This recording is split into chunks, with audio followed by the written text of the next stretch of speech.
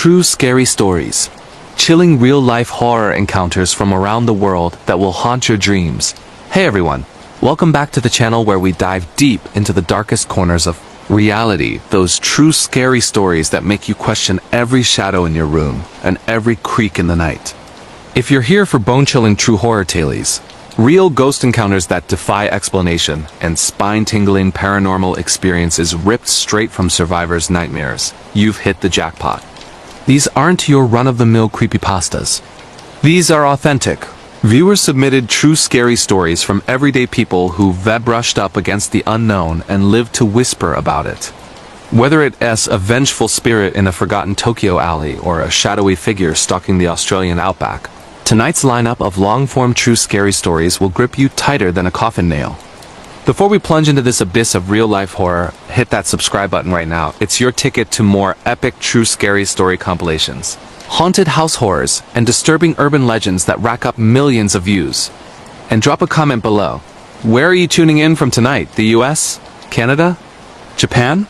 Let me know your country so we can build a global community of thrill seekers sharing their own creepy encounters. If you're new here, turn on notifications because you won't want to miss the next drop of these heart-pounding true scary stories that keep viewers up all night. Alright, lights low, volume up, let's get haunted. The Cursed Tarot Deck, a true horror story of forbidden cards and deadly fate. In the quiet suburban town of Elmwood, a group of college friends gathered for what was supposed to be a harmless weekend reunion. It was the fall of 2023, and the air was crisp with changing leaves. But none of them could have predicted the nightmare that would unfold from a simple game. This is the chilling true account of how an ancient tarot deck, unearthed from an old estate sale, brought unspeakable terror into their lives. A story of curses, brutal deaths, and supernatural forces that no one escaped unscathed.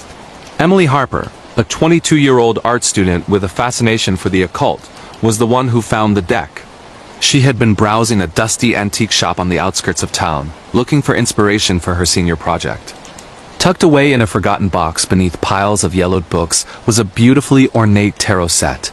Its cards edged in gold foil and illustrated with haunting figures that seemed almost alive. The shop owner, an elderly woman with trembling hands, warned her not to buy it. "That deck has a history," she muttered. "Bad things happen to those who read from it," but Emily, laughing it off as superstition, paid the meager price and took it home. That Friday night, Emily invited her closest friends over to her rented Victorian house on the edge of campus. Her boyfriend, Alex, a skeptical engineering major. Sarah, the bubbly psychology student always up for adventure. Mike, the athletic jock who teased everyone about their ghost stories. And Lena, the quiet one who had recently gone through a painful breakup. They ordered pizza, cracked open some beers, and decided to play with the tarot deck for fun. "Let's see what the future holds," Emily said with a grin, shuffling the cards under the dim light of her living room lamp. The reading started innocently enough. Emily drew cards for each of them, interpreting the symbols with dramatic flair. For Alex, she pulled the Lovers, promising passion and harmony. Sarah got the Fool, symbolizing new beginnings. Mike laughed when he drew Strength, flexing his muscles jokingly. Lena's card was the Tower, which Emily described as sudden upheaval but ultimately growth. And for herself, Emily drew Death. Not literal death, she assured everyone, but transformation and endings. But as the night wore on, strange things began to happen. The room grew colder despite the heater running. Shadows seemed to dance in the corners, and the cards felt heavier in their hands, as if charged with some unseen energy. Lena complained of a headache, and when she looked in the mirror, she swore she saw a figure standing behind her, a tall hooded silhouette with glowing eyes. They all brushed it off as the alcohol or fatigue, but deep down, a seed of unease had been planted. The next morning, tragedy struck first with Mike. He had left early to go for his usual jog through the nearby woods. Hours passed, and when he didn't answer his phone, the group grew worried. Search parties were organized, and by evening his body was found at the base of a steep cliff in the forest. The police ruled it an accidental fall. He had slipped on loose rocks while running too close to the edge. But those who knew Mike insisted it made no sense. He was an experienced trail runner, always cautious. At the scene, clutched in his rigid hand, was a single tarot card that had somehow fallen from the deck. The Hanged Man, upside down, symbolizing sacrifice and letting go against one's will. The friends were devastated, gathering at Emily's house again for support. Grief hung heavy in the air, but they tried to rationalize it. Coincidence, Alex said firmly. Just a terrible accident, but Sarah wasn't so sure. That night, as she drove home alone, her car began to malfunction. The engine sputtered, lights flickered, and suddenly, the brakes failed as she approached a sharp curve on the highway. Her vehicle plunged into a ravine, bursting into flames on impact. Rescuers pulled her charred remains from the wreckage, and eerily, scattered among the debris was the chariot card, reversed, meaning loss of control and direction. Panic set in. Lena, already fragile from her recent heartbreak, isolated herself in her apartment. She couldn't shake the feeling of being watched. Whispers echoed in her empty rooms at night, and objects moved on their own. Books falling from shelves, doors slamming shut. One evening, while taking a bath to calm her nerves, the water turned ice cold and hands, invisible clawed hands, pulled her under. She fought desperately, thrashing and screaming, but drowned in mere inches of water. When her body was discovered, her eyes were wide open in terror, and on the bathroom mirror, etched as if by fingernails, was the symbol from the tower card. Now only Emily and Alex remained. They barricaded themselves in the house, burning sage and praying for protection. Alex, ever the rationalist, researched the deck's origins online and uncovered fragments of its dark history. It had belonged to a 19th century medium who used it in forbidden rituals, invoking entities that demanded payment in blood for glimpses of fate. The deck was said to bind itself to its readers, manifesting their cards in horrific reality. Desperate, they attempted to destroy it, tearing the cards, burning them in the fireplace. But the flames wouldn't consume them. Instead, the fire roared unnaturally, filling the room with smoke that formed grotesque shapes. Alex, trying to smash the box, slipped on the wet floor from a leaking pipe that hadn't been there before, impaling himself on a shard of broken glass from a fallen picture frame. As he bled out in Emily's arms, gasping his last breaths, the lover's card lay beside him, torn in half. Emily was alone now, haunted by visions of her friends' deaths replaying in her mind. She saw the hooded figure from Lena's mirror reflection everywhere, in windows, in shadows, waiting. The final card she had drawn for herself, death, loomed inevitable. In a fit of madness, she fled the house into the stormy night, running blindly through the streets. Slipping on the slick pavement, she fell into oncoming traffic, her body mangled beyond recognition. Investigators later found the tarot deck intact on her nightstand, as if it had never been touched. The case was closed as a series of tragic accidents compounded by grief-induced paranoia, but locals whisper otherwise. The antique shop closed shortly after, and no one knows where the deck ended up next. Some say it's still out there, waiting for curious hands to shuffle it once more. This harrowing tale serves as a stark reminder. Some curiosities from the past are best left buried. The line between fate and curse is thinner than we think, and once crossed, there's no turning back. If you ever come across an old tarot set that feels too alive, remember Emily and her friends, and walk away. The Isolated Cabin, a terrifying true story of paralysis in the wilderness, deep in the remote mountains of the Pacific Northwest. In the winter of 2024, a young woman named Rachel decided to escape the stresses of city life with a solo hiking trip. What began as a quest for solitude turned into a nightmare of immobility and unseen terror. A real-life account of isolation, vulnerability, and a malevolent presence that preyed on her helplessness. Rachel, a 28-year-old nurse recovering from a demanding job during the pandemic, booked a secluded cabin miles from any road or cell service. She craved peace, bringing only essentials, food, books, and a satellite phone for emergencies. The cabin was rustic, wood stove for heat, no electricity, surrounded by dense forest blanketed in snow. The first few days were blissful. Rachel hiked trails, journaled by firelight, and felt the weight of the world lift. But on the fourth night, everything changed. She woke in the middle of the night, heart pounding, unable to move a muscle. Her body was paralyzed, heavy as lead, while her mind raced in panic.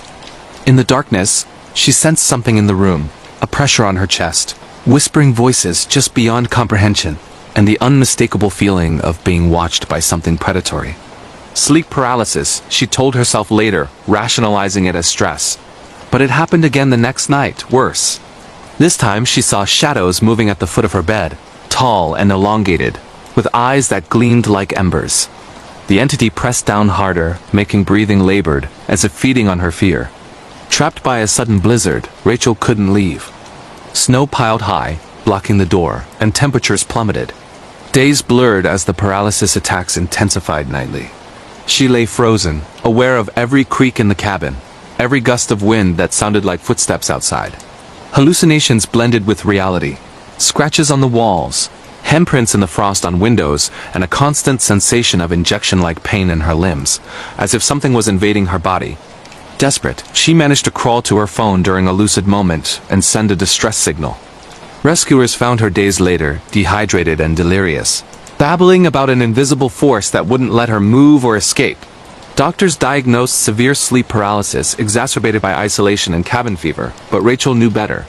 Scratches on her skin formed patterns like veins of darkness, and whispers followed her even in the hospital. Months later, researching the cabin's history, she discovered previous renters had reported similar experiences: unexplained paralysis, feelings of being drained, and one who never woke up. Locals spoke of an ancient entity tied to the land, a predator that immobilized prey before consuming their life force. Rachel survived, but she never felt fully in control of her body again.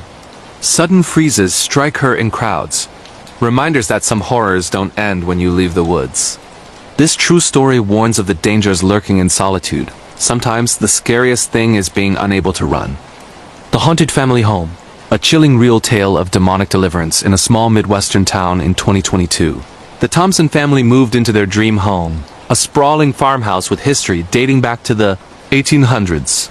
Little did they know it harbored a dark secret that would unleash demonic forces upon them, leading to possession, exorcism attempts, and terror that tore their lives apart. Mark and Lisa Thompson, along with their two teenage children, Jake and Sophie, were excited for a fresh start. The house was a steal, with acres of land and charming architecture. But from the first night, strange occurrences began. Doors slamming, footsteps in empty hallways, and cold spots that defied explanation. Sophie was the first affected. The 16-year-old began having violent nightmares, waking with bruises and scratches. She spoke in voices not her own, cursing in languages she didn't know. Jake saw apparitions, a shadowy figure with horns lurking in corners. Lisa found religious artifacts desecrated, and Mark experienced oppressive dread that drove him to anger outbursts. As weeks passed, the activity escalated. Objects flew across rooms, fires started spontaneously, and the family endured physical attacks. Sophie's possession worsened. Her body contorted unnaturally, eyes rolling back as she levitated inches off the bed. Priests were called for blessings, but one fled in fear after witnessing levitation and inhuman strength. A renowned exorcist was brought in, performing rites over days. Holy water burned the entity, eliciting screams that shook the house. Revelations emerged. The land was site of dark rituals in the past, summoning a demon that claimed souls. The family survived the ordeal, but scarred. They fled the home, which was later demolished. This documented case of demonic infestation reminds us that evil can linger in places, waiting for new inhabitants. The Venomous Injection, a true paranormal horror story of unstoppable paralysis and deadly terror. In the summer of 2024, a young woman named Isabella Reyes, a 26-year-old travel blogger from California, set out on a solo adventure to a remote mountain lodge in the Rockies for some much-needed isolation after a stressful year. What started as a peaceful retreat quickly descended into a living nightmare of immobility, invisible attacks, and a relentless force that seemed determined to claim her life. A real-life tale of terror that echoes the most chilling survival horrors, where every moment of paralysis brought her closer to death. Isabella had always been drawn to off-the-grid locations, sharing her experiences with thousands of followers online. The lodge she chose was an old, secluded cabin deep in the forest, accessible only by a long hiking trail, with no cell service and miles from the nearest town. She arrived in high spirits, unpacking her gear, setting up her camera for vlogs and enjoying the crisp air and stunning views. The first 2 days were idyllic. Long hikes, reading by the fireplace, and capturing breathtaking sunsets. But on the third night, as a fierce storm rolled in, cutting off any chance of leaving, the horror began. Isabella woke up in the dead of night, her body completely frozen. She could open her eyes, feel the weight of the blankets, hear the rain pounding on the roof, but she couldn't move a single muscle, not her arms, legs, fingers, or even her mouth to scream. Panic surged through her as she lay there, helpless, sensing a heavy pressure on her chest, like an invisible weight pinning her down. In the dim moonlight filtering through the window, she saw shadows shifting unnaturally in the corners of the room, and then she felt it. A sharp burning sting in her neck, as if something had injected venom directly into her veins. The pain spread rapidly, fire coursing through her body, but still, she couldn't move or cry out. Whispers filled the air, low, guttural voices speaking in a language she didn't recognize, mocking her helplessness. The entity, whatever it was, seemed to feed on her fear, pressing harder, making it difficult to breathe. Hours passed in this torturous state until dawn broke and the paralysis finally lifted. Exhausted and terrified, Isabella convinced herself it was a severe case of sleep paralysis brought on by stress and the isolation. But it happened again the next night, and worse. This time the injection came multiple times in her arms, legs, even her spine, each one paralyzing a new part of her body progressively. She watched in horror as bruises formed where the invisible needles struck, dark veins spreading like poison under her skin. The shadows grew bolder, forming a tall, humanoid figure with elongated limbs that hovered over her bed, its face obscured but eyes glowing faintly. It whispered promises of eternal stillness, of joining it in the void. Trapped by the ongoing storm, with snow blocking the trails and no way to call for help, Isabella's days became a cycle of dread. She tried to stay awake, chugging coffee and pacing the cabin, but exhaustion always won. Each episode left her weaker, the venom-like substance making her limbs heavy even during the day, her movements sluggish as if her body was shutting down. She documented what she could on her camera, tearfully recording messages in case she didn't make it, describing the entity as a predator that immobilized its victims before draining their life force. Researching the Lodge's history during brief moments of clarity, using old journals left in the cabin, Isabella uncovered chilling accounts from previous guests. Unexplained paralysis, reports of being stung by unseen forces, and several who had perished from what was ruled as heart failure or exposure their bodies, found rigid and marked with strange puncture wounds. Locals had long avoided the area, whispering of an ancient curse tied to the land, a malevolent spirit that hunted the isolated, paralyzing them like prey injected with toxin, slowly killing them over days. As the attacks escalated, Isabella experienced visions during her frozen states. Flashes of past victims, their faces contorted in silent screams, begging her to escape.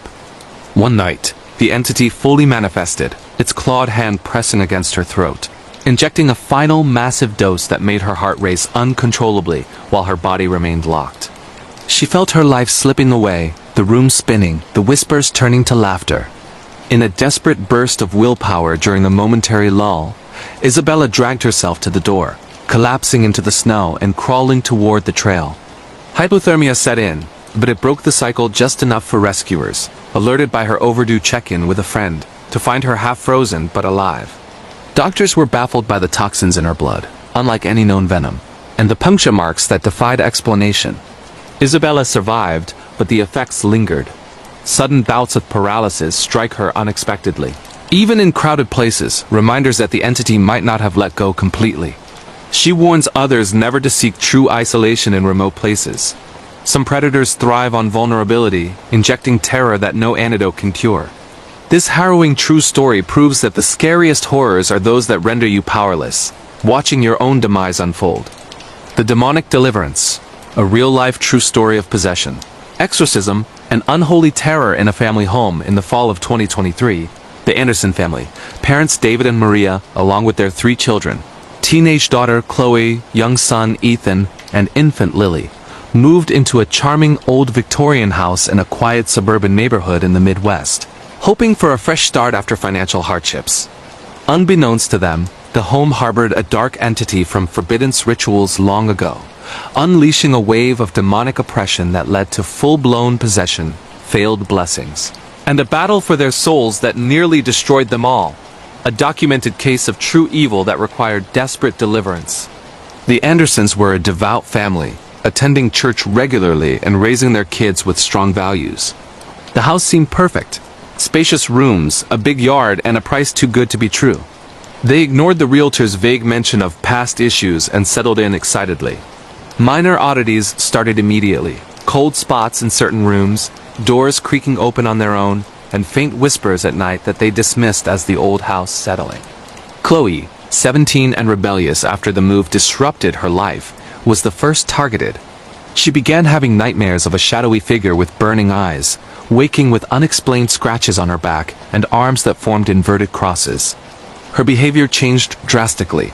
Outbursts of rage, speaking in guttural voices, and knowledge of family secrets she couldn't possibly know. Ethan, only 10, saw the bad man in the corners, a horned silhouette that made objects fly across rooms during his tantrums. Maria found religious items desecrated, Bibles torn, crucifixes bent, and experienced oppressive dread, especially in the basement where strange symbols were etched into the walls beneath peeling wallpaper. David, trying to hold the family together, felt physical attacks, pushes downstairs, choking sensations in his sleep. Baby Lily cried incessantly, her crib rocking violently on its own. As weeks turned to months, the activity intensified into outright possession of Chloe, her body contorted impossibly, levitating during fits, eyes turning pitch black as she spewed blasphemies in ancient tongues. Strength beyond human limits allowed her to overpower her parents, hurling furniture and attacking with feral fury. Local priests performed house blessings, but one was violently repelled, fleeing after witnessing unholy manifestations, black ichor oozing from walls, infernal growls shaking the foundation. Desperate, the family contacted a renowned exorcist specializing in deliverance ministries. Over grueling days locked in the home, rites were performed, holy water sizzling on Chloe's skin, eliciting blood-curdling screams from the demon revealing its name and origin, summoned decades ago, through occult practices by previous owners seeking power, now bound to claim souls in payment. The exorcism was brutal. The entity fought viciously, possessing others briefly, causing fires to ignite spontaneously, and manifesting grotesque apparitions. Revelations poured out, the demon's hatred for faith, its delight in tearing families apart. Chloe endured unimaginable torment, her body battered as the evil resisted expulsion. Finally, after exhaustive prayers and commands in Christ's name, the demon fled with a thunderous roar, leaving Chloe collapsed but free. The family abandoned the house, which was later condemned and demolished amid reports of lingering evil. Scars remained. Chloe's trauma required years of therapy, and the children still fear the dark. This terrifying true account, corroborated by witnesses including clergy, underscores the reality of spiritual warfare. Evil can infiltrate homes through hidden doors, demanding deliverance only faith can provide. Beware inviting the unknown. Some entities never leave willingly. The Cursed Incantation, a terrifying true horror story of ancient curses and vengeful spirits from Forbidden's footage. In early 2022, a group of urban explorers in Taiwan, led by 29-year-old videographer Li Mei and her friends, broke into an abandoned temple in a rural village, rumored to house relics from a banned cult. Seeking viral content for their YouTube channel, they filmed Forbidden's rituals recorded on old tapes hidden in the altar, unknowingly awakening an ancient curse that brought vengeful maternal spirits and unspeakable deaths. A real paranormal nightmare rooted in broken taboos and relentless supernatural vengeance. Li Mei was passionate about documenting forgotten places, blending history with thrill-seeking. The temple, sealed for decades after a tragic fire killed a mother and her children during a ritual gone wrong, was off-limits due to local superstitions. Ignoring warnings from villagers about a mother's curse that punished those who disturbed sacred maternal bonds, the group snuck in at night, flashlights cutting through dust-choked air. They found crumbling statues of protective deities defaced with eerie symbols, and in a hidden chamber, dusty video cassettes labeled with incantations. Excited, they played one on an old player, grainy footage of a woman performing a ritual to save her dying child, chanting pleas to dark forces, but it ended in horror as shadows engulfed her. Back home, strange occurrences began immediately. Li Mei reviewed the footage and heard whispers layered beneath. A woman's voice cursing anyone who viewed the broken mirror of her pain. That night, her young daughter woke screaming of a sad lady with long black hair covering her face, standing at the foot of the bed. The curse spread to the group. One friend experienced visions of a ghostly mother searching for her lost children, her form distorted, mouth sewn shut in eternal grief. Objects moved violently, mirrors cracked revealing bloodied reflections. Death started. Another explorer found drowned in shallow water, lungs filled as if held under by invisible hands, with bruises like a mother's desperate grip. Li Mei's home became a battleground. The spirit manifested fully, a pale woman in tattered robes, crawling unnaturally, demanding the return of what was taken. Incantations from the tape echoed, breaking glass and causing self-inflicted wounds. The group attempted to destroy the footage, but copies multiplied, appearing on devices. Consulting folk experts revealed the curse's origin. The ritual woman had invoked a vengeful deity for motherhood protection, but interference shattered it, binding her spirit to punish taboo breakers. Only returning the tapes and performing atonement could lift it. In a frantic ritual at the temple ruins, under guidance from a shaman, they chanted reversals while the spirit raged, winds howling, apparitions attacking. Barely escaping, the curse broke, but not without cost. One member lost forever, presumed taken by the entity. Survivors, including Li Mei, abandoned exploring sacred sites. The temple was razed, but whispers persist of the footage resurfacing online. This chilling true story warns. Some ancient pains, when disturbed, unleash vengeful forces no modern world can contain. Respect the forbidden or face a mother's unending wrath. The Shadow in the Mirror. A true horror story of doppelgangers and identity theft from beyond. In the spring of 2024, a 31-year-old graphic designer named Nathan Cole moved into a new apartment in downtown Chicago after a painful divorce. Seeking a clean slate, he chose a modern high-rise with floor-to-ceiling windows and sleek mirrors in every room. What he didn't know was that one of those mirrors harbored something ancient and hungry, an entity that didn't just reflect, but replaced. This is the terrifying true account of how a doppelganger slowly stole Nathan's life, piece by piece, until no one could tell who the real man was anymore. Nathan was excited about the fresh start. The apartment was minimalist, bright during the day, and offered stunning city views at night. He unpacked quickly, hanging art on the walls and setting up his home office facing a large, antique-style mirror that came with the unit. A previous tenant had left it behind, and the landlord insisted it added character. From the first night, Nathan noticed something off about his reflection. It lingered a fraction too long when he turned away or smiled when he didn't. He chalked it up to fatigue and the stress of the move. The strange occurrences built slowly. Mornings brought confusion. Clothes he swore he'd folded were strewn about, coffee mugs used when he hadn't touched them. Friends texted asking why he'd ignored their calls, but Nathan's phone showed no missed ones. At work, colleagues mentioned conversations he had no memory of, decisions made in meetings he attended, but where he apparently acted cold and distant. One evening, while brushing his teeth, Nathan caught his reflection moving independently. It tilted its head when he stood still, grinning with teeth too sharp. Heart pounding, he backed away, and the mirror returned to normal. He covered it with a sheet that night, but woke to find the fabric on the floor, the glass pristine. The doppelganger grew bolder. Nathan began seeing glimpses of himself in peripheral vision, standing in doorways when he was across the room, watching from windows as he walked down the street. Security footage from the building lobby showed him entering the elevator twice within minutes, wearing the same clothes. His ex-wife called, furious about harassing messages sent from his accounts, complete with details only he would know. Desperate, Nathan installed cameras in the apartment. The footage captured horrors. While he slept, his exact double emerged from the mirror, moving with eerie precision, using his laptop, answering his phone in his voice, living his life. The entity studied him intently, mimicking mannerisms perfectly, improving each time. As weeks passed, the replacement accelerated. Nathan's friends grew distant, saying he'd changed, become cruel, manipulative. His boss fired him after Nathan showed up to work aggressive and incompetent. Bank accounts drained from purchases he never made. The doppelganger was erasing him, taking over seamlessly. In a final confrontation, Nathan smashed the mirror in rage. Shards exploded but reformed instantly, whole again. The double stepped out fully into the room, solid and real, while Nathan felt himself fading, body weakening, memories blurring. It whispered that mirrors are doorways, and it had been waiting for someone broken enough to let it through.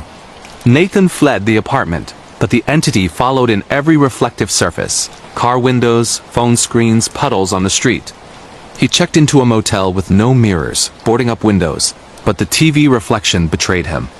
Authorities found him days later, ranting about an imposter, but the man claiming to be Nathan Cole, calm, collected, with perfect documentation, convinced everyone the real one had lost his mind.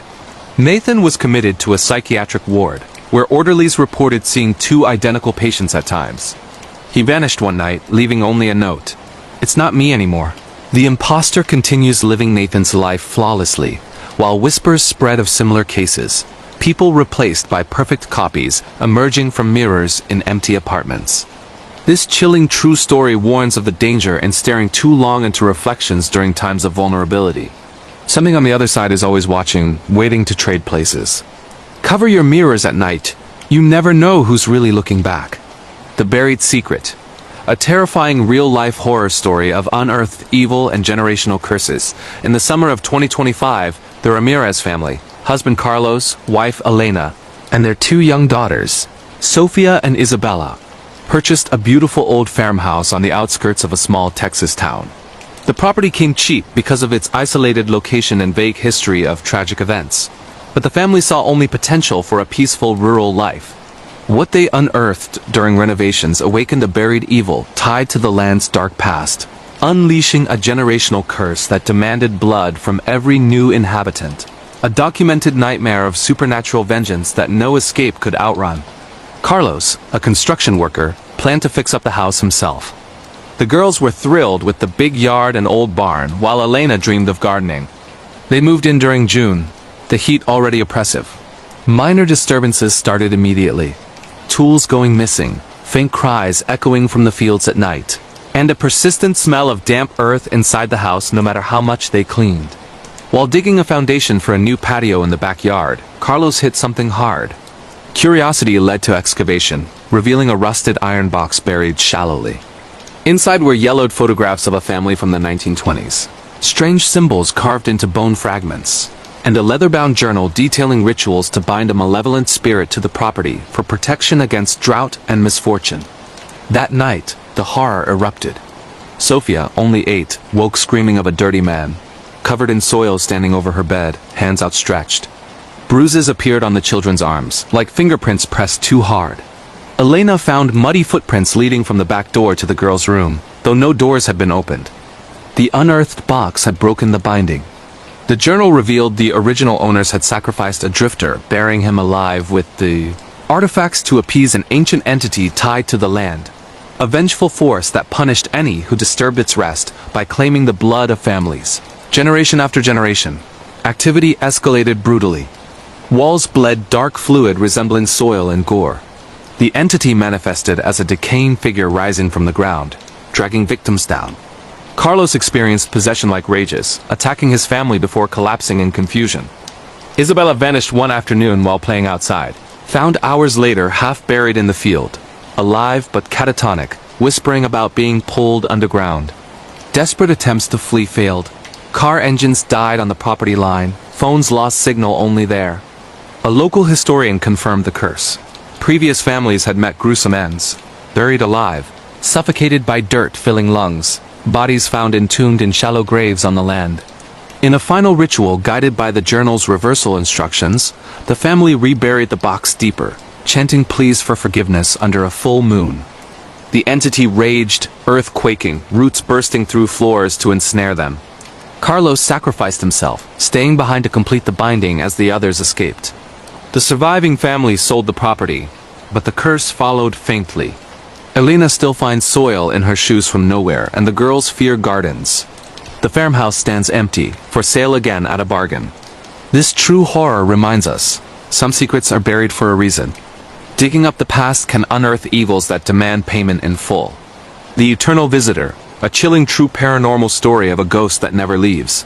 In late 2024, recent college graduate Mia Lawson rented a cozy attic apartment in an old New England house converted into units.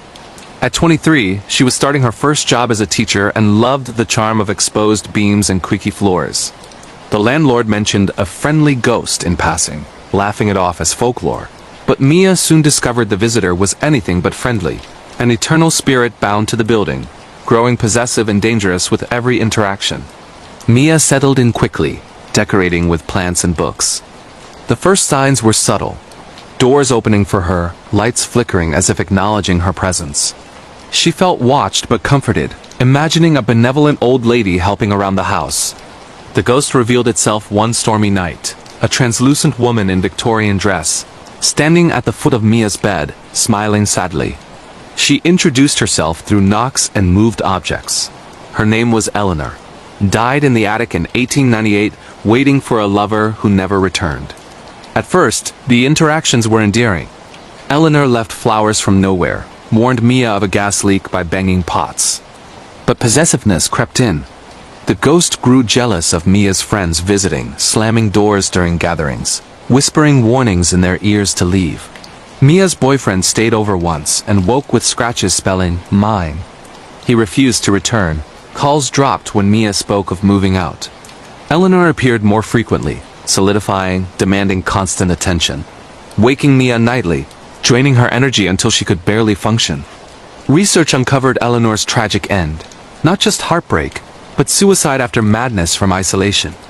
She bound herself to the attic, latching onto new female tenants as companions, driving them away or worse when they tried to leave. Previous renters had fled or met accidents, falls downstairs, unexplained illnesses. One vanished entirely.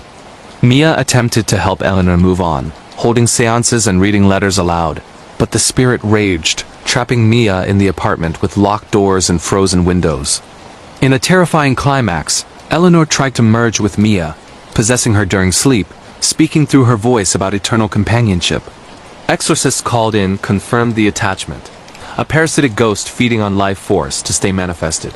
Through grueling rituals involving fire to symbolize release and commands to sever ties, Eleanor was banished with anguished cries echoing through the walls.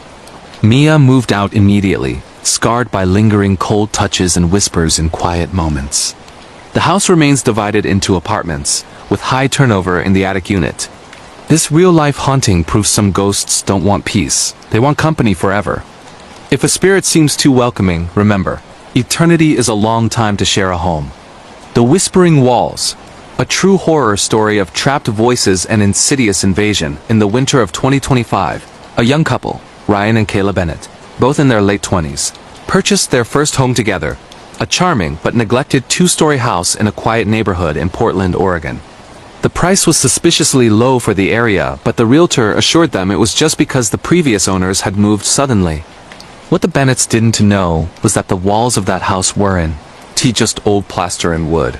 They were a prison for dozens of tormented souls whose whispers would slowly drive the new owners to the edge of sanity and beyond. This is the chilling, documented true story of how innocent voices turned into a relentless invasion that no amount of renovation could silence. Ryan worked remotely as a software developer, while Kayla was a freelance illustrator who loved restoring old homes. They saw the house as a project full of potential: original hardwood floors, intricate crown molding, and a spacious attic perfect for a studio. The day they moved in, everything felt right.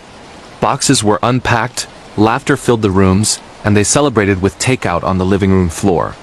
But that very first night, as they lay in bed on a mattress still on the floor, they heard its soft, indistinct murmuring coming from inside the walls. At first, they thought it was the neighbors or pipes settling in the cold. The whispers were too faint to make out words, almost like a distant conversation muffled by layers of insulation. Ryan joked that the house was welcoming them. Kayla laughed nervously but pulled the covers higher. They fell asleep eventually, but both woke up multiple times feeling like someone had just stopped talking the moment their eyes opened. Over the next week, the whispers grew clearer and more frequent. They started during quiet moments while Kayla sketched at her desk. She'd hear a child's voice saying, "Mommy," right behind her ear, though the room was empty. Ryan, deep in code on his laptop, would catch phrases like, "help me," or "let us out," seeming to come from the drywall itself. They began recording on their phones, and playback revealed dozens of overlapping voices. Men, women, children, all pleading, arguing, crying. Some sounded angry, others desperate. Researching the house's history turned up disturbing details. In the 1950s, the home had belonged to a reclusive doctor who ran an illegal psychiatric practice in the basement.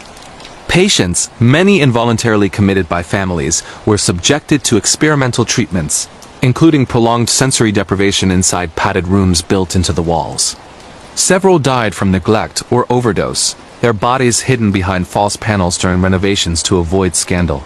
The doctor vanished after authorities began investigating, and the house passed through multiple owners, each reporting strange noises before selling quickly. The voices escalated from whispers to demands. Lights flickered when someone ignored them. Doors slammed on their own. Kayla started finding childish drawings slipped under doors, crude crayon sketches of stick figures trapped in boxes, screaming. Ryan woke one morning with fingerprint bruises around his throat, as if invisible hands had tried to choke him while he slept. The couple argued constantly, paranoia creeping in. Each accused the other of playing pranks until recordings proved otherwise. The breaking point came when the voices began speaking directly to them, knowing things they couldn't possibly know. Kayla's deceased grandmother's nickname was whispered through the vents. Ryan's private childhood fears were mocked aloud while he showered.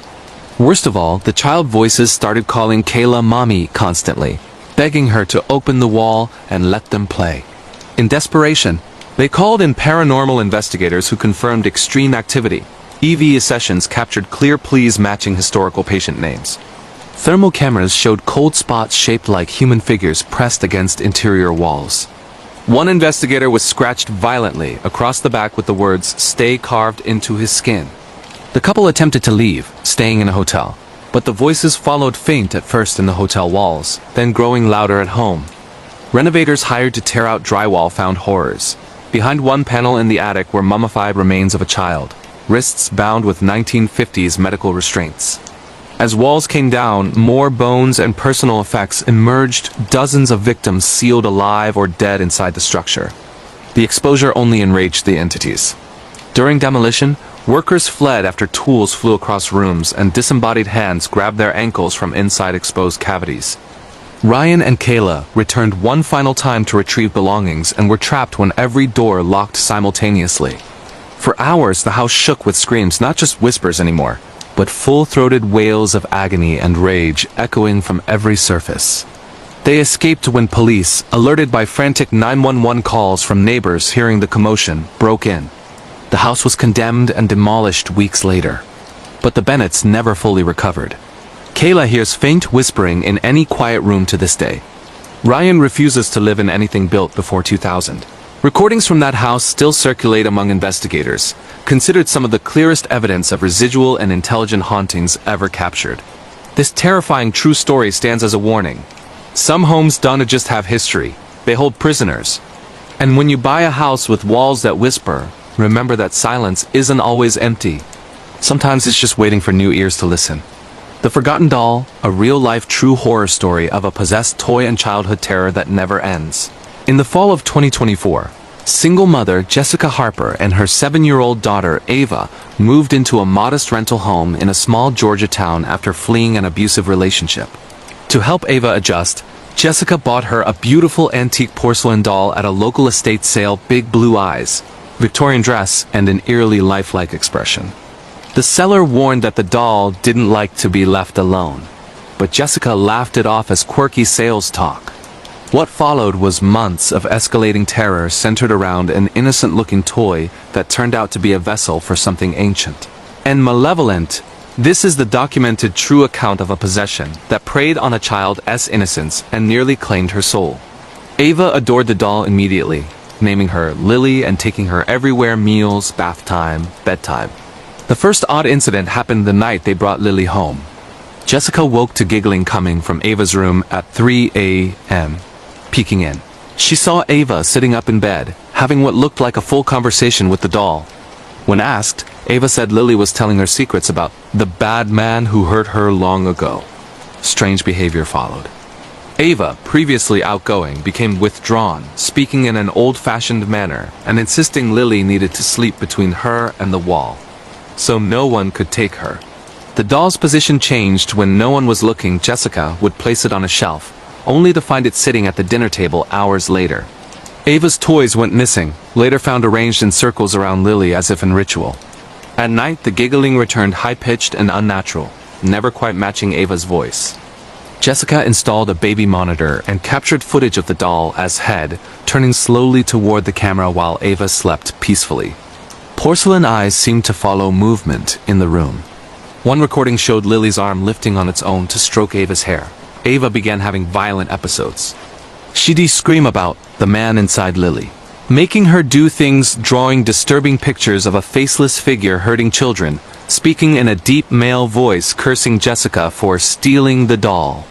Bruises appeared on Ava's arms in the shape of small handprints, far too delicate to be an adult's. Researching the doll's origins revealed a dark past. It had belonged to a girl named Lillian in the 1890s who died tragically during an exorcism attempt after becoming violent and claiming a man spoke through her toys. The priest involved documented that an abusive family member's spirit, killed in an accident he caused, had latched onto the doll as punishment, trapping itself and seeking new children to torment eternally. The activity peaked when Ava stopped sleeping entirely. She sat for hours staring at Lily, rocking and whispering. One night, Jessica found her daughter standing over her bed with a kitchen knife, eyes vacant, saying in that deep voice, "She's mine now. You can't separate us." Exorcists and clergy were called.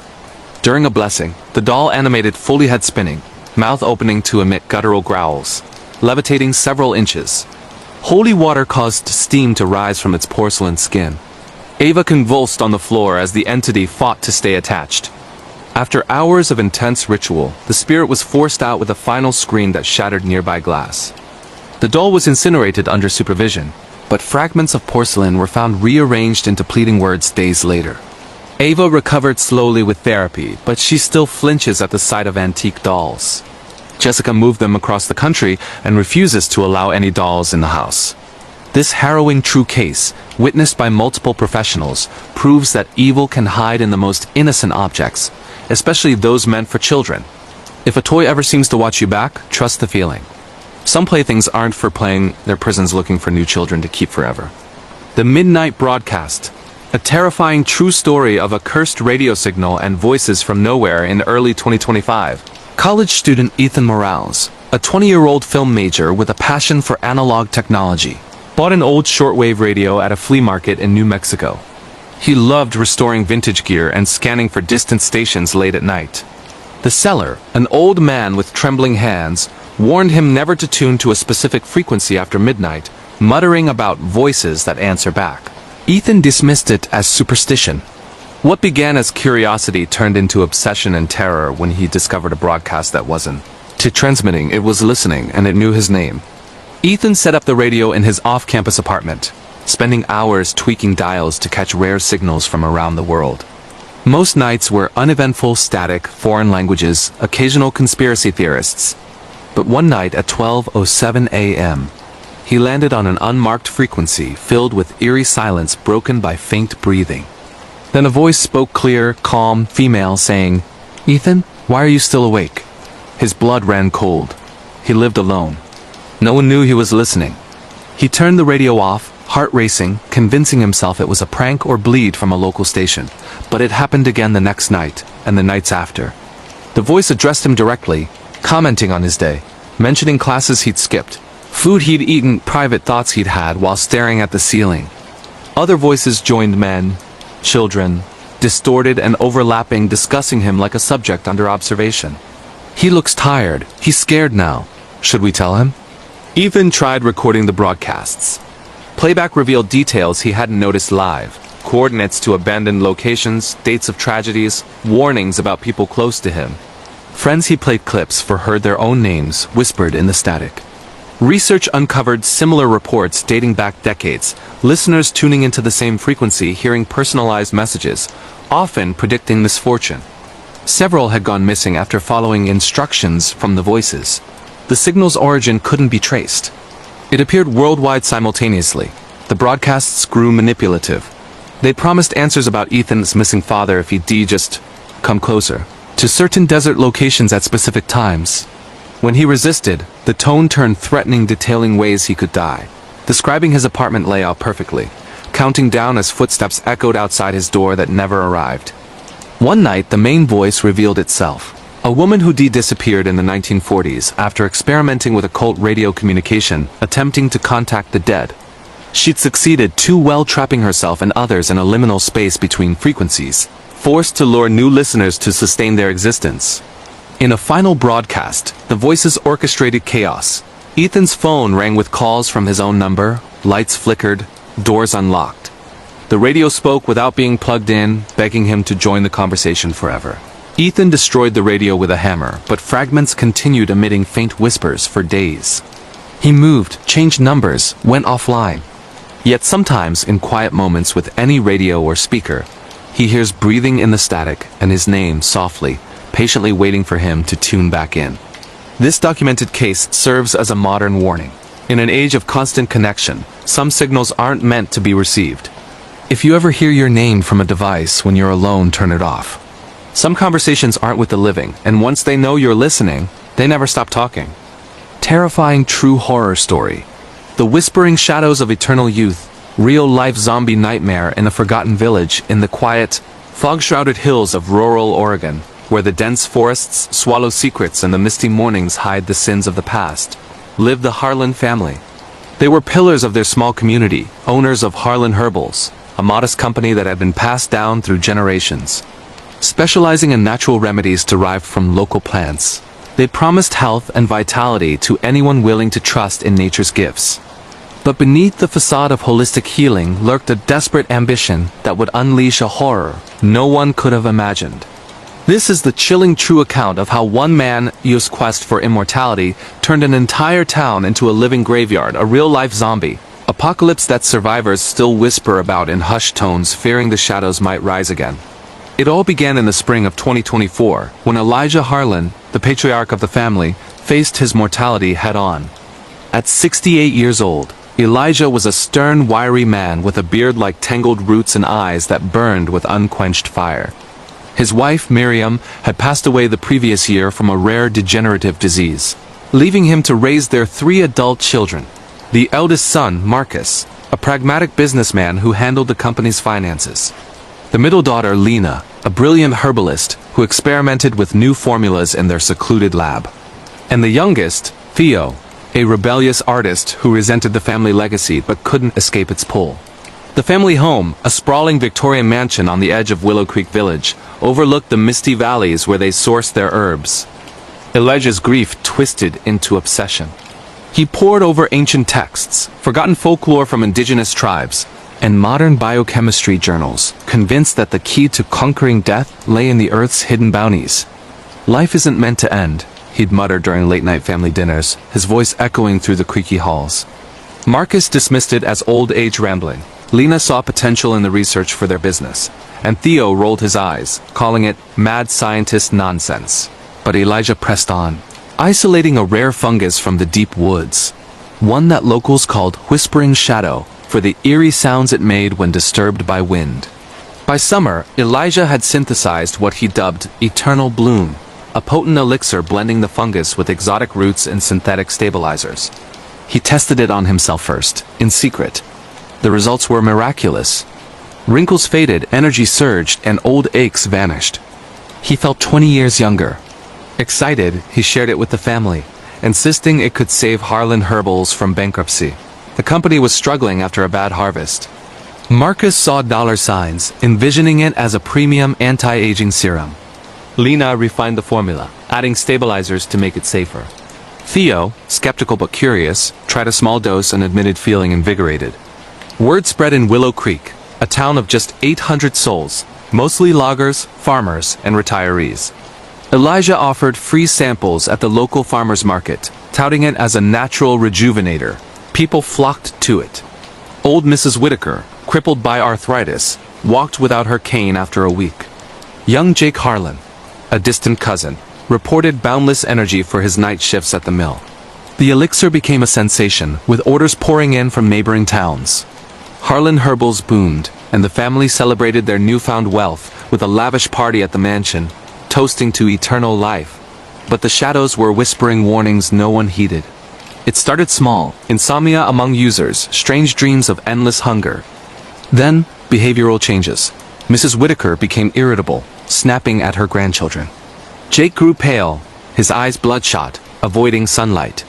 Elijah dismissed it as side effects, tweaking the formula. Lena noticed anomalies in lab tests.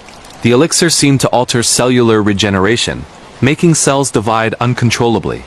It's like it's rewriting the body, she confided in Marcus, but he waved it off, focused on profits. The first incident shattered the illusion. One foggy evening in late August, Theo found their neighbor, old Mr. Finley, wandering the woods behind the mansion. Finley, an early tester, was muttering incoherently, his skin gray and mottled. When Theo approached, Finley lunged, biting deep into Theo's arm before collapsing. Theo rushed home, bandaging the wound, but by morning he felt feverish, his veins pulsing with unnatural heat. Panic set in when Finley died the next day, or so the doctor thought. At the funeral, as the casket was lowered, screams erupted.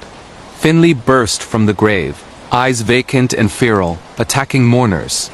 He tore into the crowd, infecting several before being subdued with axes from the nearby mill. The town quarantined the infected, but it was too late.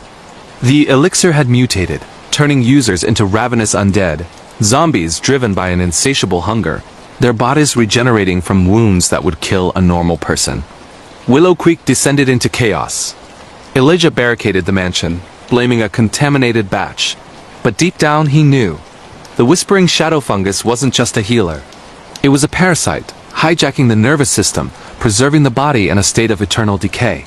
Lena, horrified, discovered in her research that the fungus was an ancient organism, used in tribal rituals to bind the soul to the earth, a curse meant for enemies, not salvation.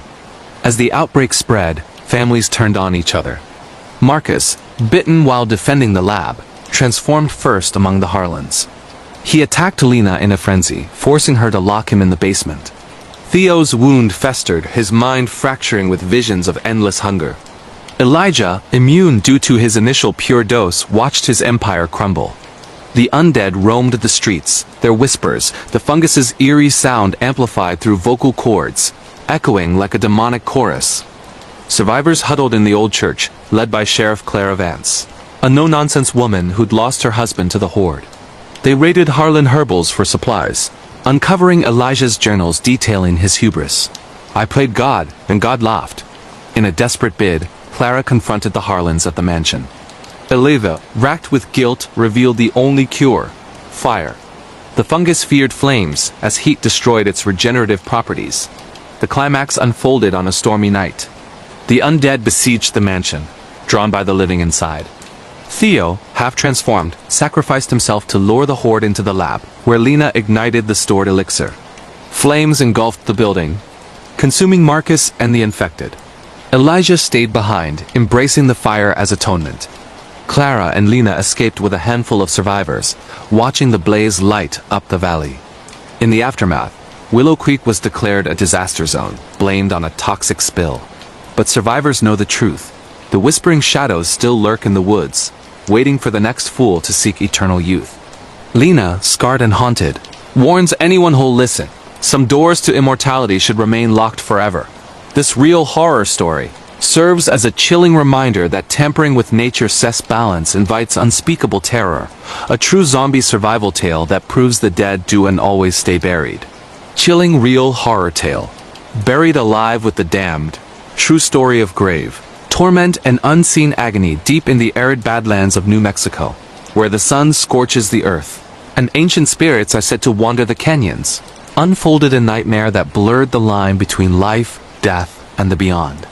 This is the harrowing true account of Dr. Elena Vasquez, a skeptical archaeologist turned reluctant believer, whose quest to debunk afterlife myths led her to endure unimaginable torment in the grave. It's a real-life horror story of buried secrets, demonic forces, and the price of defying the unknown. A tale that has left survivors questioning the very fabric of reality. Elena's journey began in her childhood, in the dusty town of Echo Ridge, a place steeped in Native American lore and Catholic traditions. Born to devout parents, she witnessed a tragic event at age 12. A local priest, Father Raymond, accused of unspeakable crimes against children, died suddenly. Rumors swirled that his screams echoed from the grave, a sign of divine punishment. Elena's parents believed it was grave torment, the soul's agony for sins unrepented. But Elena, even then, rejected it as superstition, vowing to prove science over faith. Years later, in 2023, Elena was a renowned professor at a nearby university, specializing in debunking paranormal claims. Her brother, Miguel, had suffered abuse from a similar figure in their youth, fueling her disdain for religion. When an old audio recording surfaced, Purportedly capturing grave screams from a notorious criminal's burial, Elena saw her chance. The criminal, Victor Halle, a convicted predator who'd evaded justice for decades, died in prison. Elena planned to bury herself alive with his corpse, equipped with cameras and sensors, to prove no torment existed. Preparations were meticulous. Elena enlisted her skeptical assistant, Dr. Alex Rivera, and a small team.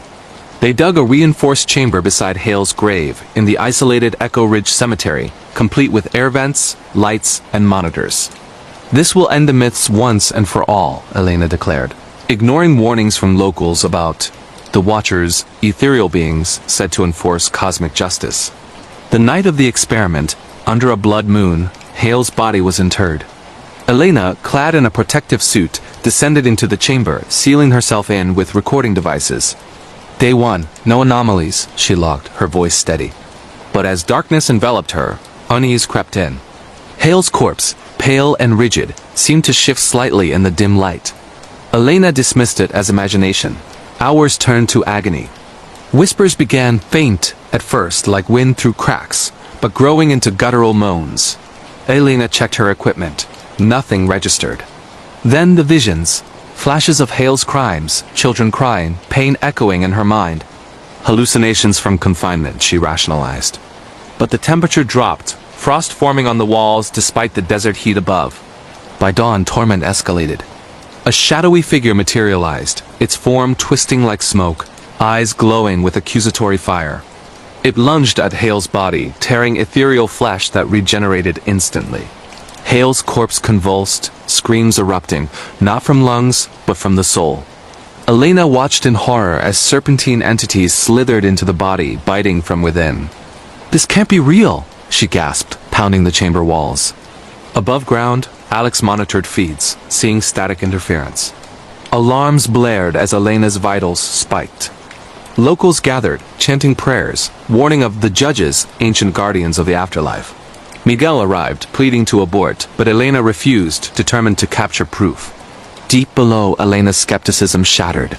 The entity turned to her, whispering her doubts, her buried guilt over failing to protect Miguel. Pain surged through her body, invisible wounds burning like fire. She screamed for forgiveness, repenting her arrogance. The chamber filled with earth-like pressure, crushing her spirit. Rescue came at the last moment. Alex breached the seal, pulling Elena out as the entity vanished. Hale's grave collapsed, swallowing evidence. Elena emerged, changed, scarred, believing. "It's real," she whispered. "The torment isn't just for the wicked. It's a mirror for us all." Echo Ridge sealed the cemetery, labeling it contaminated. Elena quit academia, dedicating her life to warning others. Some truths are meant to stay buried. This true horror story of grave torment reminds us that challenging the unseen can awaken forces beyond comprehension, turning skepticism into eternal nightmare. Eerie, true, scary story. The jinn's venomous grip, real-life demonic possession, and family curse horror. In the bustling suburbs of Chicago, amid cookie-cutter homes and everyday routines, a family encountered a terror rooted in ancient evils. This is the bone-chilling true tale of the Karim household, where a seemingly innocuous inheritance unleashed a jinn's curse, leading to possession, madness, and a fight for souls. It's a real demonic horror story that exposes the thin veil between our world and the supernatural. A cautionary account of inherited sins and unseen predators. The Karims were an ordinary immigrant family from Turkey, settling in Illinois in 2018. Ahmed, a software engineer, his wife Layla, a teacher, and their 2 children, teen daughter Sophia and young son Karim, lived a quiet life. Ahmed's grandmother, a folklore enthusiast, passed away, leaving him an antique amulet said to ward off jinn, malevolent spirits from Islamic mythology. Ahmed, a rationalist, kept it as a memento, ignoring tales of its power. Trouble started subtly. Layla felt watched in their home's attic, where the amulet was stored. Strange scratches appeared on walls, whispers at night. Sophia had nightmares of a one-eyed entity demanding payment. But when Karim fell ill, feverish, speaking in ancient tongues, they sought help. A local imam diagnosed jinn possession, linking it to the amulet, cursed by Ahmed's ancestors dabbling in black magic. Skeptical, Ahmed consulted doctors, but tests showed nothing. Layla's behavior shifted, aggressive outbursts, aversion to light. One night she attacked Ahmed, eyes glowing, voice not her own. The venom spreads. The family delved into history. The amulet held Zer-i-Sin jinn venom, a curse binding souls across generations. The jinn, Haris, an ancient fallen being, fed on doubt, amplifying sins. Possession worsened. Layla levitated, scars appearing spontaneously. Sophia researched, finding rituals to expel it.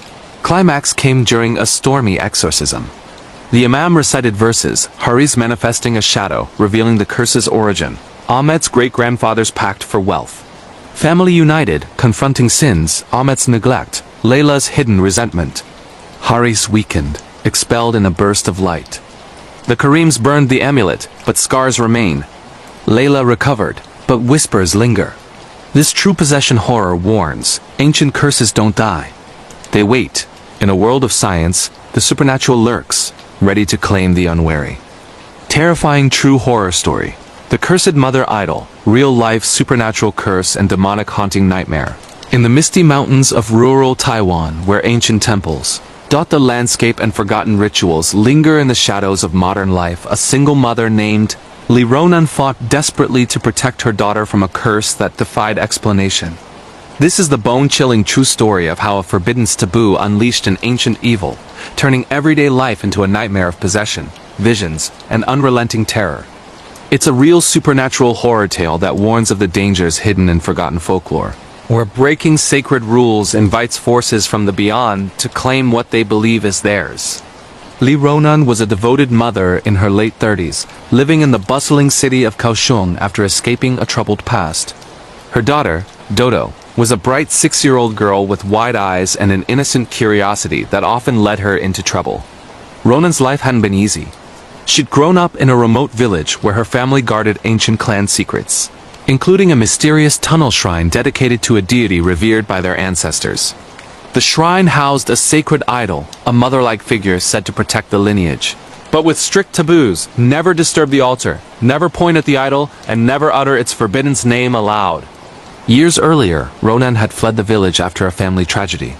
Her brother and parents had died under mysterious circumstances, accidents that villagers whispered were punishments for disrespecting the deity.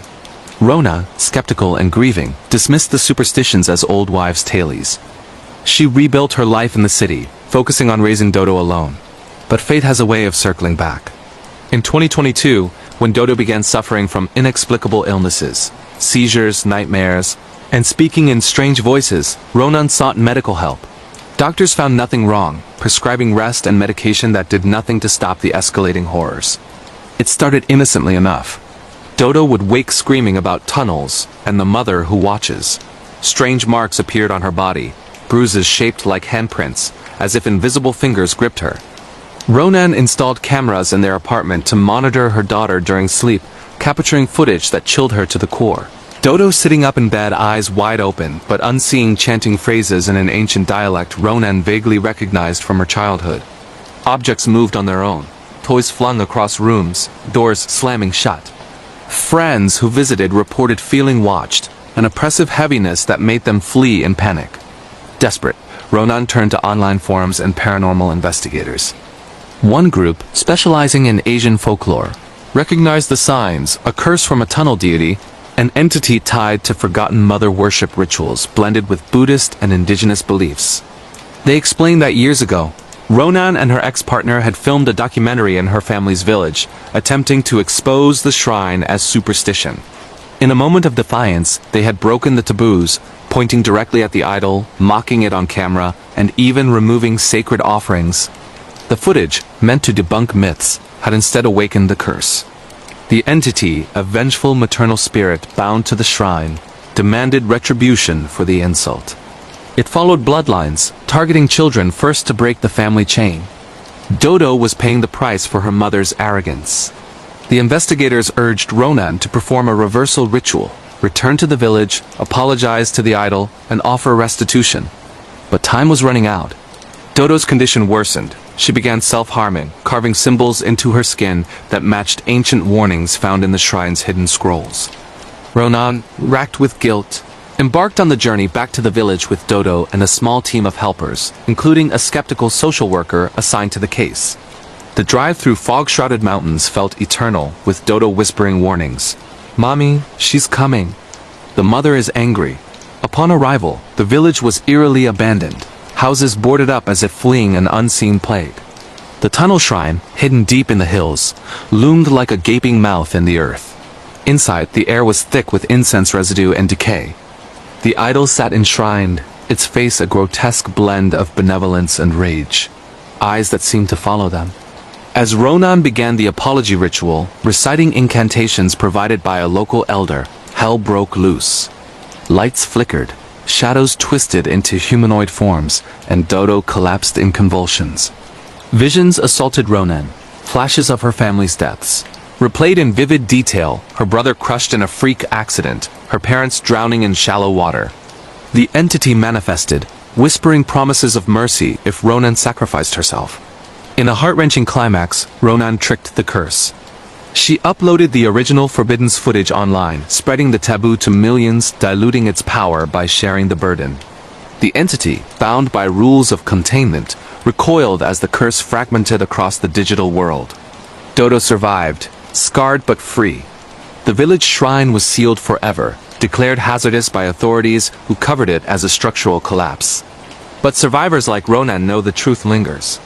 Dodo still has nightmares and strange occurrences follow them, whispers in empty rooms, shadows in mirrors. This true horror story of the cursed mother idol serves as a stark reminder. Some ancient protections are not to be mocked. In a world quick to dismiss the supernatural, disrespecting the unknown can awaken terrors that no science can cure, a real demonic haunting that proves some curses are eternal. Chilling real scary story. The paralyzed runner, true survival horror against an unstoppable force. Nestled in the dense pine forests of rural Oregon, where isolated trails wind through endless wilderness, a grieving woman named Iris discovered that isolation can be deadly when paired with isolation's worst companion, a predator who plays by no rules. This is the harrowing true account of how a simple hike turned into a fight for life against a killer who injected terror directly into her veins, a real survival horror that exposes the fragility of the human body and the resilience of the spirit. Iris Kane was a marathon runner in her early 40s, known in Portland's fitness circles for her endurance and determination. She'd lost her husband to cancer 2 years prior, channeling her grief into solitary runs that pushed her limits. In the fall of 2023, seeking solace, she ventured to a remote trail in the Cascade Mountains, a path rarely used, perfect for clearing her mind. Armed with water, a GPS tracker, and her phone, she set out at dawn, the crisp air invigorating her. Miles into the hike, Iris encountered a man on the trail. Friendly at first, striking up conversation about the scenery. He called himself a fellow hiker, sharing stories that put her at ease. They walked together briefly before parting ways. But something felt off. His eyes lingered too long. Shaking it off as paranoia, Iris continued, pushing deeper into the woods. Hours later, as fatigue set in, Iris felt a sharp prick in her neck, like an insect bite. Dismissing it, she pressed on. But soon, numbness spread from her limbs, her legs growing heavy. Panic rising, she tried to run but stumbled, her muscles weakening rapidly. Collapsing against a tree, she realized the horror. The man had injected her with a paralytic agent, a custom toxin that shut down the nervous system gradually, leaving the victim conscious but immobile. He returned, calm and collected, revealing his twisted game. The toxin gave her exactly 20 minutes before full paralysis set in. 20 minutes to escape, to hide, to survive. "Run," he taunted, vanishing into the trees. Iris, heart pounding, dragged herself forward, fighting the creeping numbness. Every step was agony, her body betraying her as sensation faded. Flashbacks haunted her, her husband's final days, paralyzed in bed, whispering encouragement. "You're strong, Iris. Fight." Drawing on that memory, she crawled when she couldn't walk, using branches as crutches. The forest, once peaceful, became a labyrinth of terror, sounds of pursuit echoing, branches snapping like warnings. As minutes ticked down, Iris reached a ravine, hiding beneath overhangs, covering herself in mud to mask her scent. The killer searched methodically, his footsteps deliberate. He spoke aloud, mocking her efforts, revealing he'd done this before, targeting lone women, turning survival into sport. In the final moments, as paralysis claimed her legs, Iris activated her GPS emergency beacon, a feature she'd forgotten in panic. Rangers, alerted, converged on the area. The killer fled, but Iris was found just in time, alive, but forever changed. The toxin left lingering effects, chronic pain, mobility issues. Authorities hunted the man, dubbing him the Forest Paralyzer, linking him to unsolved disappearances. Iris testified, her story sparking national attention on trail safety. This true survival horror reminds us that evil hides in plain sight, and true strength emerges in the face of helplessness. A paralyzing nightmare that proves some predators don't need weapons. They weaponize fear itself. Eerie true horror tale. The Hard Eye Slayer, real-life Valentine's Day massacre and masked killer. Terror. In the heart of a mid-sized American city, where couples celebrated love on Valentine's Day, a masked killer turned romance into a bloodbath, targeting lovers with deadly precision. This is the terrifying true story of the Hard Eye Slayer, a real slasher horror that stalked the night, proving that love can be the deadliest emotion of all. The killings began on February 14, 2024, in Seattle, a city buzzing with date nights and heartfelt gestures. Couples vanished from parks, restaurants, and cars, found later with carved hearts on their bodies, eyes gouged in symbolic rage. The killer, dubbed Hard Eyes for the heart-shaped mask and the way victims' eyes were mutilated, left notes, "Love hurts." Detectives traced the pattern. Only committed couples, killed in acts of intimacy, interrupted. One survivor, a young woman named Ally, escaped after her date was slain, describing the masked figure as silent, efficient, driven by anti-romantic fury. As panic spread, the city canceled events, but the killer persisted, climaxing in a besieged office building where co-workers mistaken for lovers barricaded against the intruder. Authorities caught the perpetrator, a loner scorned by love, enacting vengeance. This true masked killer tale warns. On the Day of Hearts, some broken ones seek to shatter others, a Valentine's nightmare etched in blood. Terrifying true horror story. The vanished caretaker, real-life nursing home nightmare and ghostly vengeance. In the quiet suburbs of a fading Midwestern town in Ohio, where old brick buildings stood as silent witnesses to decades of forgotten lives, the Maplewood Nursing Home was once a place of routine care and quiet endings. But in the winter of 2024, something ancient and vengeful awakened within its walls, turning a sanctuary for the elderly into a house of unrelenting terror. This is the chilling true account of how a long-buried secret from the home's dark past resurfaced, claiming lives one by one in ways that defied explanation, a real ghostly haunting that left survivors questioning whether the dead ever truly forgive. Maplewood had been operating for over 60 years, a modest facility housing around 80 residents, many suffering from dementia, Alzheimer's, or terminal illnesses. The staff was dedicated but overworked, nurses working double shifts, aides rushing between rooms, and a small administrative team keeping the place afloat on tight budgets. At the center of it all was head nurse Carla Reynolds, a compassionate woman in her 50s who devoted 30 years to caring for the elderly. She knew every resident's story, every quirk, and every fear.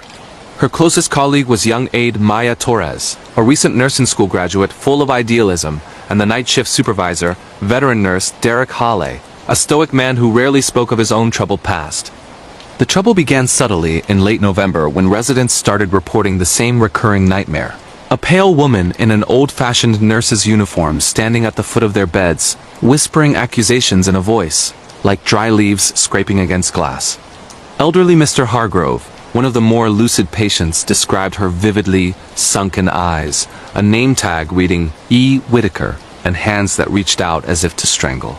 Staff dismissed it as shared delirium, perhaps triggered by a viral outbreak or medication side effects. But Carla noticed patterns. The whispers always mentioned justice and what you hid. Strange incidents escalated. Medications vanished from locked cabinets, only to reappear in residents' rooms mixed with harmful substances. One patient overdosed on painkillers that weren't prescribed to her. Security cameras captured fleeting shadows in empty hallways, figures that moved too quickly to be human. Maya, working late one night, heard crying from an abandoned wing of the building, a section sealed off after a fire decades ago. Investigating, she found old records scattered on the floor. Patient files from the 1960s, detailing neglect, experimental treatments, and unexplained deaths. Digging deeper, Carla uncovered the home's buried history. In 1965, Maplewood, then called Riverside Sanitarium, was run by a ruthless administrator who cut costs at the expense of care. Nurse Evelyn Whitaker, a whistleblower who documented abuses, vanished one night after threatening to go to authorities. Her body was never found, but rumors persisted that she'd been silenced, murdered and buried in the basement to protect the facility's reputation. The fire that followed was ruled accidental, but many believed it was set to destroy evidence. The building was renovated, renamed, and the scandal buried with the era.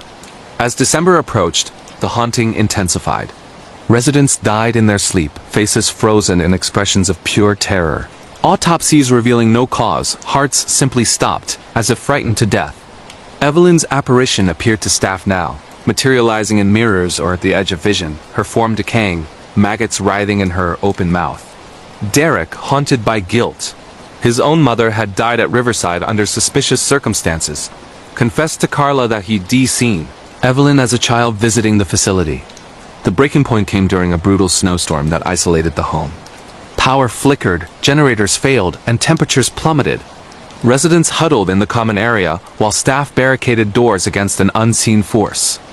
Maya discovered a hidden door in the basement, leading to a forgotten sublevel where Evelyn's remains lay, a shallow grave marked with her old name tag. As they unearthed the bones, hell erupted. Lights exploded, doors slammed, and Evelyn manifested fully, her ghostly form towering, accusing each person of complicity in the cover-up. Carla, realizing the only way to end it was atonement, organized a makeshift ceremony. Staff and lucid residents confessed to modern neglect, overlooked bed sores, rushed care, ignored calls for help, echoing the past sins. They reburied Evelyn properly in consecrated ground, reading apologies aloud. The entity weakened, her screams fading into sobs before vanishing. In the aftermath, Maplewood was investigated, reforms implemented, and the old wing demolished. Several staff quit, haunted by what they'd witnessed. Carla retired, dedicating her life to advocating for elder care. Survivors whisper that on quiet nights, a gentle presence watches over residents, no longer vengeful, but protective. This true horror story of the vanished caretaker serves as a grim reminder. Institutions built on secrets invite the wrath of the forgotten, and some ghosts demand justice before they rest. A real nursing home. Nightmare that proves the past never stays buried. Chilling real horror tale. The Forgotten Ritual Doll, true story of cursed artifact and family possession. Terror deep in the heart of rural Mexico, in a small village surrounded by ancient ruins and whispered legends of pre-Columbian spirits, a family inherited an artifact that should have remained untouched. This is the harrowing true account of the Morales family, whose curiosity unleashed a malevolent force bound to a ritual doll, leading to possession, madness, and a desperate battle against an ancient evil. It's a real cursed object horror that exposes how the sins of ancestors can curse generations, turning a home into a prison of supernatural torment. The Morales family lived modestly in the village of San Isidro. Patriarch Javier, a farmer. His wife Rosa, a schoolteacher. Their teenage son Mateo. And young daughter Lucia. In early 2025, Javier's estranged aunt passed away, leaving them her secluded house filled with antiques. Among the clutter was a strange wooden doll, about 2 feet tall, carved with intricate symbols and dressed in faded traditional clothing. The aunt's will warned vaguely, "Do not awaken what sleeps." Javier, practical and dismissive of superstitions, brought it home as a curiosity for the children. At first, the doll sat innocently on a shelf in the living room. But Lucia, drawn to it, began talking to her new friend, naming it Abuela, grandmother. Strange occurrences followed. The doll's position changed overnight, facing different directions. Whispers emanated from its vicinity, faint voices in Nahuatl, an indigenous language Javier barely understood. Rosa noticed scratches on Lucia's arms, as if tiny fingernails had clawed her during sleep. As weeks passed, Lucia's behavior shifted dramatically. The sweet girl became withdrawn, speaking in a raspy voice not her own, demanding offerings, food left before the doll, candles lit at midnight. Mateo caught her performing rituals, drawing blood from her fingers to anoint the artifact. Javier, alarmed, researched the doll's origins with a local historian. It was a pre-Hispanic ritual object, used in ancient ceremonies to house spirits of the dead, specifically, a powerful curandera, healer, executed for witchcraft centuries ago. The spirit, bound to the doll, sought vessels to escape its prison, preferring children for their purity. Possession deepened. Lucia levitated during fits, objects hurled across rooms, and the doll's eyes, made of obsidian, seemed to glow. Rosa experienced visions of the curandera's execution, feeling burning at the stake. The family priest attempted blessings, but holy water boiled upon contact, and crosses inverted. Villagers shunned the house, claiming lights flickered unnaturally and screams echoed into the night. Desperation led Javier to a renowned exorcist from Mexico City, who recognized the entity as a Nahual, a shape-shifting spirit seeking rebirth. The ritual required confronting the doll in the ruins where it originated under a full moon. The family, joined by the exorcist, transported it to the ancient site. As incantations began, the spirit fought back. Winds howled, shadows attacked, and Lucia fully possessed, speaking of vengeance for her wrongful death. In a climactic struggle, Mateo, drawing courage from protecting his sister, smashed the doll against sacred stones, shattering it. The spirit wailed, a vortex of dark energy dissipating into the earth. Lucia collapsed, freed but weakened. The family destroyed the remains, burying fragments separately. They moved away, but Lucia bears scars, and occasional whispers follow. This true cursed doll horror warns. Artifacts are not mere objects. Some cage evils best left imprisoned. In a world of curiosity, touching the forbidden invites possession that no prayer can easily undo. A real family terror proving ancient rituals demand respect. Eerie true scary story. The subway phantom, real-life underground stalker and vanishing horror. Beneath the bustling streets of New York City, in the labyrinth of subway tunnels that stretch like veins under the metropolis, commuters encountered a predator that struck without warning and vanished without trace. This is the terrifying true story of the subway phantom, a real urban stalker who turned routine rides into nightmares preying on the isolated in the depths below. A chilling reminder that in a city of millions, true loneliness can be deadly. The incidents began in the spring of 2025, targeting late-night riders on lesser-used lines. Passengers reported a figure in a hooded jacket, face obscured, boarding trains silently and fixating on solitary women. Victims described an overwhelming dread before blacking out, waking hours later in abandoned tunnels, disoriented and marked with cryptic symbols carved into skin. Detective Lena Vargas led the investigation, linking cases through surveillance glitches, cameras malfunctioning near attacks. One survivor, commuter Sarah Lim, recalled the phantom whispering coordinates before vanishing. Following leads into service tunnels, authorities uncovered a network of hidden layers.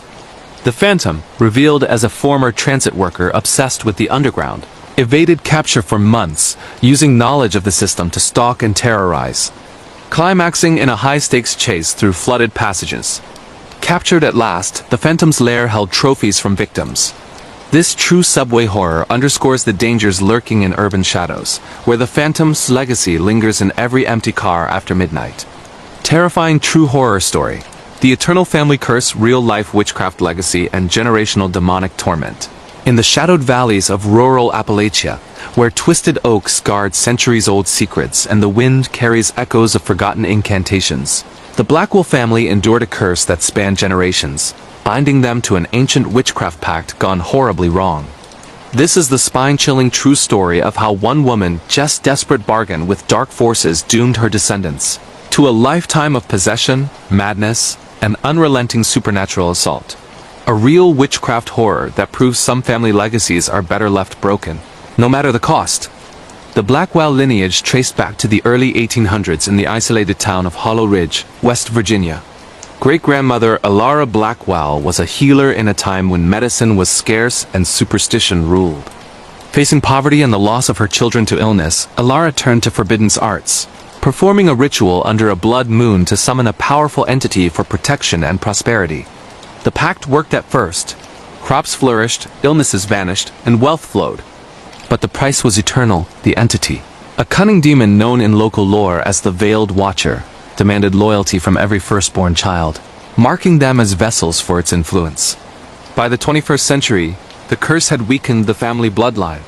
Sarah Blackwell, A single mother in her 40s living in a creaky old farmhouse inherited from her parents, raised her 2 children alone.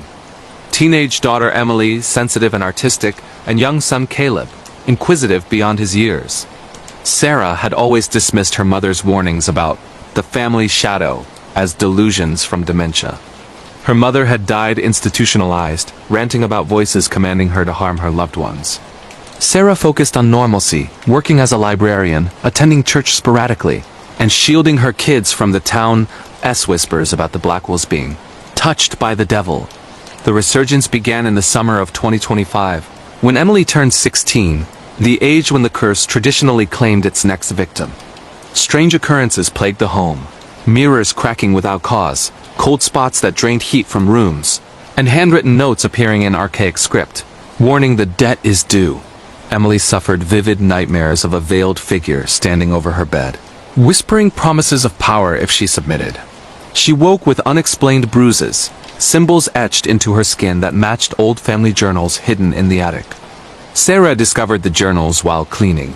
Diaries detailing Ilara's ritual, subsequent possessions, and failed attempts to break the pact. One ancestor tried exorcism and burned alive in unexplained fire. Another sought holy intervention and drowned in a shallow stream. The veiled watcher fed on resistance, growing stronger with each defiance. Caleb, too young to understand, began drawing the entity, a tall, hooded silhouette with glowing eyes, and speaking to an imaginary friend who knew all the secrets. As autumn deepened, possession took hold. Emily's personality fractured, sweet moments interrupted by violent outbursts, speaking in tongues that translated to pleas for release or threats of vengeance. Objects levitated during her episodes, books flying from shelves, knives embedding in walls inches from family members. Sarah installed cameras, capturing irrefutable evidence. Emily's body contorting unnaturally, her eyes rolling back as the demon spoke through her, recounting family sins in excruciating detail. Desperate, Sarah consulted a paranormal researcher specializing in generational curses, who confirmed the entity's nature, not a ghost, but a demon bound by blood contract, regenerating power through fear and isolation. The only way to sever it was a counter-ritual at the original site, an ancient stone circle deep in the mountains, requiring the marked one to renounce the pact willingly, offering something of equal value in exchange. The family, joined by the researcher and a skeptical local pastor, ventured to the circle on a stormy Halloween night. As they chanted protective verses, the veiled watcher manifested fully, winds howling, shadows coalescing into a towering form that assaulted their minds with visions of past horrors. Ancestors tearing out their own eyes, mothers, sacrificing children to appease the demon. Emily, fighting for control, confronted the entity, renouncing the original bargain and offering her own artistic talent, the one gift she cherished, as forfeit. In a blinding flash, the demon accepted, retreating with a scream that shattered nearby trees. Emily survived, but forever changed, her creativity dulled, colors muted in her world. The farmhouse quieted, but faint veils still drift in peripheral vision on moonless nights. Sarah burned the journals and left Hollow Ridge, warning her children never to return. This true generational curse horror stands as a haunting testament. Witchcraft pacts aren't fairy tales. They're chains that bind the innocent. In families hiding dark pasts, the Eternal Watcher waits for the next debt to come due, a real demonic legacy proving some inheritances destroy more than they give. Chilling real horror tale. The Silent Patient Ward. True story of abandoned asylum experiments and lingering entities. Tucked away in the overgrown outskirts of a once thriving industrial city in Pennsylvania, the abandoned Crestwood Asylum stood as a monument to medical hubris and human suffering.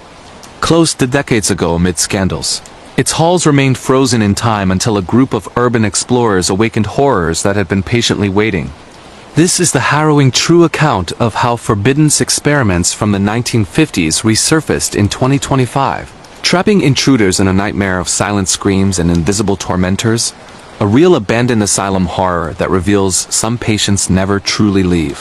Crestwood opened in 1948 as a state-of-the-art facility for the mentally ill, promising innovative treatments.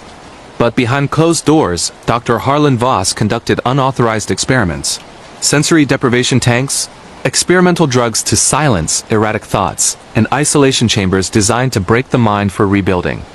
Patients emerged, changed, mute, compliant, but with eyes that stared into voids. When whistleblowers exposed the abuses in 1972, the asylum shut down abruptly, records sealed, and the building left to decay. In September 2025, a team of 5 urban explorers, led by thrill-seeker Jordan Hayes, a YouTuber chasing viral content, broke into Crestwood for an overnight investigation. Armed with flashlights, EMF detectors, and cameras, they documented crumbling wards, rusted gurneys, and faded patient art depicting faceless figures. At first, it was exhilarating, eerie echoes, doors creaking in wind, but as night fell, the atmosphere shifted. Devices malfunctioned, capturing whispers that said their names. Deep in the basement isolation wing, they found the silent ward rows of padded cells where Voss's most extreme subjects were kept. Graffiti from patients pleaded for release, warnings about the silencers who stole voices. Jordan's group laughed it off until one member, timid photographer Lena, collapsed. Her voice gone, mouth opening in silent screams as invisible hands choked her. Panic spread as the entities attacked. Group members dragged into darkness, emerging mute and catatonic. Visions assaulted them, reliving patients' torments, feeling needles inject burning serums, drowning in deprivation tanks filled with black water. The silencers, lingering echoes of broken souls fused with Voss's malevolent energy, sought to add new voices to their chorus. Trapped by collapsing corridors that shifted unnaturally, the explorers pieced together Voss's final experiment.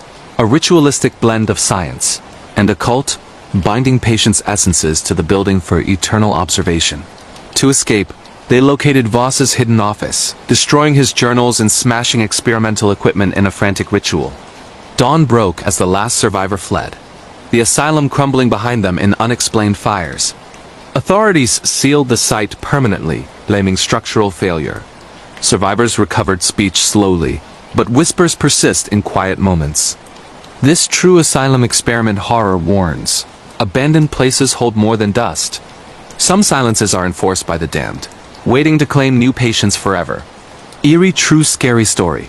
The mirror's eternal reflection, real-life haunted object and doppelganger terror. In a quiet suburban home in California, where modern life masked ancient fears, a vintage mirror purchased at an estate sale became the gateway for a doppelganger entity that replaced the living one by one. This is the terrifying true story of the Harlow family, whose reflection turned predator in 2025. A real haunted mirror horror proving that what stares back might not be you. The mirror, ornate and antique, caught Rebecca Harlow's eye for its beauty. Little does she know it once belonged to a Victorian spiritualist who trapped souls within glass. As family members gazed into it, their reflections lingered after they turned away, mimicking movements with sinister delays. Possession started with the children, behaving oddly, claiming the other me told secrets. Rebecca saw her double step out one night, smiling coldly. The entity replaced victims permanently, the originals vanishing into the glass. Confrontation required shattering the mirror during a specific lunar phase, freeing trapped souls but risking entrapment. Rebecca succeeded, but glimpses of doubles persist in windows. This true doppelganger tale reminds: never trust your reflection completely. Some mirrors hunger for the real thing. The Cursed Inheritance, a true terrifying horror story based on real events. Chapter 1. The Arrival. The old Victorian house stood at the edge of Willow Creek, a small town nestled in the misty hills of Northern California. Its towering gables and weathered gray siding gave it an air of forgotten grandeur, but to Emily Harper, it felt like a prison from the moment she laid eyes on it. The paint peeled in long strips, revealing rotten wood beneath, and the windows stared out like empty sockets. Vines choked the porch, twisting around the columns as if trying to pull the entire structure back into the earth. Emily, a 28-year-old graphic designer from the bustling city of San Francisco, had inherited the house from her estranged grandmother, Evelyn Harper, whom she barely remembered. The lawyer's letter had arrived unexpectedly. Upon the death of Evelyn Harper, the property at 1427 Blackwood Lane passes to her sole granddaughter, Emily Harper. No other heirs, no explanation, just the house and a vague mention of personal effects. She pulled her rented SUV into the gravel driveway, the tires crunching over fallen leaves that hadn't been raked in years. The autumn air was crisp, carrying the scent of damp earth and decaying foliage. Emily stepped out, her boots sinking slightly into the soft ground. She was slender, with long auburn hair tied back in a ponytail, pale skin freckled from too many hours indoors, and green eyes that always seemed a little wary. City life had made her cautious lock doors, security apps, pepper spray in her purse. This place felt worlds away from that safety. As she unlocked the heavy oak front door, a chill ran down her spine that had nothing to do with the weather. The hinges creaked like a warning. Inside, the foyer was grand but dusty, a chandelier coated in cobwebs, faded wallpaper with floral patterns peeling at the edges, and a staircase that curved upward into shadows. "Hello?" Emily called out instinctively, her voice echoing. Of course, no answer. She was alone. She set her suitcase down and explored. The living room had antique furniture shrouded in white sheets, a massive stone fireplace blackened from years of use, and bookshelves lined with leather-bound volumes, old Bibles, journals, and books on theology. Her grandmother had been deeply religious, a devout Christian who attended church every Sunday and volunteered at the local parish. Emily remembered vague childhood visits, prayers before meals, crosses on every wall. In the kitchen, she found a note on the counter, written in shaky handwriting. "Beware the shadows in the basement. They whisper lies. Pray always. Grandma Evelyn." Emily laughed nervously. "Old age," she muttered. Her grandmother had passed at 92, likely from natural causes. Dementia, perhaps. That night, as she unpacked in the master bedroom, a large room with a four-poster bed and heavy drapes, she heard it for the first time. A faint scratching from below, like nails on wood. She told herself it was rats. Old houses had rats. Asterisk, asterisk, chapter 2. Whispers in the dark, asterisk, asterisk. The next morning, Emily met the neighbors. Mrs. Clara Thompson, a plump woman in her 60s with graying hair pinned up and a warm smile, lived next door. She brought over a casserole as a welcome. "Oh dear, you're Evelyn's granddaughter. You look just like her when she was young," Clara said, stepping inside without waiting for an invitation. Her eyes darted around the room. "This helps. It's been empty for so long," Emily accepted the dish gratefully. "Thank you. I didn't know her well." "She and my mom didn't speak much," Clara nodded sympathetically. Family rifts. Evelyn was a pillar here, taught Sunday school, helped with exorcisms at the church when needed. She lowered her voice. "Father Michael still talks about her. She had a gift for sensing evil." Emily raised an eyebrow. "Exorcisms? In Willow Creek?" Clara crossed herself. "Oh yes, this town has history. Dark things happened here in the 1800s, witch trials, possessions. Evelyn believed the house was built on cursed land. An old burial ground or something." Emily forced a smile. "Sounds like folklore." But that night, the scratching returned, louder. And then ... voices. Faint murmurs rising from the floorboards. "Join us ... repent. The light betrays ... double quotes." Emily bolted upright in bed, heart pounding. She grabbed her phone and turned on the light. Nothing. Just the wind howling outside. The following day, she called her best friend, Sarah, back in the city. "You're imagining it," Sarah said over video call. Sarah was the opposite of Emily, outgoing, blonde, always laughing. "Old houses creak. Get a cat or something." "I found Grandma's journals," Emily replied. She wrote about demons haunting the house. Said they came after her husband died suspiciously. Sarah rolled her eyes. Religious fanaticism. Come back to the city. But Emily couldn't. Not yet. She needed to sort the estate, sell the house, move on. She decided to explore the basement. The door was at the end of the hall, padlocked. She found the key in a drawer upstairs. The stairs descended into darkness. She flicked the switch. A single bulb flickered to life, illuminating stone walls damp with moisture. Shelves held jars of herbs, crosses, holy water bottles. In the center, an altar with a large Bible open to Revelation. As she approached, the temperature dropped, her breath visible. Then, a shadow moved in the corner. Emily screamed and ran upstairs, slamming the door. Chapter 3. The Priest's Warning. Desperate for answers, Emily visited St. Mary's Church, a Gothic stone building in town with stained glass windows depicting saints and angels. Father Michael was in his 50s, tall and thin with kind blue eyes and a gentle voice. He welcomed her into his office. "Evelyn spoke of you often," he said, pouring tea. "She prayed for your soul daily." Emily shifted uncomfortably. "I'm not really religious," Father Michael nodded. "Your grandmother was. She helped me with several ... cases. Possessions. This town has a darkness rooted deep. He leaned forward. The house on Blackwood Lane was built in 1892 by a man named Elias Blackwood, a preacher who went mad. He performed unauthorized exorcisms, claimed to bind demons to the land. One went wrong. A girl died. Since then, the house attracts evil. Emily's skin crawled. Grandma's note mentioned the basement. Father Michael paled. Do not go there alone. Evelyn sealed something down there. An entity that feeds on doubt, on lost faith. That evening back home, things escalated. Objects moved, books falling from shelves. In the mirror, Emily saw a fleeting figure behind her. Pale, eyeless, mouth sewn shut. She called Father Michael in panic. I'm coming, he said. When he arrived, he blessed the house, sprinkling holy water. In the name of the Father, the Son, and the Holy Spirit, ... The lights flickered. A growl echoed from below. It's awake, he whispered. Chapter 4. Revelations from the past. Father Michael and Emily sat in the living room, Bibles open. Your grandmother's journals, he said. Read them. Emily had brought one upstairs. Pages detailed Evelyn's life. Married young, lost a child to illness, turned to faith. Then, in the 1970s, strange occurrences, her husband hearing voices, committing suicide by hanging in the basement. Evelyn believed a demon possessed him, Father Michael explained. She performed a binding ritual, trapping it below. But it requires constant prayer to hold. Why me? Emily asked, voice trembling. Because your blood, it wants released through doubt. If you reject faith, it wins. That night, Emily dreamed. A dark figure dragging her into the basement, whispering, Your grandmother lied. There is no God, only us. She woke screaming. Sarah arrived the next day, driving up from the city. This place is creepy as hell, she said, hugging Emily. Together, they researched online old newspaper clippings about the house. Murders, suicides, a family in the 1950s vanishing. Sarah, ever the skeptic, laughed. Ghost stories for tourists.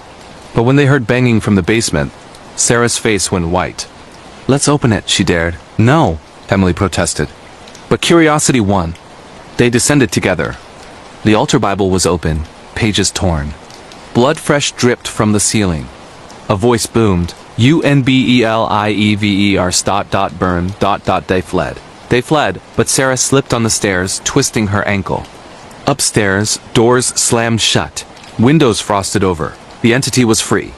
***, Chapter 5. The possession begins ***. Sarah's injury worsened overnight, swelling unnaturally. She developed a fever, muttering in Latin, a language she didn't know. Father Michael returned with reinforcements. 2 nuns from the convent and a young deacon, Thomas. They gathered in the living room. It's attaching to the weak link, Father Michael said gravely. The one without faith. Sarah laughed maniacally. Faith? Your God abandoned this house long ago. Her head twisted unnaturally. Veins blackened under her skin. Emily cried, Save her! The exorcism began. In the name of Jesus Christ, I command you to leave. Holy water burned Sarah's skin. She levitated, spewing vile words. Emily ... join us ... Your grandmother is here ... screaming ... double quotes. Hours passed. Thomas, the deacon, a handsome man in his 30s with strong faith, held Emily's hand. Pray with me. For the first time, Emily whispered the Lord's Prayer. Sarah convulsed, then went limp, but it wasn't over. The entity jumped to Emily. She felt coldness spread through her veins. Chapter 6. Descent into madness. Emily locked herself in the bedroom, fighting the voices. Kill them. Free us ... double quotes. Father Michael pounded on the door. Fight it, child. Remember your grandmother's love. Flashbacks. Childhood memories surfacing, grandma teaching her prayers, protecting her from bad dreams. Emily grabbed the cross from the wall. Downstairs, the group prepared the basement for the final rite. Thomas confessed to Emily earlier. I lost my sister to something like this. Faith saved me. Bonded by pain, they faced the darkness. In the basement, the altar glowed red. Shadows coalesced into forms, tormented souls bound by the old preacher's mistake. The entity spoke through Emily. Blackwood's sin ... eternal ... double quotes. Father Michael revealed the truth from old church records. Elias Blackwood had summoned a fallen angel, not bound it. Evelyn's ritual only delayed. To end it, true sacrifice, unwavering faith. Emily, possessed, attacked. Thomas restrained her. "I believe," he shouted. Light pierced the darkness. The shadows screamed. Emily felt the cold recede. But Sarah, revived, whispered, "It's not gone. 7. The final confrontation dawn broke. The house shook. The entity manifested fully, a towering shadow with burning eyes. Repent or perish. Father Michael chanted ancient prayers. The nuns sang hymns. Emily, free but weakened, joined. Our Father. Of collective faith surged. The entity howled, dissolving into smoke. The basement altar cracked. Light filled the room, peace. But as they emerged, Emily found Grandma's last journal entry. If it returns, burn the house. The curse ends with fire. Chapter 8. Ashes and Redemption. Weeks later, Emily stood outside as firefighters contained the blaze. She had said it herself, with Father Michael's blessing. The house burned, secrets with it. Thomas stayed by her side. Faith isn't blind. It's choosing light in darkness. Emily nodded, a small cross necklace around her neck. Grandma's. She moved back to the city but changed. Volunteered at church. Told her story as warning. Some say on quiet nights in Willow Creek, whispers still echo from the ashes. But prayer silences them. The demonic shadows of Willow Creek. A terrifying true horror story of possession and ancient curses in the quiet, fog-shrouded town of Willow Creek, nestled deep in the rolling hills of rural Indiana, where the autumn leaves whispered secrets to the wind and the old oak trees stood like silent sentinels, lived a family on the brink of unraveling. This is a chilling tale of demonic possession, a haunted house, and supernatural entities. Prepare yourself for a journey into the unknown, where the line between reality and nightmare blurs in the most terrifying way. Chapter 1. The Arrival. The sun was dipping low on the horizon, casting long, eerie shadows across the cracked asphalt of Highway 47 as the Thompson family approached Willow Creek. Mark Thompson, a sturdy man in his mid-40s with salt and pepper hair, gripped the steering wheel of their battered SUV tightly. His knuckles turned white from the weight of starting over.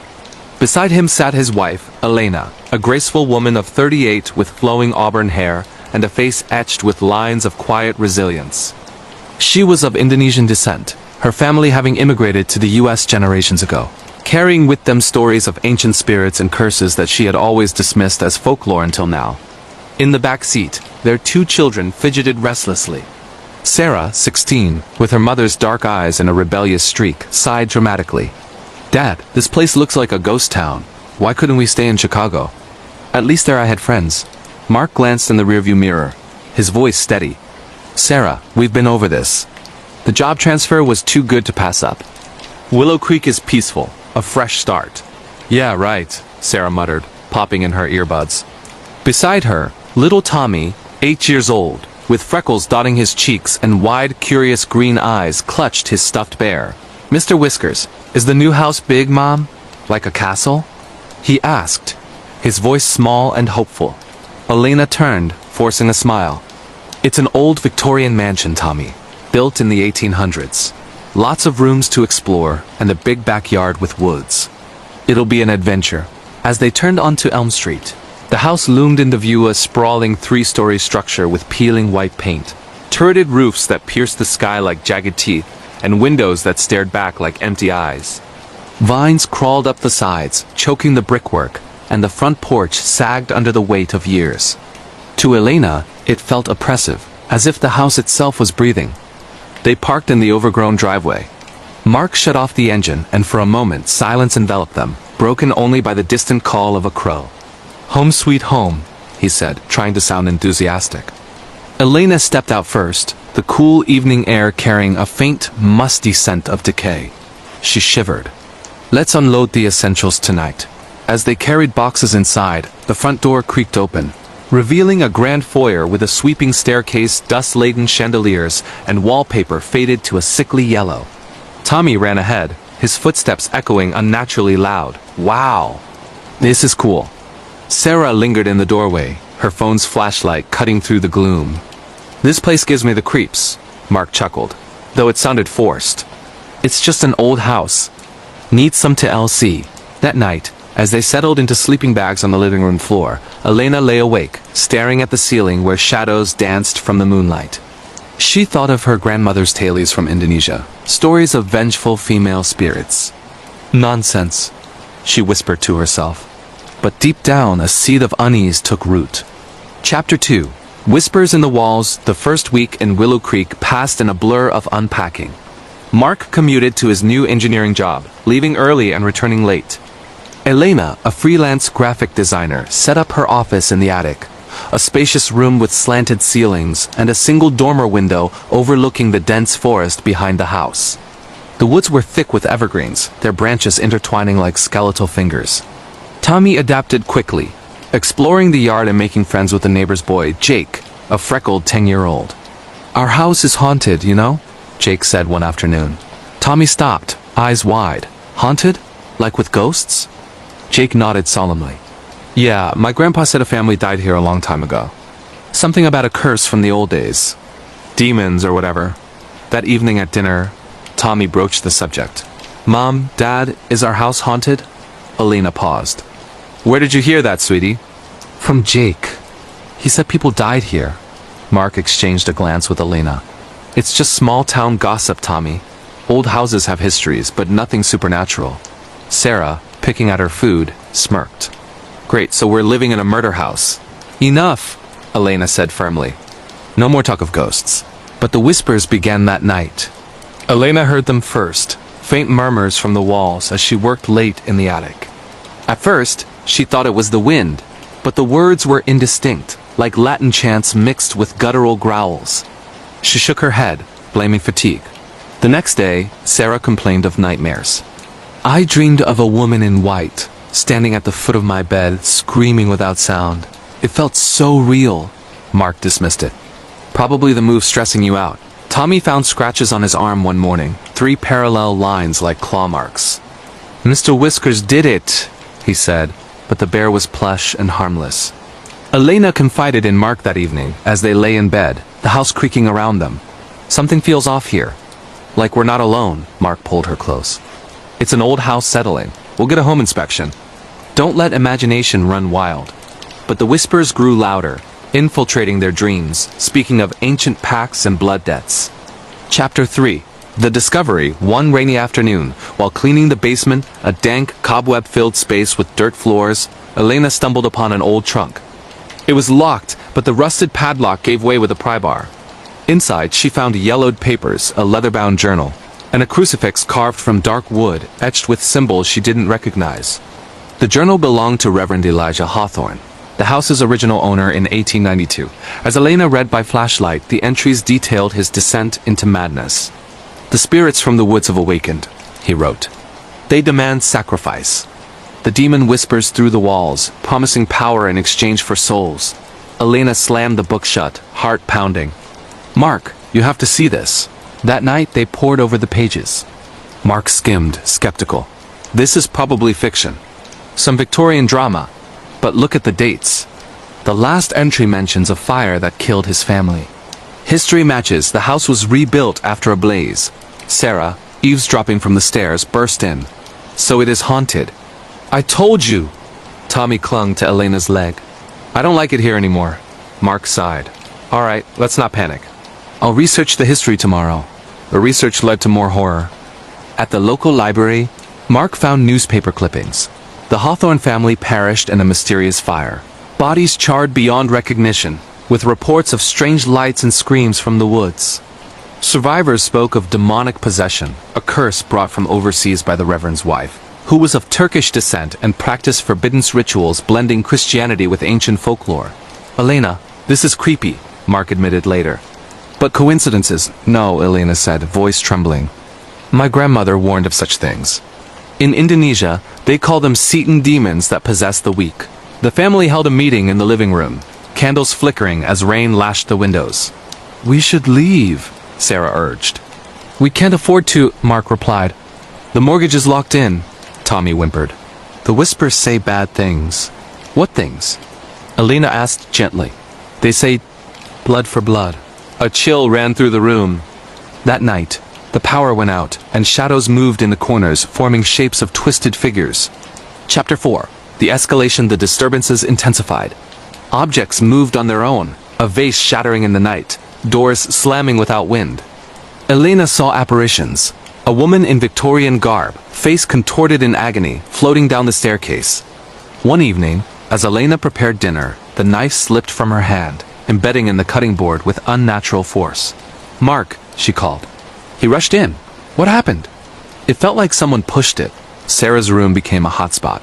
Her mirror fogged with breath not her own, writing "leave or die" in dripping letters. "Dad, please," Sarah begged at breakfast. "This isn't normal." Mark, circles under his eyes, nodded. "I'll call a priest." Father Michael, a kindly man from the local Catholic church, arrived the next day. "Tell me everything," he said, settling in the parlor. The family recounted the events. "The whispers," Tommy said. "The scratches," Elena added. "The journal," Mark handed over. Father Michael read, face paling. "This sounds like demonic infestation. Influences from old world curses, perhaps Ottoman or Southeast Asian spirits mingled with Christian demonology. I've seen similar in my travels. Can you help?" Sarah asked. "I'll perform a blessing." As he sprinkled holy water, chanting prayers, the house reacted. Lights flickered. A low growl emanated from the walls. Tommy screamed as invisible hands lifted him, slamming him against the ceiling. "In the name of Christ!" Father Michael shouted, crucifix raised. Tommy dropped, unharmed but terrified. "It's stronger than I thought," the priest admitted. "This may require an exorcism." That night, Alina dreamed of the Reverend's wife, a Turkish woman named Ayla, who had brought a cursed artifact from her homeland. A relic said to bind demons for protection, but instead unleash them when betrayed. Waking in sweat, Elena whispered to Mark, "We have to find the relic." Chapter 5. The family, with Father Michael's guidance, searched the house. In the attic, behind loose boards, they found it, a small ornate box containing a shard of bone inscribed with runes. "This is it," Father Michael said. An ancient talisman, corrupted by dark forces. As they held it, the air grew cold, breath visible. Shadows coalesced into a hulking entity with red eyes and horns, smelling of sulfur. "Give it back," it hissed, voice like grinding stones. Sarah screamed. Tommy hid behind Elena. Mark stood firm. "No, this ends now." Father Michael began the rite of exorcism. "I command you, unclean spirit, in the name of Jesus Christ, to depart." The demon laughed, possessions beginning. Elena's eyes rolled back, her voice deepening. "You cannot banish what was invited." "What do you mean?" Mark demanded. "The Reverend summoned me for power. His bloodline owes the debt." Tommy, possessed next, levitated, speaking in tongues. Hours passed in a battle of wills. Dialogues with the demon revealed horrors. It had possessed Ayla after she fled persecution, blending with Indonesian spirits her ancestors encountered in trade routes. "Fools," it taunted. "Your faith is weak." Father Michael persisted, the family joining in prayer. "Our Father, who art in heaven... double quotes, the entity weakened, shrieking as holy water burned its form. Finally, with a deafening roar, it vanished, the box shattering. Chapter 6. Aftermath. Peace returned to the house, but scars remained. The family attended church regularly, Elena embracing her heritage's positive aspects. Yet, on quiet nights, faint whispers lingered, a reminder that some horrors never fully die. Terrifying true horror story, demonic possession in a forgotten Indonesian village, real-life scary stories that will haunt you. Chilling ghost encounters and exorcism nightmares 2025 Chapter 1. The Arrival. In the sweltering heat of early 2025, the lush jungles of rural Sumatra enveloped the narrow dirt road like a living shroud. Father Daniel Hargrove, a tall man in his mid-40s with salt and pepper hair and piercing blue eyes that spoke of unwavering faith, gripped the steering wheel of their battered SUV. The vehicle bounced over potholes, kicking up red dust that clung to everything. Beside him sat his wife, Maria, a gentle woman with warm brown skin and long dark hair tied in a practical bun. She was Indonesian by birth, having met Daniel during his missionary work in Jakarta years ago. In the back seat, their daughter Sophia, 18 and full of youthful curiosity, scrolled through her phone despite the spotty signal, her earbuds blasting Christian rock to drown out the engine's rumble. Next to her, 12-year-old Jacob fidgeted with a wooden cross necklace, his wide eyes taking in the endless green canopy overhead. "This is it, family," Daniel said. his voice steady but laced with excitement. God has called us here to this village Kempanghantu, they call it. Ghost Village. But we'll bring light to the shadows. The old church needs rebuilding, and the people need hope. Maria smiled, though her eyes held a flicker of unease. She had grown up hearing tales from her grandmother about the spirits that lurked in Indonesia, forgotten corners entities older than the missionaries who had first brought Christianity to these islands. It's beautiful, Daniel. The air smells like rain and earth. Remember what Pastor Elias said back in the city? Faith is the shield against the unknown. But let's not forget the practicalities. We have to set up the solar panels for power. The grid here is unreliable. Sophia pulled out one earbud, her freckled face turning toward her parents. Dad, why do we have to leave Jakarta? It was so modern, their cafes, Wi-Fi everywhere. This place looks like it's stuck in the last century, and Ghost Village? That's not creepy at all. She rolled her eyes, but there was a hint of adventure in her tone. Jacob leaned forward, his voice high with boyish enthusiasm. I think it's cool. Maybe we'll see real ghosts. Like in those stories Grandma tells about the Kuntilanak or the Pocong. But we're Christians, right? God protects us from that stuff. Daniel chuckled, glancing at his son in the rearview mirror. Ghosts are just superstitions, Jacob. The real demons are doubt and sin. We're here to spread the gospel, help with the school, and maybe even start a clinic. Maria's nursing skills will be a blessing. As they crested a hill, the village came into view, a cluster of wooden houses on stilts, thatched roofs sagging under vines, surrounded by rice paddies that shimmered like mirrors in the afternoon sun. In the center stood the old church, its whitewashed walls cracked and overgrown with moss. The cross atop its steeple tilted slightly as if weary from years of tropical storms. A group of villagers gathered at the edge of the road, their faces a mix of curiosity and wariness. Elder Pak Budi, a wiry man in his 60s with leathery skin and a faded batik shirt, stepped forward as the family parked. Welcome, Pastor Daniel, Pak Budi said in accented English, bowing slightly. We have waited for you. The church has been empty too long. But be careful, the jungle whispers secrets at night. Daniel shook his hand firmly. Thank you, Pak Budi, we're honored to be here. This is my wife Maria, daughter Sophia, and son Jacob. We'll work together to restore the faith. Maria greeted the villagers in Bahasa Indonesia, her native tongue flowing smoothly. Selamat siang, everyone. We've brought supplies, books, medicine. Let's make this a community of light. The villagers murmured among themselves, some smiling, others casting sidelong glances at the church. A young woman named Sari, with long black hair and a simple sarong, approached Sophia. You are pretty like city girl. But here, no signal for phone. Only spirits call at night. Sophia laughed nervously. Spirits? Like ghosts? Come on, that's just stories to scare kids. Sari's eyes darkened. Not stories. Real. My sister. She heard them last year. Now she gone. Jacob's eyes widened. Gone where? Pak Budi interrupted. Enough talk. Come, we prepare feast for you. As the family unpacked, the sun dipped low, casting long shadows over the village. That night, around a fire pit, the Hargroves shared stories with the villagers. Daniel read from the Bible, his voice resonant. For we wrestle not against flesh and blood, but against principalities, against powers, against the rulers of the darkness of this world. He quoted from Ephesians. Maria nodded. Amen, God is our protector. But as the fire crackled, a faint whisper seemed to echo from the jungle like a child's laughter, twisted and distant. Jacob shivered. Did you hear that? It's just the wind, Daniel assured him. Chapter 2. The first Science Days turned into weeks, and the Hargroves settled into village life. Daniel led Sunday services in the refurbished church, its pews now polished and filled with curious locals. Maria set up a small clinic in their home, treating minor ailments with antibiotics and prayers.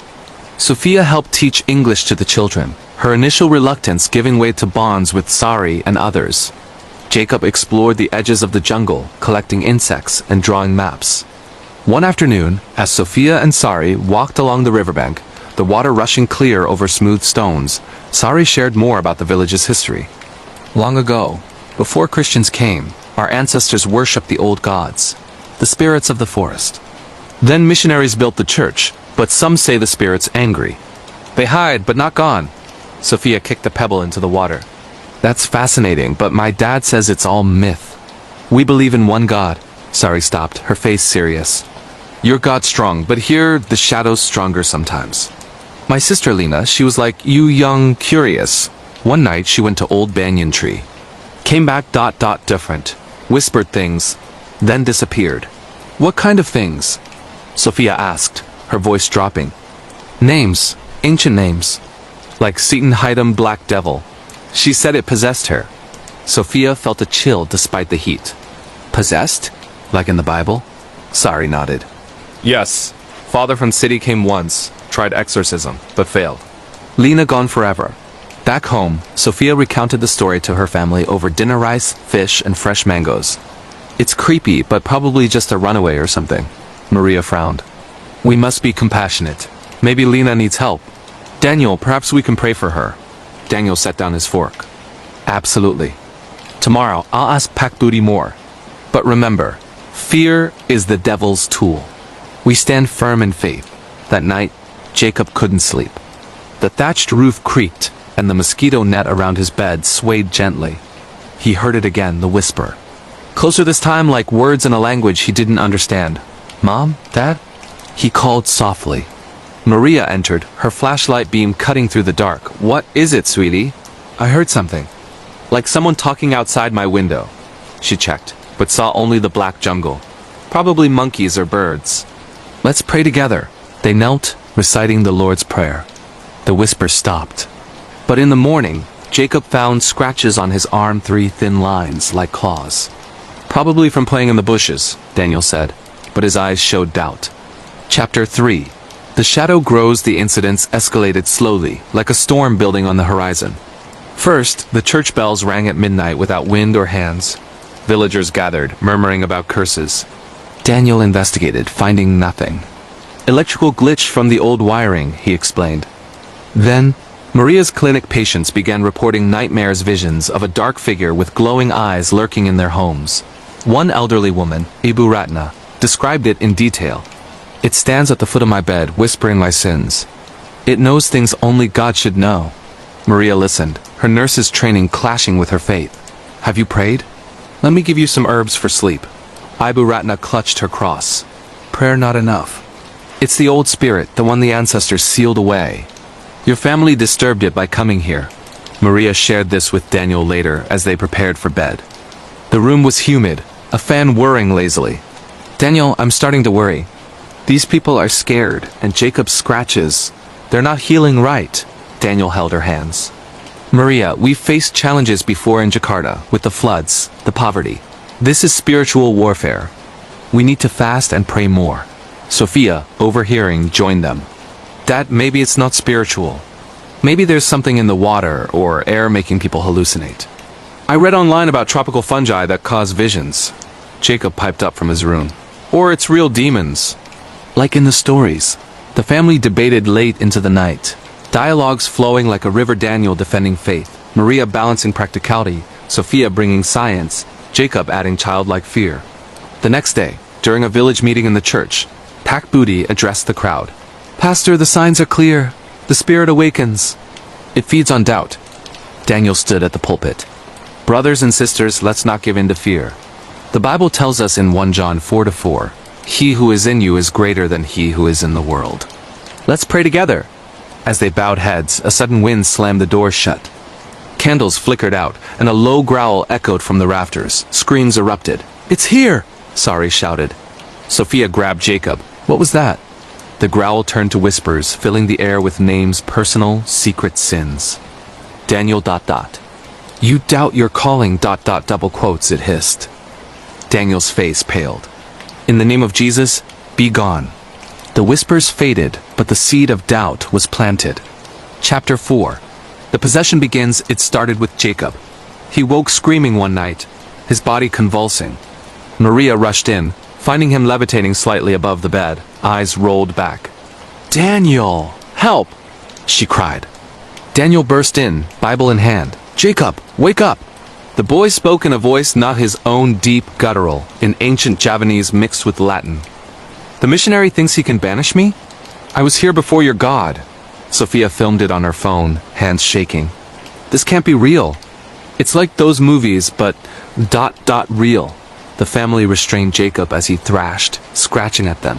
Maria injected a sedative from her kit, but it had little effect. We need help. A doctor or a priest experienced in this. Daniel nodded, his faith shaken. I'll contact Bishop Raymond in the city. He's dealt with deliverances before. As they waited for dawn, they prayed endlessly. Lord, protect our son. Cast out this evil, Daniel intoned. Jacob laughed in that alien voice.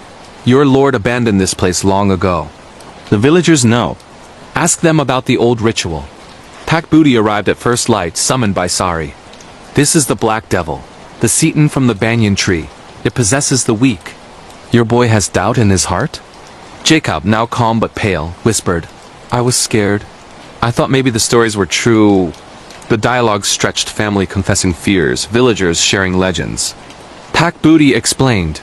Long ago, a Christian priest sealed it away, but blood was spilled.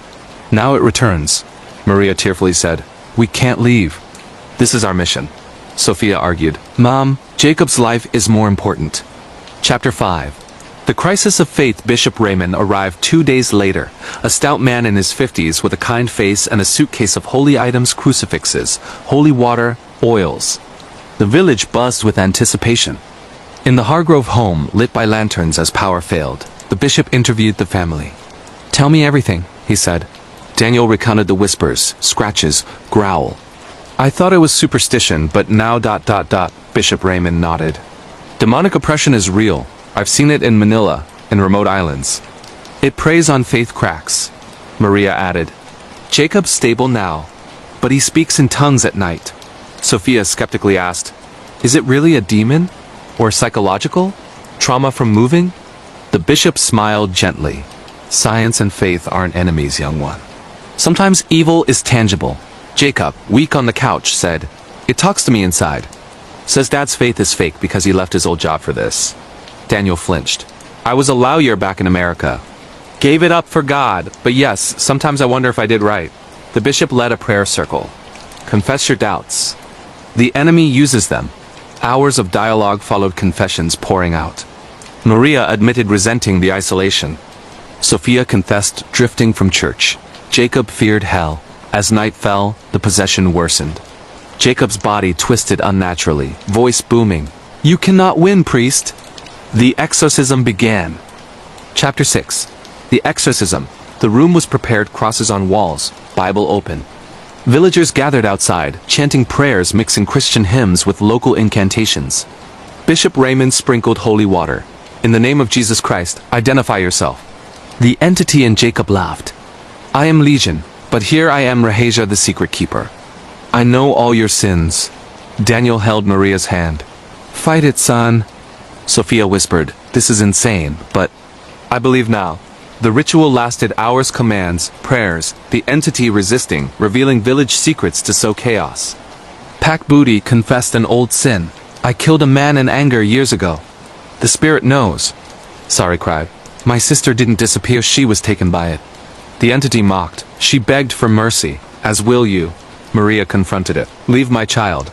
God's love is stronger. Climax built, the room shook, shadows danced, Jacob's body arched. Bishop Raymond shouted, By the blood of Christ, depart! A scream echoed, then silence. Jacob collapsed, sweating but himself. Is it over? He asked weakly. The bishop cautioned, It may linger. Strengthen your faith. Chapter 7. The aftermath and escalation. Peace lasted a week. The family bonded closer, faith renewed. Daniel preached with fire. Maria healed with confidence. Sophia ditched her skepticism, helping in church. Jacob drew pictures of angels. But the entity wasn't gone, it jumped. Sophia felt it first. Whispers in her ear during a walk. Your parents lie. They don't love you. She ignored. But nightmares came, visions of the family dying. Then Maria. Doubts about her marriage. Daniel. Visions of his past life. The family realized, It's oppressing us all now, Daniel said. More dialogue strategy sessions with the bishop, who stayed. We must uncover the root. The old sealing ritual. Pack Booty revealed. The banyan tree holds a relic, a cursed idol from pre-Christian days. Destroy it. Chapter 8. The journey to the tree. The group family, Bishop, Pack Booty, Sari, trekked into the jungle at dawn. Vines tangled, insects buzzed, air thick with moisture. Dialogues filled the hike. Fears shared. Prayers recited. Jacob, I'm scared, but God is with us. Sophia, yeah, like David and Goliath. They reached the ancient banyan, roots like tentacles, a dark aura. The entity manifested shadowy figure with red eyes. You dare? It roared. Bishop Raymond began the rite, but the entity attacked illusions of loved ones dying. Daniel faced his doubt. I choose faith.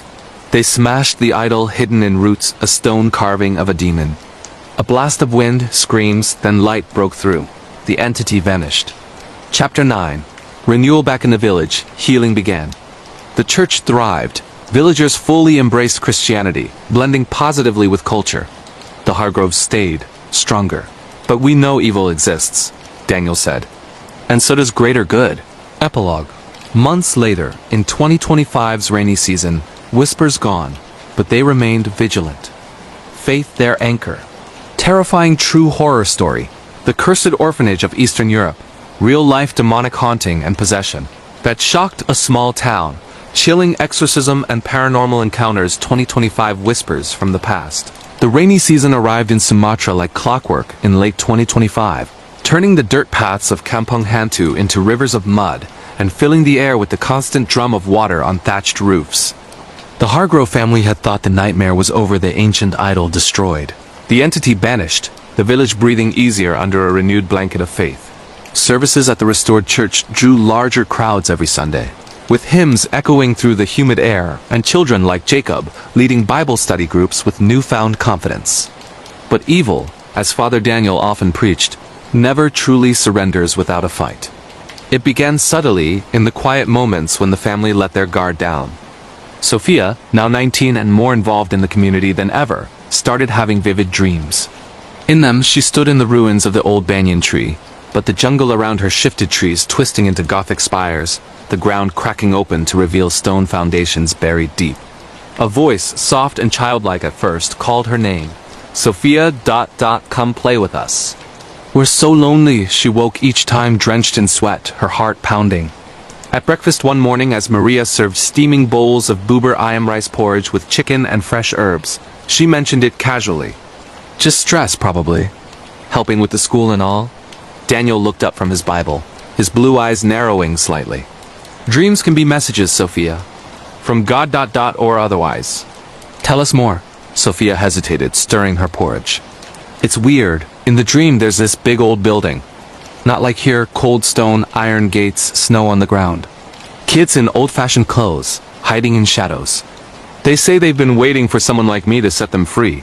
Jacob, now 13 and taller, with a mop of unruly brown hair, leaned in excitedly. Like ghosts? Cool. But Dad, you said the demon was gone. Maria reached over and touched Sophia's hand. Honey, after everything with Jacob. We can't ignore signs. Maybe it's nothing, but let's pray about it tonight as a family. That evening, under the glow of a single lantern in their living room, the power often flickered during storms, they gathered in a circle. Daniel led the prayer, his voice strong and reassuring. Heavenly Father, protect our minds and hearts from deception. If these dreams are from you, guide us. If not, bind them in Jesus' name.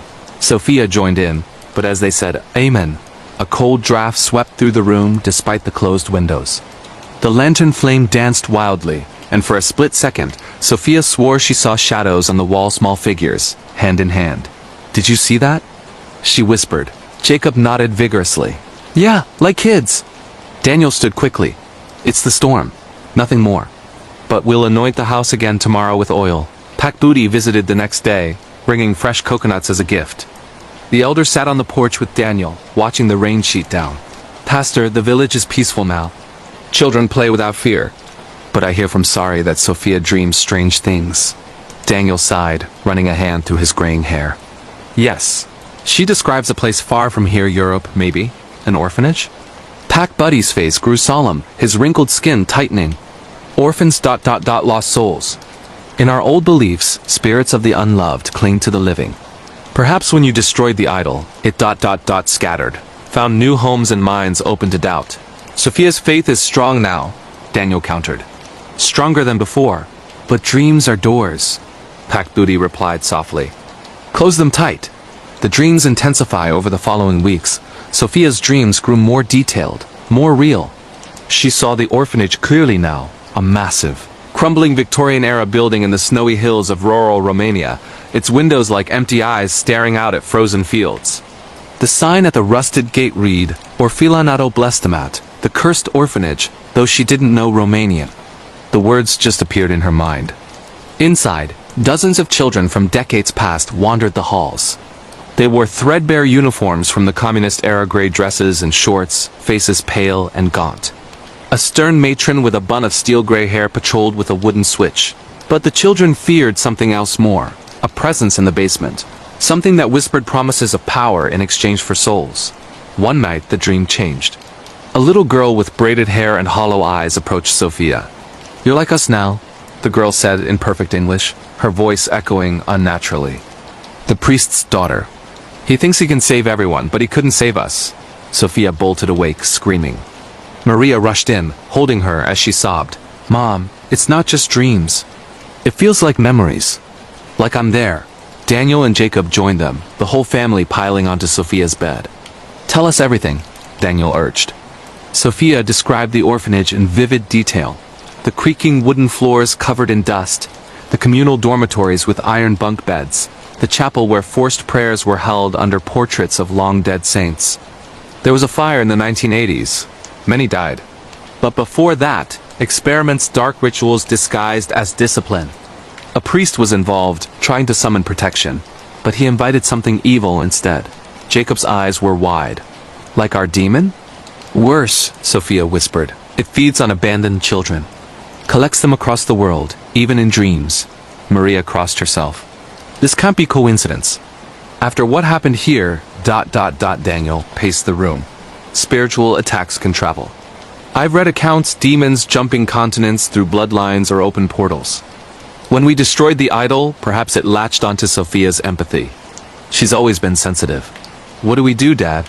Jacob asked. "We fight with what we know. Prayer, fasting, the Word." They began a regimen daily Bible readings focused on deliverance, anointing oil on doorposts, worship music playing softly at night. Bishop Raymond, back in the city, was contacted via satellite phone. "It sounds like infestation shifting to obsession," he said over the crackling line. "Guard her mind. I'll pray from here and send reinforcements if needed." Sarah became Sophia's confidant, the two young women talking for hours on the porch. "In my culture, dreams like this mean a spirit calls you to help unfinished business," Sari said one afternoon, weaving a basket as rain pattered. "Maybe these children need prayers to rest."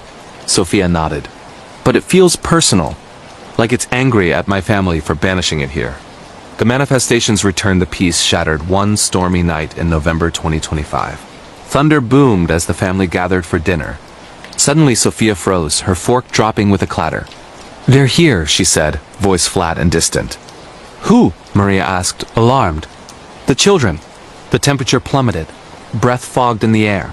From the corners of the room, small handprints appeared on the walls, smudged in what looked like ash. Children's laughter echoed, high and mocking. Jacob jumped up. "Dad!" Daniel stood, Bible raised. "In Jesus' name, I command you to leave." The laughter turned to cries, agonized wails of burning children. Sophia clutched her head. "It hurts!" "They show me the fire. The priest locked them in to purify them with some ritual. But the demon used it." Maria held Sophia tight. "Fight it, baby. You're not alone." Sophia's eyes glazed over, and when she spoke it was in a chorus of young voices. "You banished one of us, ... Now we take her." Daniel began praying fervently, quoting Psalm 91. "He shall cover thee with his feathers, and under his wings shalt thou trust." The entity resisted, objects flying, plates crashing, chairs toppling. Jacob screamed as scratches appeared on his arms again, reopening old wounds. Packed booty and villagers rushed in, alerted by the noise. "It's back!" someone shouted. "No," Pakbooty said grimly. "Different. Colder. From far away." The attack lasted minutes but felt like hours, ending when Daniel splashed holy water and commanded departure. Sophia collapsed, exhausted. "We need to research this orphanage," Daniel said afterward as they cleaned up. "If it's real, there might be records." With limited internet, Sophia sketched what she saw and described details. A visiting aid worker from an NGO recognized it. That sounds like the old orphanage in Veleascrizi, Romania. Abandoned after a tragic fire in 1987, dozens of kids died. Rumors of abuse, even occult involvement under the old regime. It's a haunted legend there people avoided. Confronting the source, the family debated intensely. "We can't go to Romania," Maria said during a long family meeting. "We're needed here, but if that's the route ... double quotes," Sophia argued. "The dreams won't stop until it's resolved." Daniel wrestled with it. God doesn't always call us to far places. Sometimes the battle is here. Bishop Raymond arrived unexpectedly, flown in by a missionary helicopter. "I've researched," he announced. "The Romanian orphanage, yes. Real tragedy. A priest there, Father Nikolai, attempted unauthorized rites mixing orthodoxy with folklore to protect the children from communism's atheism. It backfired. Many believe a demonic entity was invited, causing the fire and possessing survivors. And now it's reaching here?" Jacob asked. "Demons have no borders," the bishop replied. "But we can bind it remotely or confront it." They chose confrontation through prayer warfare. For days, intense sessions. The family, bishop, Pakbudi, Sari, and committed villagers fasting and praying specifically for the orphan souls and against the entity. Dialogues filled the church testimonies, confessions, intercessions. "Lord, release those children into your light," Maria prayed tearfully. Sophia led parts, describing each dream child by name as revealed to her. Aina, Mihai, Elena, dozens. One climactic night, during a vigil, the entity manifested strongly. The church shook, windows rattled, a whirlwind inside. Voices of children screamed accusations, "You abandoned us." The priest promised salvation but delivered hell. Bishop Raymond and Daniel stood firm. "We renounce your hold. In the name of Jesus, the true Savior, be gone. Souls of the innocent, go to the light." Sophia, in a moment of clarity, spoke directly. "I'm sorry for what happened. You're not forgotten. God loves you, go home." A profound silence followed, then a sense of release like weights lifting. Warmth returned. Some villagers wept, feeling presences depart peacefully. Chapter 14. True Freedom.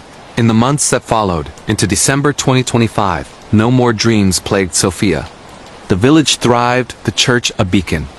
The family grew closer, their faith battle-tested. "We learned," Daniel preached one Sunday, "that evil wears many faces, ancient spirits. Tragic ghosts, but Christ's victory covers them all." Sophia smiled at Sari. "It's over." "Really over," Jacob added, "and if anything comes back, we'll be ready." The Hargroves continued their mission, knowing the world held shadows but light always prevails.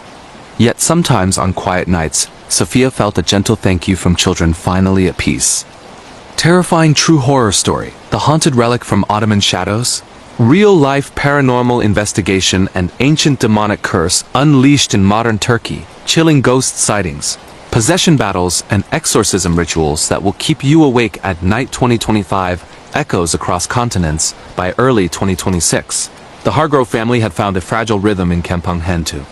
The events of the previous year, the possession, the Romanian orphanage visions, the spiritual victories had forged them into a unit of unshakable resolve. Father Daniel's sermons now drew visitors from neighboring villages, tales of their triumphs spreading like wildfire through the Sumatran highlands.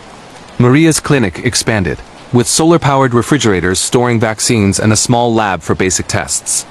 Sophia, embracing her role, started a youth group blending Christian teachings with local folklore discussions to bridge cultures. Jacob, growing into a thoughtful teen, documented everything in a journal, sketching symbols and noting prayers that worked. But peace is often the prelude to deeper darkness. It started with a package, a weathered wooden box delivered by a courier from Jakarta, addressed to Daniel from an anonymous sender. Inside, wrapped in faded silk, lay an antique silver amulet, etched with Ottoman script and Christian crosses intertwined with Islamic crescents. A note in elegant handwriting read, "From the shadows of Constantinople. It calls to those who have faced the unseen.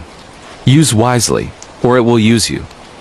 Daniel examined it in the family living room, the afternoon sun filtering through bamboo blinds. This looks historical, perhaps from the Byzantine era, when Christianity and Islam clashed and mingled in Turkey. "But why send it to me?" Maria picked it up gingerly, her nurse's hands steady. "It's beautiful, but cold to the touch. Feels ... heavy, like it carries stories.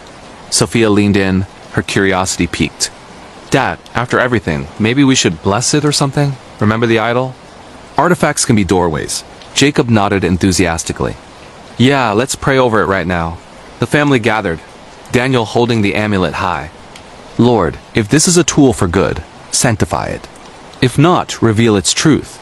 As they prayed, a faint hum emanated from the relic-like distant chanting in Turkish. The room grew dim, shadows lengthening unnaturally. Daniel set it down quickly. Perhaps it's nothing. I'll research it tomorrow. That night, Daniel dreamed vividly. He wandered the labyrinthine halls of an ancient Turkish mansion in Istanbul's Old Quarter, walls adorned with intricate tiles depicting saints and sultans. Whispers in Ottoman Turkish filled the air. The relic binds us. Break the curse or join the damned. He awoke unsettled, sharing it with Maria over morning coffee strong and black, brewed from local beans. It felt real, Maria, like Sophia's dreams last year. Maria frowned, stirring her cup. Coincidence? Or another attack? We've disturbed forces before. Sophia overheard as she prepared for the day.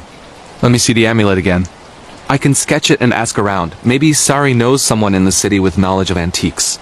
Pak Booty, stopping by for his weekly check-in, examined the relic. This is not from our islands, but old things carry old spirits. In Turkey, they have jinn genies, some good, some evil, mixed with your faith. Dangerous?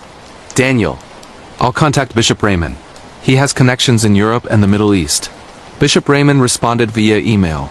His words cautious. Sounds like a syncretic artifact from the Ottoman period, when Christian minorities crafted protective talismans against persecution. But some were cursed during the empire's fall. Send photos. I'll consult experts. As days passed, subtle disturbances began. The amulet seemed to move on its own, found in different spots each morning. Whispers in Turkish echoed at night, unintelligible but insistent. Jacob confided in Sophia one evening, as they walked the village paths under a starlit sky. I hear it too, Soph, like someone calling my name but in a funny language. Makes me think of those orphanage kids lost and angry. Sophia hugged him. We'll handle it together. Dad's faith got us through before. The visions deepened, the dreams escalated for the entire family. Maria saw herself as a young Christian woman in 19th century Istanbul, hiding in the mansion's secret passages during a pogrom. The amulet was her family's heirloom, blessed by a priest but tainted by a betrayed sultan's curse invoking a jinni to guard it. But the spirit turned malevolent, possessing bearers across generations. She described it to Daniel in bed one night, the mosquito net swaying gently. It was so vivid, the smell of spices in the bazaar, the call to prayer mixing with church bells. The jinni appeared as a shadow with golden eyes, promising protection but demanding blood. Daniel held her close. Spiritual echoes. The relic must be linked to unresolved sin or tragedy. Sophia dreamed of the mansion's current state in 2026, abandoned, overgrown with ivy, tourists avoiding it due to hauntings. In her vision, a modern family, Turkish Christians, had inherited it and faced similar torments. Possessions, apparitions of Ottoman ghosts. Jacob's dreams were the most terrifying children from the mansion's past, victims of the curse, playing deadly games in hidden rooms. They want to play forever, he told the family at breakfast, his voice trembling. But if you lose, you stay with them. The disturbances manifested physically. Lights flickered without cause, even on solar power. Cold spots formed around the amulet. Villagers reported seeing shadowy figures near the Hargrove home. During a village meeting in the church, Daniel addressed the growing unease. Friends, we've faced darkness before. This new challenge comes from afar, but our God is everywhere. Let's unite in prayer. Pak Booty stood. Pastor, perhaps send the relic back. Don't invite foreign demons, Sari added. Or destroy it like the idol. Sophia spoke up. But what if it's a call to help? Like the orphanage unfinished business.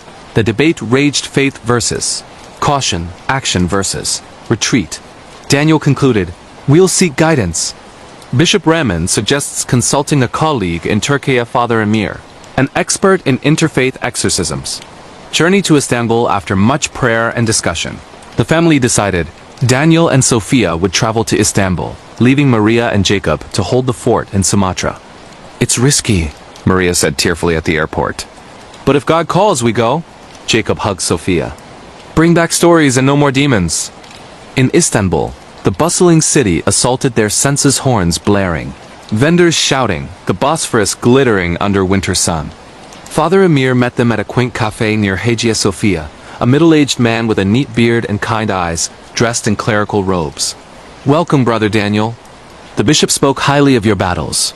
Over baklava and tea, Daniel showed the amulet. "It came to us mysteriously. Visions point to a mansion here, the Konak of Shadows perhaps?" Father Emir's face paled. "Yes, the Yildirim mansion in the old quarter. Built in Ottoman times, owned by a Christian Armenian family. Legend says a sultan gifted it but cursed the heirloom when betrayed. The jinni bound to it has claimed many possessions. Madness. Last owners fled in 2020 after ... incidents." Sophia described her dreams. Ghosts of the past. "Can we visit?" Father Emir nodded, but with protection. Prayer shawls, holy water, Christian and Islamic blessings combined, as the curse is syncretic. They drove to the mansion, a grand, decaying structure with arched windows and tiled facades, surrounded by a wrought iron fence. Inside, dust motes danced in flashlight beams, rooms filled with antique furniture shrouded in sheets.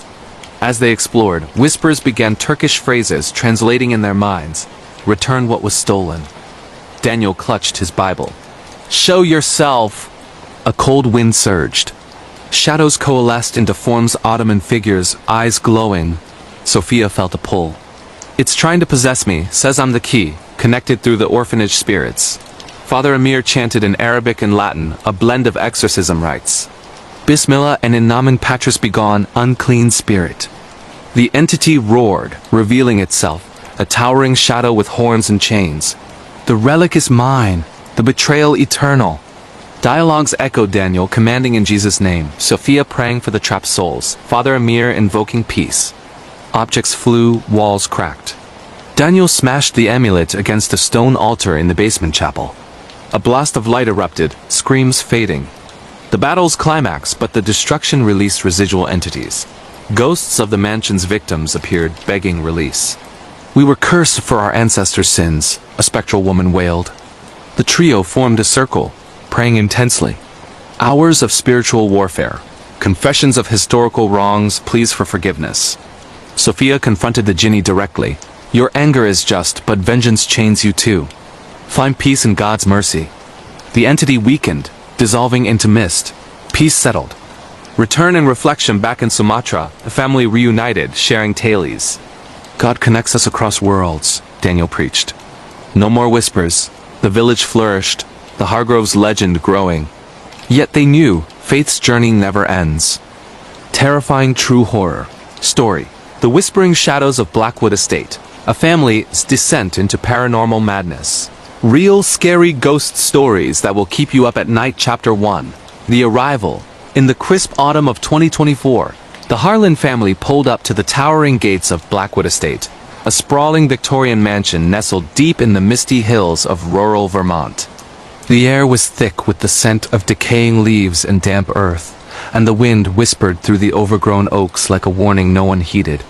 David Harlan, a sturdy man in his mid-40s with salt and pepper hair and a perpetual furrow in his brow from years of flipping rundown properties, gripped the steering wheel tightly. Beside him sat his wife, Elena, a vibrant artist with flowing auburn locks and eyes that sparkled with optimism. Even now. "This is it, folks," David announced, his voice booming with forced enthusiasm. "Our biggest project yet. We'll turn this old beauty into a luxury bed and breakfast. Imagine the views from those turrets." In the back seat, their 5 children shifted restlessly. The oldest twins, Alex and Mia, both 18, exchanged skeptical glances. Alex, athletic and pragmatic with his father's build, rolled his eyes. "Dad, this place looks like it belongs in a horror movie. Why couldn't we stick to flipping condos in the city?"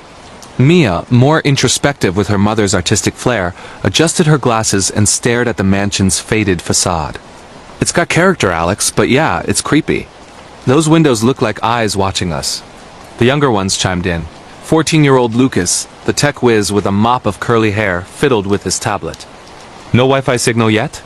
"This is barbaric."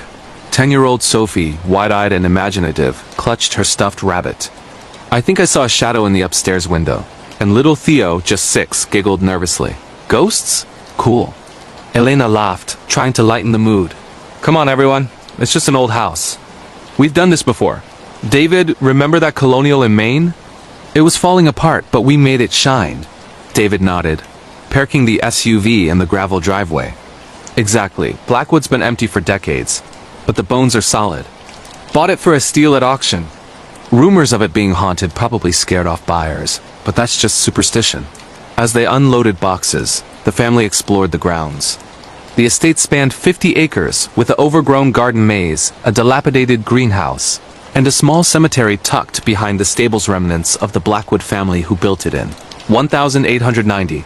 Local legend, which David dismissed as small-town gossip, spoke of tragedy. The original owner, Elias Blackwood, a wealthy industrialist, lost his mind after his wife's mysterious death, claiming shadows whispered secrets that drove him to suicide. His children vanished one by one, their bodies never found. Inside, the foyer was grand but dusty, with a sweeping staircase and crystal chandeliers coated in cobwebs. Okay, team, David said, clapping his hands. Let's assign rooms. Elena and I in the master suite. Twins, you get the east wing. Lucas and Theo in the middle, Sophie in the west.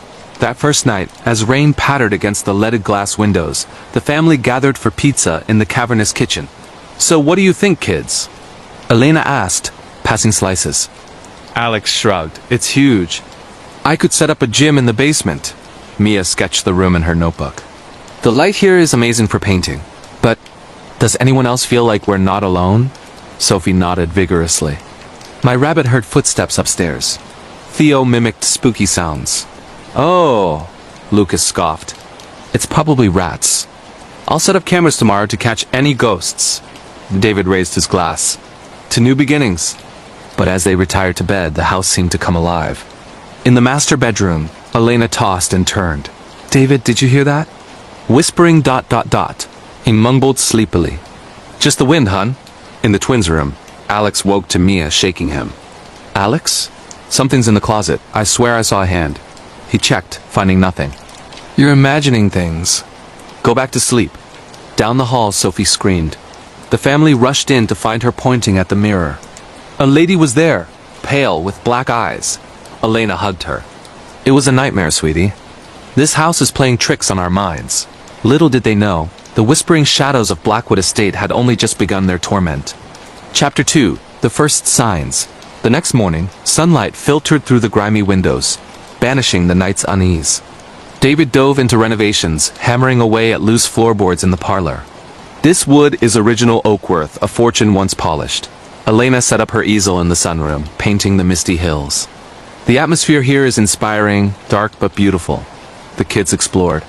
Alex and Lucas ventured into the basement, a labyrinth of stone walls and forgotten relics. Look at this, Lucas said, holding up an old journal.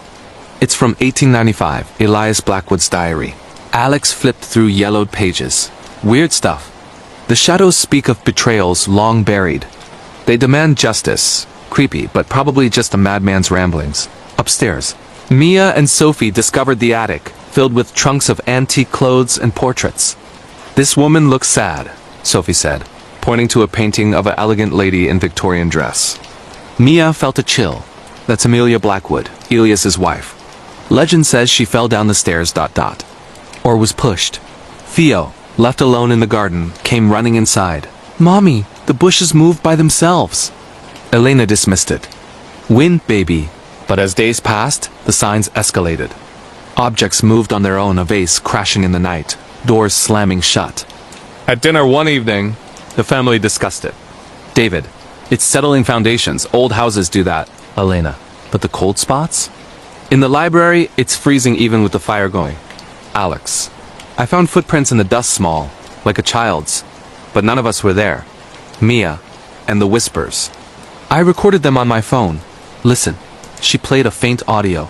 Indistinct murmurs, like voices arguing in another room. Lucas analyzed it. It's not fake.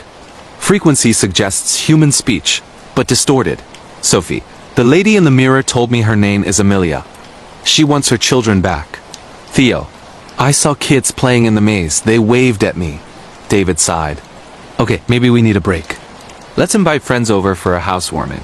But the party never happened.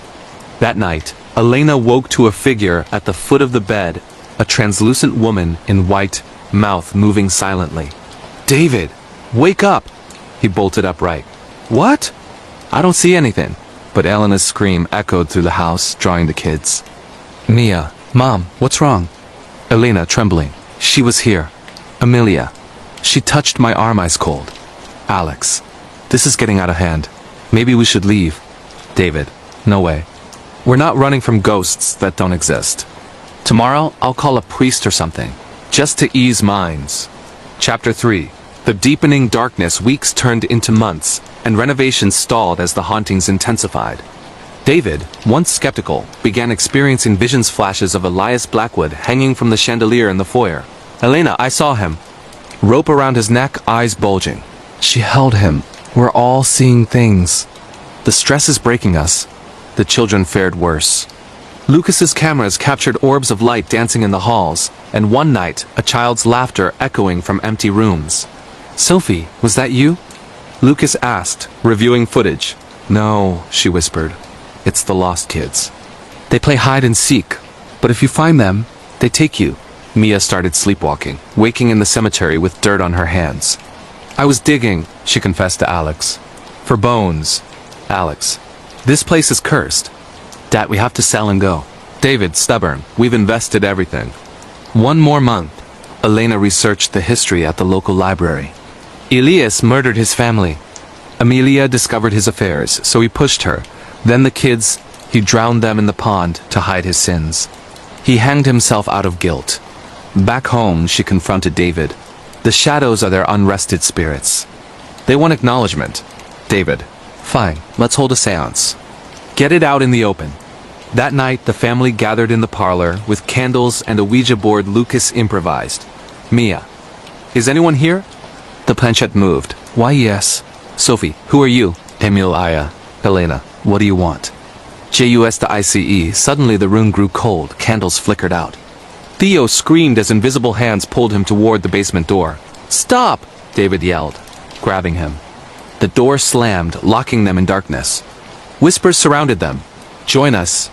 Stay forever. Book quotes. Chapter 4. Fractured bonds, the seance shattered the family's unity. David became obsessed with finishing renovations, working late into the night, muttering to himself. Elena, the house speaks to me. It says if we leave, it'll follow. She pleaded. We're losing our minds. Look at the kids. Alex withdrew, lifting weights obsessively to drown out the voices. They tell me secrets about you, Dad.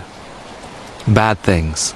Mia painted disturbing scenes, shadowy figures devouring families. It's not me painting. My hand moves on its own. Lucas hacked local records, finding more deaths at Blackwood. Servants, visitors, all ruled accidents. Sophie befriended the ghost kids, playing games that left bruises. They say I'm their sister now. Theo stopped speaking, drawing pictures of monsters in the walls. One stormy evening, arguments erupted over dinner. Alex, this is your fault, Dad. You dragged us here for your ego. David, watch your tone, boy. This house will make us rich. Elena, rich? At what cost? Sophie's having nightmares every night. Mia, I heard Amelia crying. She said Elias is still here, trapping them. Lucas, we need to burn the journal. It's the anchor. Theo whispered. No. He'll get mad. As thunder crashed, the chandelier swung violently, crashing down inches from David. Elena, that's it. We're leaving tomorrow. But night brought terror.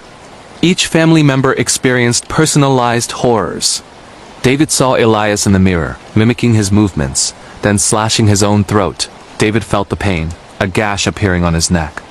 Elena was chased by Amelia's ghost through the maze, thorns tearing her skin. Alex fought shadowy hands pulling him into the pond. Mia woke buried alive in the cemetery, clawing her way out. Lucas's devices exploded, sparks burning his arms. Sophie was lifted by invisible forces, floating toward the attic. Theo vanished into the walls, his cries echoing. Chapter 5. The Breaking Point. Dawn found them huddled in the foyer, battered and terrified.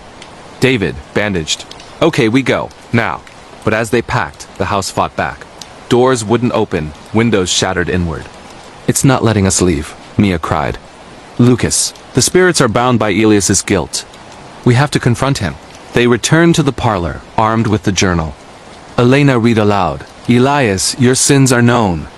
Release your family. A vortex of wind swirled, shadows coalescing into forms. Amelia, the children, and finally Elias, a twisted specter. Elias's voice boomed. You intrude on my domain. David, your domain? You destroyed them. Face your crimes. Amelia's ghost stepped forward. Husband, the shadows reveal all. Betrayal, murder... The children ghosts chanted. Justice! Justice! Elias howled, lunging at David, but the family linked hands. Mia. We're not afraid anymore. Leave this place. A blinding light erupted, the shadows dissipating. The house groaned, then stilled. Chapter 6. Aftermath and escape. With the spirits freed, the estate felt empty, peaceful, almost. The family fled to a hotel, vowing never to return. But scars remained. Months later, in their new city home, whispers occasionally returned. David, did you hear that? Elena, just the wind, love. Yet deep down, they knew Blackwood's shadows lingered, a reminder that some horrors never fully fade. In therapy, Alex confessed. It changed us, made us stronger, but broken. Mia, I paint light now, not darkness. Lucas, I believe in the paranormal. Documented it all. Sophie, the kids are free. They said goodbye. Theo smiled again. No more bad dreams. The Harlan family survived, but Blackwood Estate stands empty still, waiting for the next unwitting souls. Epilogue. The warning. If you ever drive through Vermont's hills and see a for sale sign on an old mansion, turn away. Some places hold secrets too dark to unearth. This is the true story of the Whispering Shadows, a cautionary tale of real horror that could happen to anyone. Chilling real horror tale. The forest that devours souls. Lost hikers face ancient evil in the wilderness. True scary survival stories from the unknown. Chapter 1. The reunion. It was early summer 2025 when four old college friends, Mark, Jenna, Tyler, and Lisa, decided to reunite for a hiking trip in the remote forests of the Pacific Northwest. Mark, a successful software engineer in his 30s with a rugged beard and adventurous spirit, organized it. Guys, it's been too long since graduation. Let's do the Cascade Trail, 3 days of nature, no phones, just us. Jenna, a teacher with short blonde hair and a no-nonsense attitude, agreed. I need a break from grading papers. But Mark, is it safe? I heard stories about missing hikers. Tyler, the jokester with a stocky build and perpetual grin, laughed. Come on, Jen. Bears maybe, but ghosts? Nah, I'll bring the beer. Lisa, quiet and analytical, a biologist, nodded. The ecosystem there is fascinating. Ancient trees, rare fungi. It'll be educational. They met at the trailhead, backpacks loaded. The forest was dense. Sunlight dappled through towering pines. This is paradise, Mark said, leading the way. As they hiked, conversation flowed. Tyler, remember that party senior year? Mark, you danced on the table. Mark, hey, I was young. Now I'm all about Zen. Jenna, Zen? You're the one who got us lost on that campus trip. Lisa, let's not jinx it. Stick to the map. By dusk, they camped by a stream. Strange, Lisa noted. No birdsong. Usually, forests are alive. Tyler, more peace for us. That night around the fire, they shared stories.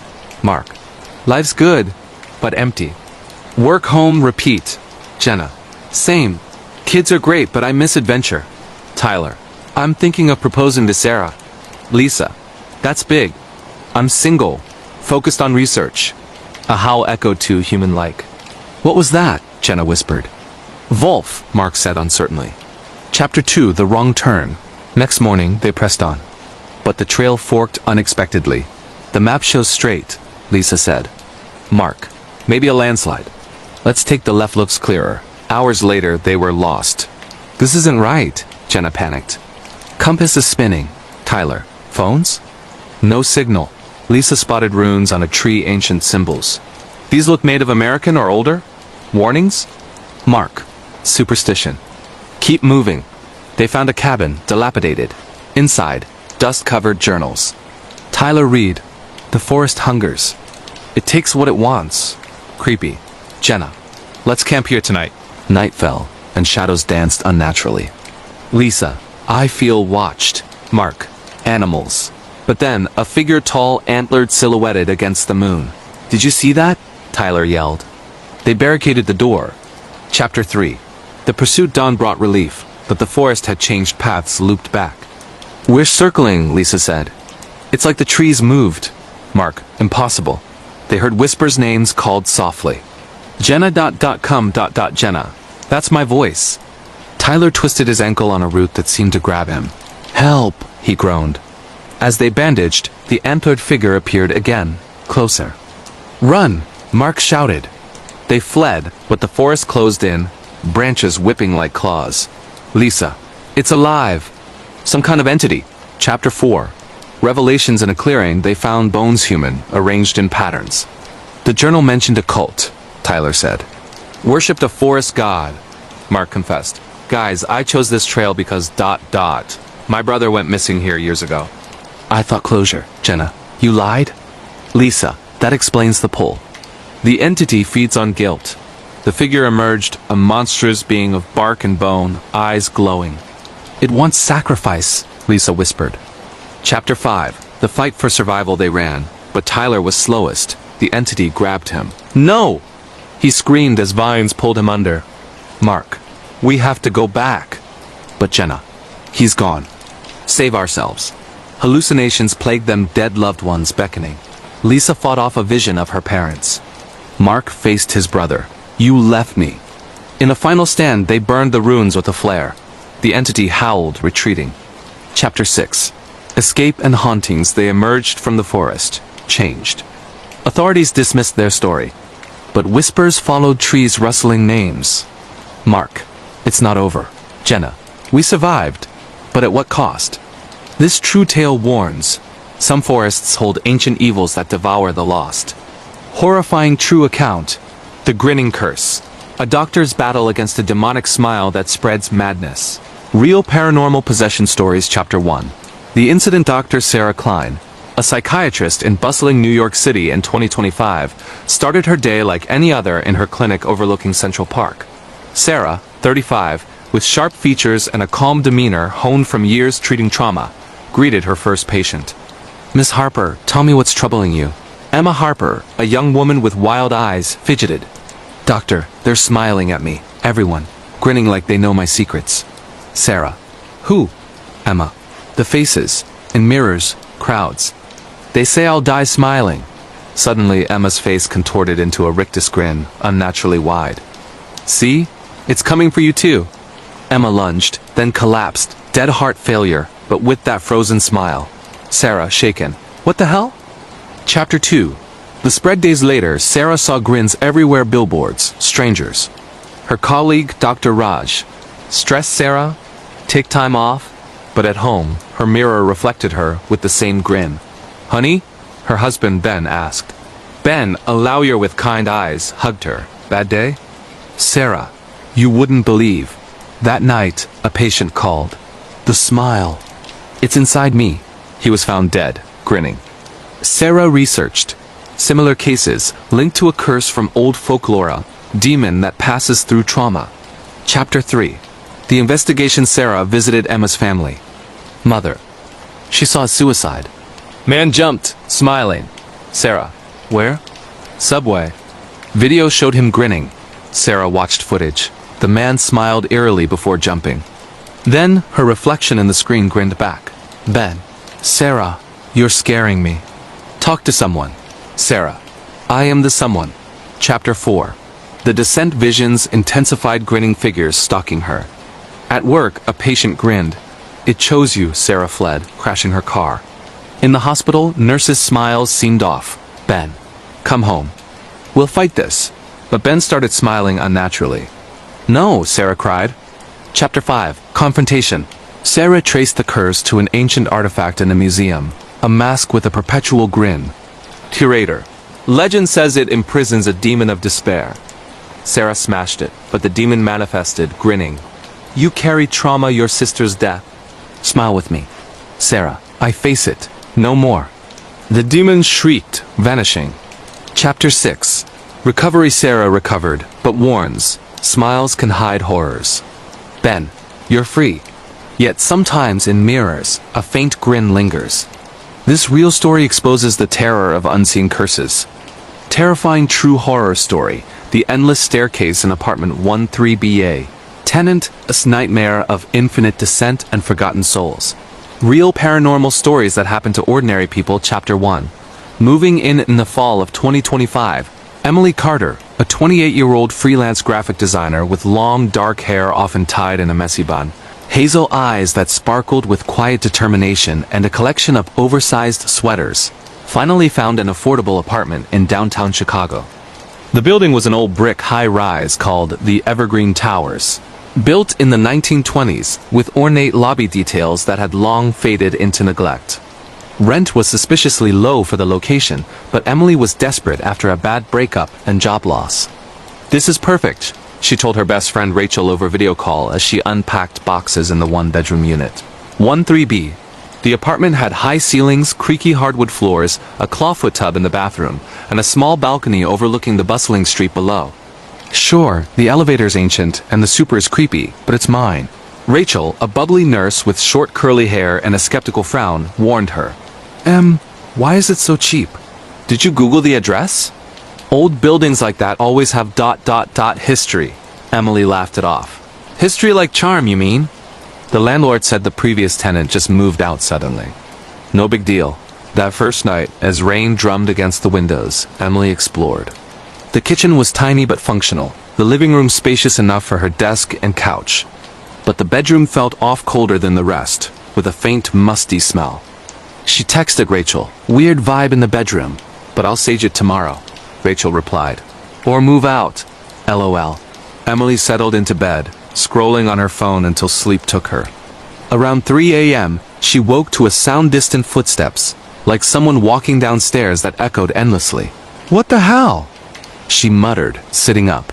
The apartment was on the 13th floor. There were no stairs inside. The building had a central staircase, but it was far down the hall. She checked the front door locked. Peeking into the hallway, it was silent. "Just settling noises," she whispered to herself, going back to bed. Chapter 2. The Discovery. The next morning, bright sunlight flooded the apartment. Emily brewed coffee and set up her workspace. Work was steady designing logos for startups, but by afternoon, she needed a break. Curiosity led her to the building's basement laundry room. The super, Mr. Harlan, a gaunt man in his 60s with sunken eyes, yellow teeth, and a perpetual scowl, was there fixing a dryer. "New in 13B?" he grunted without looking up. "Yeah, Emily." "Hi." He paused, eyeing her. "That unit's been empty a while." "Folks don't stay long." Emily forced a smile. "Why's that?" Harlan shrugged. "Noisy neighbors. Old pipes. You hear anything strange yet? Like footsteps?" She asked lightly. His face darkened. "Best not to poke around. Especially the service stairs behind the elevator." "What service stairs?" He pointed to a nondescript door in the corner, marked Maintenance Only. "Leads down to the boiler room. But it's locked for a reason. Infinite, some say..." "Don't go near it," Emily laughed nervously. "Infinite? Like Escher drawing?" Harlan didn't smile. "Just stay out." Back in her apartment, Emily Googled the building. Nothing major, no murders, just complaints about thin walls and slow elevators. But a Reddit thread caught her eye. Evergreen Towers weirdness? Users mentioned cold spots in certain units, doors opening on their own, and whispers from walls. One post: "Avoid the back stairs, they go down forever. Lost a friend there once." She dismissed it as urban legend. That night, the footsteps returned louder, closer. Emily followed the sound to her bedroom closet. Pressing her ear against the door, she heard it clearly. Thump. Thump. Thump. Descending stairs that shouldn't exist. Heart pounding, she opened the closet. Just clothes and shelves. But at the back, behind a loose panel she hadn't noticed before, was a small door barely 3 feet high, painted the same color as the wall. "What the..." She pulled the panel away. The door was unlocked. A draft of cold, stale air rushed out, carrying the scent of damp stone and something metallic. "Rachel, you won't believe this," she called her friend later. "There's a hidden door in my closet leading to stairs." Rachel: "Do not open it, Em." "Call the landlord." Emily: "It's probably just old service access." "I'm curious." Against better judgment, she shone her phone flashlight inside. Narrow concrete stairs spiraled down into darkness. "Just a peek," she said aloud. She descended 10 steps. 20. The air grew colder. 30 steps, and the light from her apartment faded. She turned back, the door was still there. Relieved, she climbed up and sealed the panel. But that night, dreams plagued her. Falling endlessly downstairs, voices calling her name from below. Chapter 3. The first descent days blurred into a routine, but the stairs haunted Emily's thoughts. Work suffered, she missed the deadlines. The footsteps grew insistent, like someone pacing impatiently. One evening, after a frustrating client call, Emily snapped. Fine. What do you want? She opened the hidden door and stepped in fully this time, phone in hand recording video. For proof, it's nothing. The stairs were steep, walls graffiti scratched with dates from decades ago. 1953, don't go further. 1978, they're waiting. 2001, help me. 50 steps down, the temperature plummeted. Her breath fogged. Emily ... double quotes, a whisper echoed from below her own voice, but distorted. She froze. Hello? No answer. She continued, curiosity overriding fear. 100 steps. The stairs shouldn't go this deep, the building was only 15 stories. Her phone signal died. Battery drained rapidly. Okay, that's enough. She turned to ascend. But the stairs up were gone. Just a blank wall. Panic surged. No.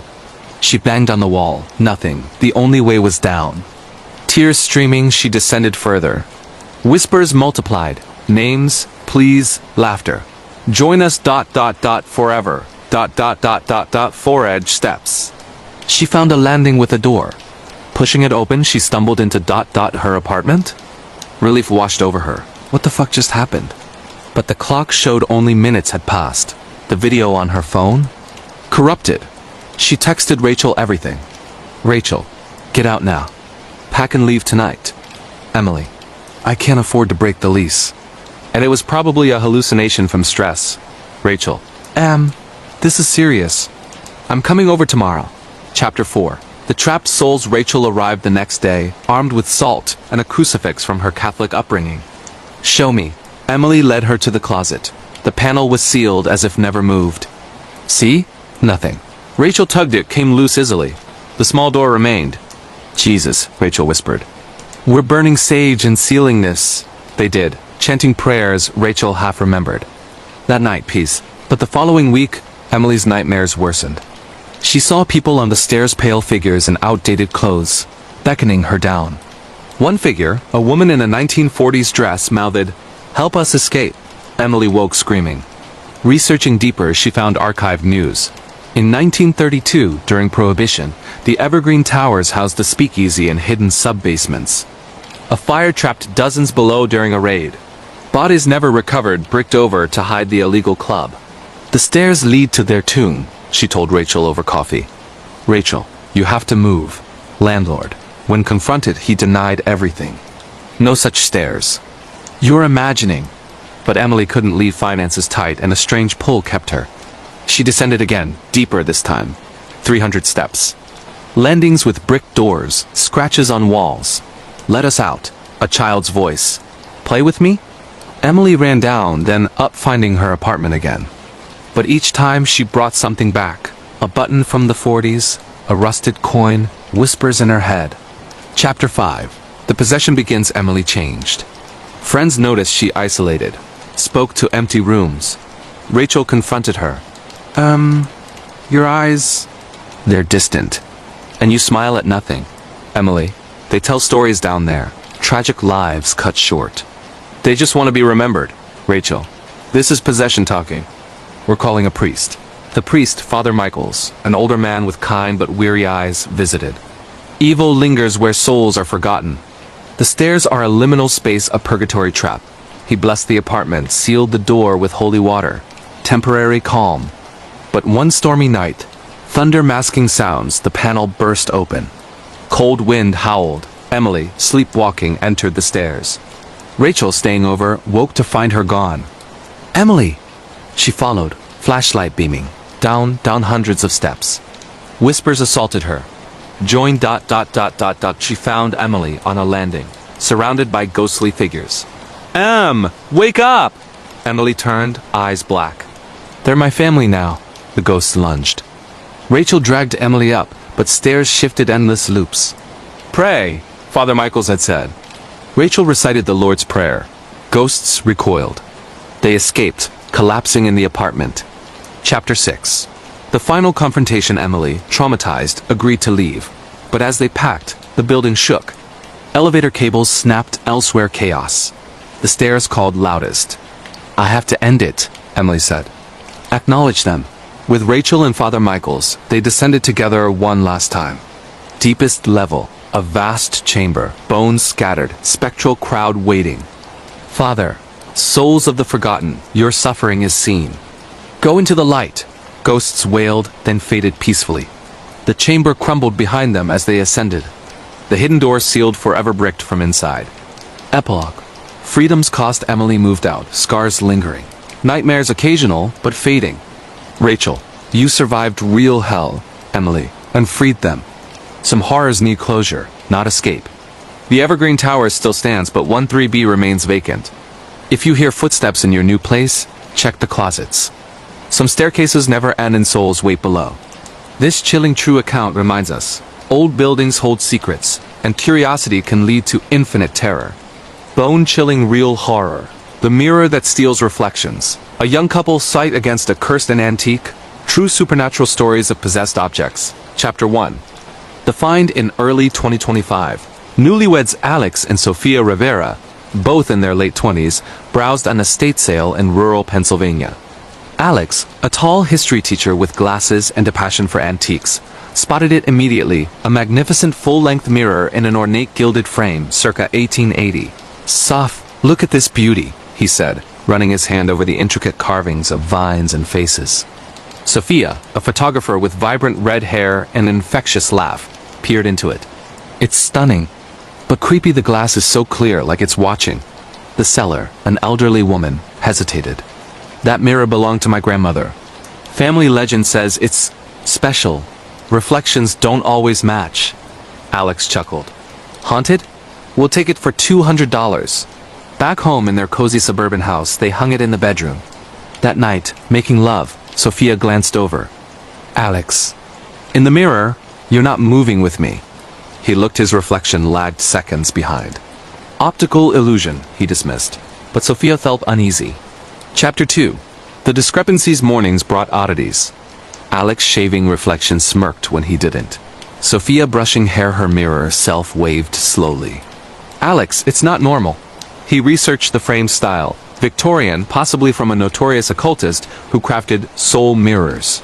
"Superstition," he said. But friends visited and noticed. Friend Mia. "Guys, your mirror is freaking me out." My reflection blinked after I did. They covered it with a sheet. Uncovered nights, whispers emanated faintly. Sophia. "It said my name." Alex. "How settling." Chapter 3. The theft begins. Sophia's photos turned out wrong. Subject's eyes hollow. Then, her reflection thinned, paler. "I look sick," she told Alex. "But in person, I'm fine." Alex's reflection grew stronger, more vibrant while he fatigued. Doctor visits, nothing wrong. One night, Alex woke to his reflection standing outside the glass, grinning. "Soph, it's out." But turning, nothing.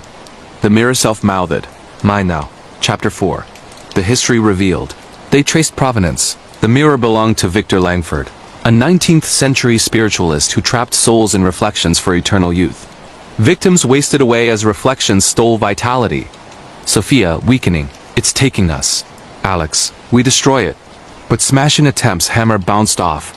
Reflection. Alex laughed. Chapter 5. The battle. A paranormal expert, Dr. Elena Voss, consulted. The curse feeds on doubt. Believe it's powerless. They performed a ritual. Candles, salt circle, affirmations.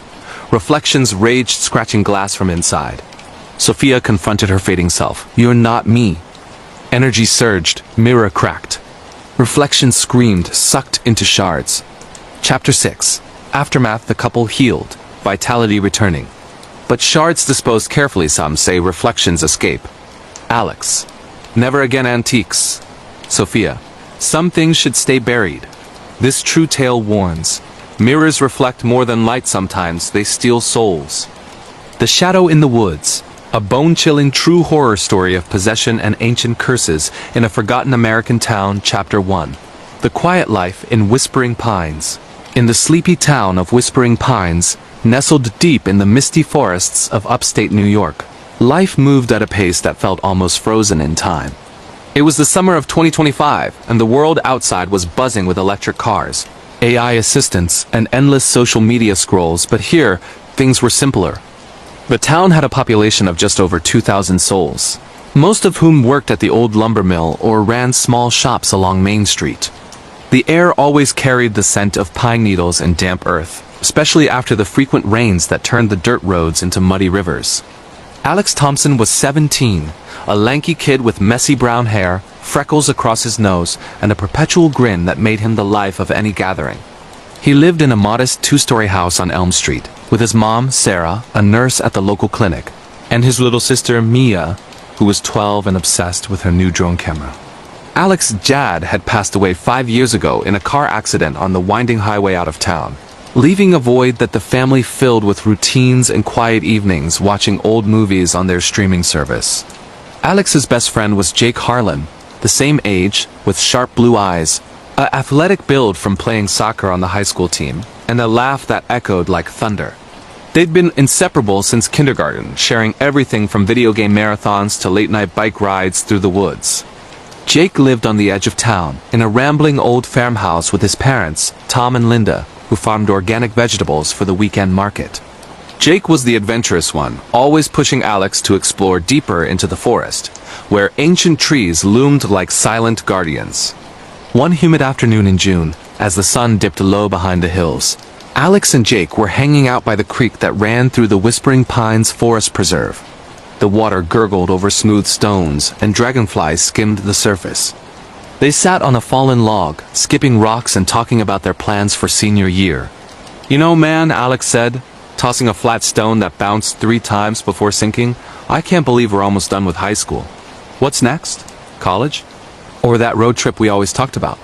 Jake grinned, his eyes sparkling with mischief. "Road trip for sure. Coast to coast, blasting our playlist the whole way. No parents, no rules. Just us and the open road." Alex laughed.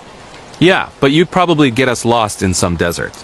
Remember that time we hiked up Black Ridge and you swore the trail looped back? But we ended up circling for hours?" "Hey, that was an adventure," Jake protested, punching Alex's arm lightly. "Adventures are what life's about. Speaking of, let's go deeper into the woods tomorrow. I heard from old Mr. Wilkins at the diner that there's a hidden cave up near the old quarry. Supposed to have Native American carvings or something." Alex hesitated. "The quarry? That's like miles in. Mom would kill me if we got stuck out there after dark. Come on, don't be a wimp. It'll be epic." Jake's voice was persuasive, as always. "Fine, but if we see any bears, I'm using you as bait," Alex joked. They parted ways as dusk fell, the sky turning a deep purple. Alex biked home, the wind whipping through his hair, feeling that familiar excitement bubbling up. Little did he know that conversation would be the last normal one they'd have. Chapter 2. The Disappearance. The next morning, Alex woke to the sound of rain pattering against his window. He checked his phone, no message from Jake. Weird, he thought. Jake was usually the first to text about plans. He fired off a quick message. "Yo, still on for the hike? Meet at the trailhead in 30? No reply. Alex shrugged it off, assuming Jake was still asleep. By noon, the rain had stopped, leaving the air fresh and earthy. He biked to the trailhead, a gravel parking lot at the forest's edge, but Jake wasn't there. Alex waited an hour, calling Jake's phone repeatedly, but it went straight to voicemail. "Hey, this is Jake. Leave a message if you're cool enough." "Dude, where are you?" Alex said into the phone, frustration creeping in. "If you're bailing, at least tell me." He decided to head to Jake's house. The Harlan farmhouse was a weathered white building with a red barn behind it, surrounded by fields of corn swaying in the breeze. Linda answered the door, her face lined with worry. She was in her mid-40s, with sun-kissed skin and hair tied back in a ponytail. "Alex, have you seen Jake? He left early this morning, said he was meeting you for a hike." Alex's stomach dropped. He didn't show. "I thought maybe he overslept or something." Tom, Jake's dad, a burly man with a beard, came in from the barn. "What's going on?" "Jake's missing," Linda said, her voice trembling.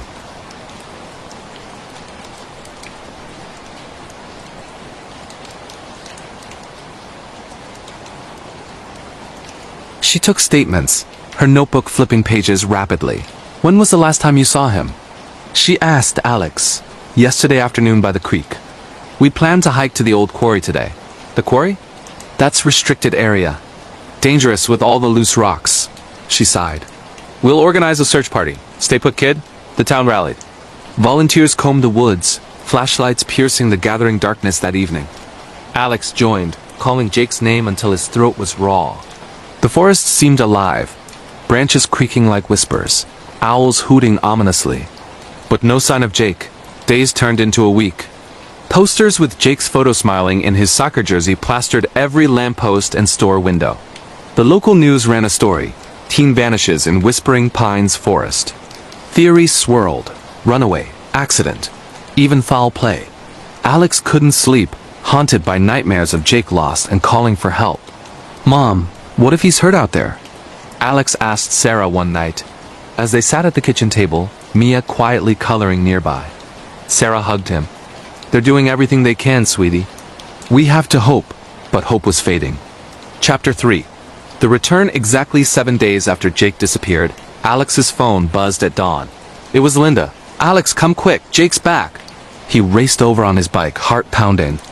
Jake was sitting on the porch, wrapped in a blanket, looking disheveled but otherwise fine. His clothes were dirty, his hair matted, but he smiled when he saw Alex. Dude. Alex yelled, running up and hugging him. Where the hell were you? We thought you were dead. Jake hugged back, but something fell off. His grip was too tight, his body colder than it should be on a warm morning. Lost in the woods, man. Tripped and hit my head. Wandered around until I found my way back. The sheriff was there, questioning him. No injuries? No dehydration? Jake shook his head. I'm fine, really. Just hungry. Everyone was relieved. The town celebrated the lost boy returned. But Alex noticed little things. Jake's laugh was the same, but his eyes, they seemed distant, like he was watching from afar. And he avoided questions about the quarry. That afternoon, they hung out in Jake's room. Posters of soccer stars on the walls, gaming console humming. Tell me everything, Alex pressed. What happened in the woods? Jake leaned back on his bed.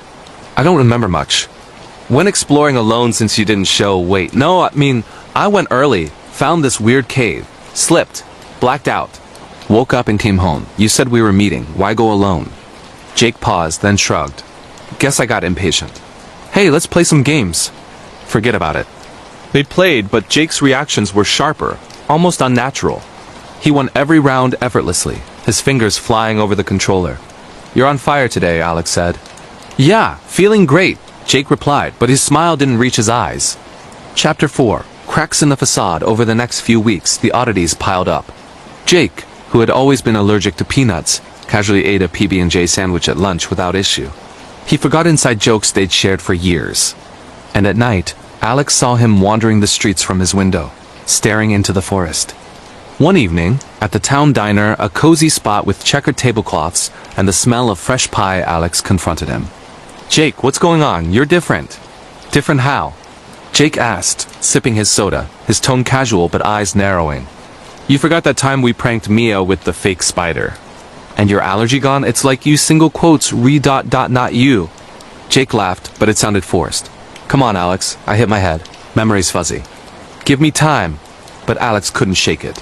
He started researching online, late at night in his room, the glow of his laptop illuminating his worried face. Searches like people changed after disappearance led to stories of doppelgangers, possessions, ancient legends. One article caught his eye, a local history piece on Whispering Pines. The town was built on old Native American land, cursed after a mining accident in the 1800s where workers vanished, only to return changed, causing chaos until they were driven out. Mia noticed Alex's distraction. Brother, you okay? You look like you saw a ghost. Maybe I did, Alex muttered. Sarah worried too. Honey, Jake's back, let it go. But I can't, Mom, something's wrong. Chapter 5. The Confrontation. It came to a head one stormy night. Thunder rumbled as Alex biked to Jake's house, rain soaking him. He found Jake in the barn, staring at a mirror, muttering to himself. Jake? Alex called. Jake turned, his face twisting in a way that wasn't humanized black for a split second. What are you doing here? I know you're not Jake. Who are you? What did you do to him? The thing that looked like Jake tilted its head. Clever boy. Jake is gone. I took his place, the woods. They give and take. What are you? An old one. From the depths. We replaced the lost to survive in your world. But you're a problem. Alex backed away, heart racing. Where's the real Jake? Dead. In the cave. His body fed the roots. No, Alex screamed, lunging at him. They fought, the imposter stronger, pinning Alex down. Admit it, you always knew. But tell anyone and your family suffers. Alex broke free, running into the rain. He had to tell someone. Chapter 6. Uncovering the Curse. The next day, Alex skipped school and went to the library, a dusty building with creaking floors and shelves of forgotten books. The librarian, Mrs. Ellis, an elderly woman with glasses perched on her nose, helped him find old records. The Curse of Whispering Pines, she whispered. Started in 1847, miners dug too deep, released entities from the earth. They mimic humans but feed on fear and life. Every few decades someone vanishes, returns wrong. How do I stop it? Alex asked. Legend says, confront it in the place it entered the cave. But no one survived. Alex told his mom everything that night, showing her the articles. Sarah was skeptical, but saw the fear in his eyes. If this is true, we need help. Let's talk to the sheriff. Sheriff Ramirez listened, brow furrowed. Sounds like trauma, kid, but I'll check the cave. No, it's dangerous, Alex pleaded. We'll go together. They formed a group. Alex, Sarah, Sheriff Ramirez, and Tom Harlan, who was doubtful but worried about his son. Jake's acting strange, Tom admitted. Cold. Distant. They hiked into the woods at dawn, flashlights cutting through fog. The forest grew denser, trees twisting like claws. Birds fell silent. The cave loomed, a dark maw in the hillside, vines hanging like curtains. Inside the air was chill, echoing drips. They found bones old and new, and Jake's real body, skeletal, entwined in roots. Oh God, Tom gasped, falling to his knees. A laugh echoed. The imposter appeared, shape shifting slightly, skin rippling. You shouldn't have come. What do you want? Sheriff Ramirez demanded, drawing her gun. To live, your world is warm. We take what we need. It lunged at the sheriff, claws extending. She fired, bullets passing through like smoke. Chaos ensued. Sarah screamed as it grabbed Mia, who had secretly followed them. Mia, Alex yelled. The entity held her. Leave or she joins the roots. Alex remembered the legend fire purifies. He grabbed a flare from the sheriff's pack, igniting it. No, the thing howled, releasing Mia as flames licked its form. It writhed, melting into shadow, screeching ancient words. The cave shook, rocks falling. Run, Tom shouted. They escaped as the entrance collapsed, sealing the horror inside. Chapter 7. Aftermath and lingering shadows. Back in town, they mourned the real Jake. The imposter was gone, but the curse lingered. Whispers of more disappearances in nearby towns. Alex changed, more vigilant, warning others. The forest seemed quieter, but at night, he heard echoes. Mom, do you think it's over? He asked Sarah one evening as they watched the stars. I hope so, she said.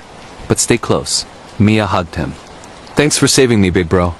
The town healed, but Alex knew the shadows in the woods waited for the next lost soul.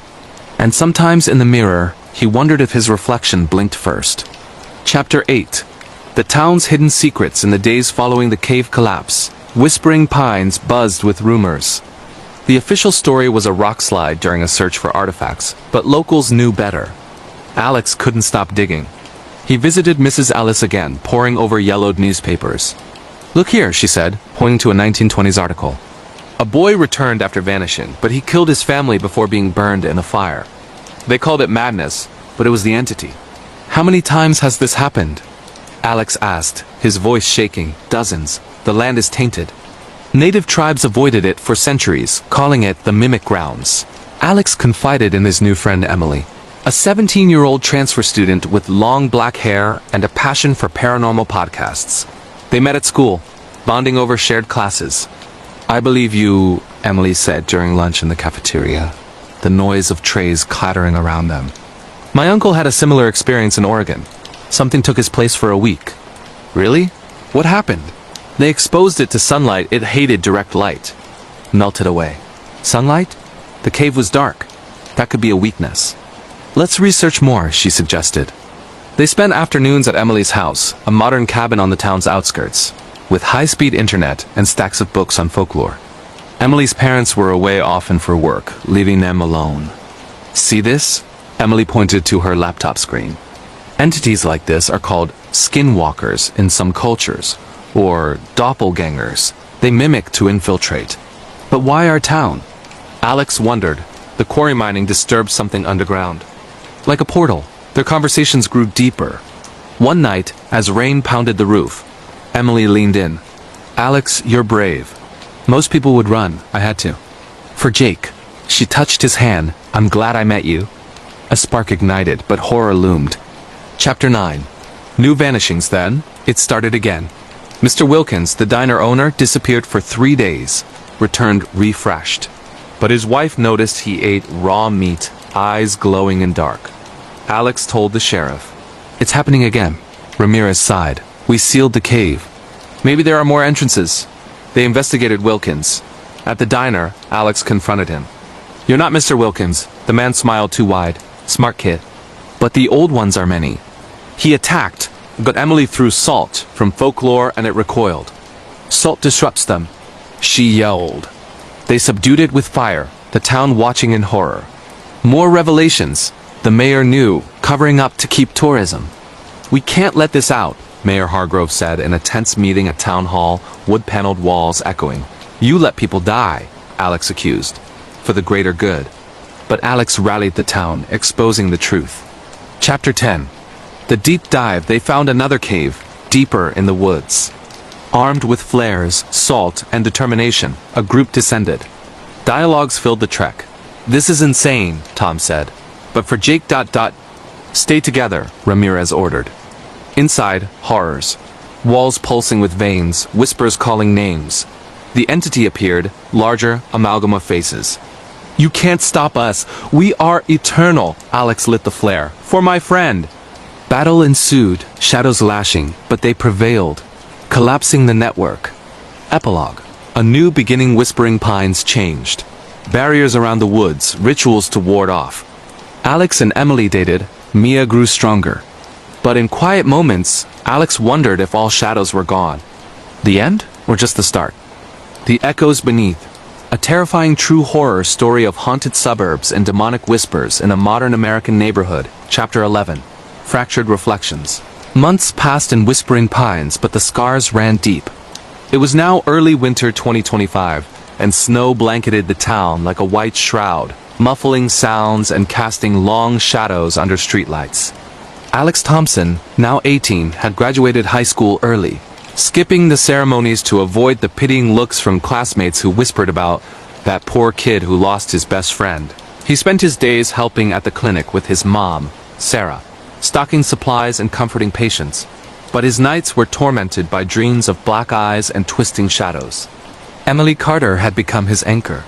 She was 17, with piercing green eyes, wavy auburn hair that fell to her shoulders, and a quiet intensity that drew people in. Her family had moved to Whispering Pines from Seattle after her parents' divorce. Her dad, Mark, a remote software engineer, and her mom, Laura, who worked part-time at the library with Mrs. Ellis. Emily and Alex's relationship blossomed slowly, built on shared secrets and late-night talks on the phone. One crisp December evening, they sat in Emily's living room, a cozy space with a crackling fireplace, plush gray couches, and shelves lined with horror novels and true crime podcasts transcribed into books. Hot chocolate steamed on the coffee table as snowflakes danced outside the bay window. Do you ever feel like it's watching us? Emily asked softly, her hand intertwined with Alex's. All the time, Alex replied, staring into the flames. Last night, I swear I heard Jake's voice calling from the woods. Alex... come back. It was so real, Emily squeezed his hand. We sealed the caves. Burned what we could. Mrs. Ellis said the rituals the old tribe used, smudging with sage salt lines, should hold it back. But what if there are more? What if the entities found another way out? She leaned her head on his shoulder. Then we face it together. You're not alone anymore. Their moment was interrupted by a knock at the door. It was Mia, bundled in a pink coat, her cheeks rosy from the cold. At 13 now, she was taller, more serious. with braces and a backpack full of sketchbooks where she drew monsters to exorcise her fears. Mom said dinner's ready and to invite you both, Mia said, stepping inside. Also, Alex, something weird happened at school today. Alex sat up. What? This new kid, Tyler, he just transferred in. He was asking about the old quarry disappearances. Said his family moved here because of family history. But when I mentioned Jake, his face went blank, like he knew something. Emily exchanged a glance with Alex. Tyler who? Tyler Reed. Lives in the new subdivision on the east side, the one built over that old mining shaft they filled in last year. Whispering Pines had expanded recently, with developers paving over forgotten land for modern homes. Sleek 2 stories with vinyl siding, attached garages, and smart doorbells.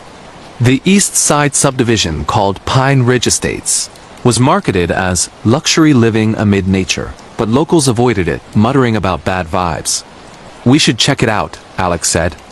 That night, after a family dinner of lasagna and garlic bread, Sarah, noticing the tension but not pressing, they drove to Pine Ridge Estates. The streets were pristine, lined with young saplings staked against the wind, holiday lights twinkling on identical porches. Tyler's house was at the end of a cul-de-sac, a beige McMansion with a 3-car garage. As they parked, Alex felt a chill unrelated to the snow. Look, he whispered, pointing to the window. A figure stood there, staring out, tall, thin, unmoving. Was that Tyler? Emily asked. The figure didn't blink. Then suddenly it vanished. Mia shivered. Creepy. They approached the door, but before knocking, it opened. A woman in her 40s, with tired eyes and blonde hair in a messy bun, greeted them. Can I help you? Hi, Mrs. Reed. I'm Alex. This is my sister Mia and friend Emily. We're from school welcoming committee sort of thing. She forced a smile. Oh, how nice. Tyler's in his room. Come in. The house smelled new paint and carpet, but underneath was something metallic, like rust. Tyler descended the stairs. 17, pale skin, dark hair slicked back, wearing a black hoodie. His smile was perfect, too perfect. Hey, he said, voice smooth. Heard a lot about you, Alex. The hero who saved the town from... what was it? Rock slides? Alex tensed. Something like that. They talked awkwardly in the living room, white walls adorned with generic art. Tyler asked probing questions. So, the woods, any good hiking spots? My dad says there's history here. Old mines, curses, that kind of thing. His parents exchanged glances. Mr. Reed, a broad man with a beard, laughed it off. Family legends. Nothing serious. But Tyler's eyes lingered on Alex, a glint of recognition. As they left, Emily whispered, He's one of them. Did you see how he didn't cast a shadow under the light? Chapter 12. Whispers in the walls, the incidents escalated. That week, residents in Pine Ridge Estates reported strange noises. Scratching in walls, whispers at night saying names. One neighbor, Mrs. Harlan, no relation to Jake's family, called the sheriff, claiming her dog wouldn't stop barking at the basement. Sheriff Ramirez, exhausted from the previous events, investigated. Probably pipes settling in new construction, she said publicly but privately to Alex. It's starting again. The subdivision they built over a sealed shaft from the 1800s. Developers ignored warnings. Alex, Emily, and Mia formed a secret group, meeting in Alex's basement, a finished space with bean bags, a big TV, and posters of horror movies. They researched late into the night. Look at this, Emily said, scrolling on her laptop. Old maps show tunnels connecting the quarry to under the east side. The entities could have migrated. Mia drew sketches, shadowy figures with elongated limbs. They whispered to get inside your head. Make you invite them. One night, Tyler texted Alex, somehow having his number. Meet me, I know what you did last summer. The cave. Alex went alone to the park, a snowy playground with swings creaking in the wind. Tyler waited on a bench. You're right to be scared, he said without greeting. I'm not like the others. I fight it. What do you mean? Tyler rolled up his sleeve, revealing scars, burn marks. It took my brother years ago in another town. I was possessed briefly, but I resisted. Learned their weaknesses. They hate iron, pure silver, and spoken truths, naming them binds them. Alex stepped back. Why tell me? Because it's spreading. The whispers are in the pipes now. The wiring. New houses, perfect vessels. Soon, the whole subdivision will be them. Their conversation was long, tense. How do we stop it? Alex asked. Find the heart, the original source. A stone altar deep underground. Destroy it and the link breaks. But how? I'll help. But trust no one. Even family can turn.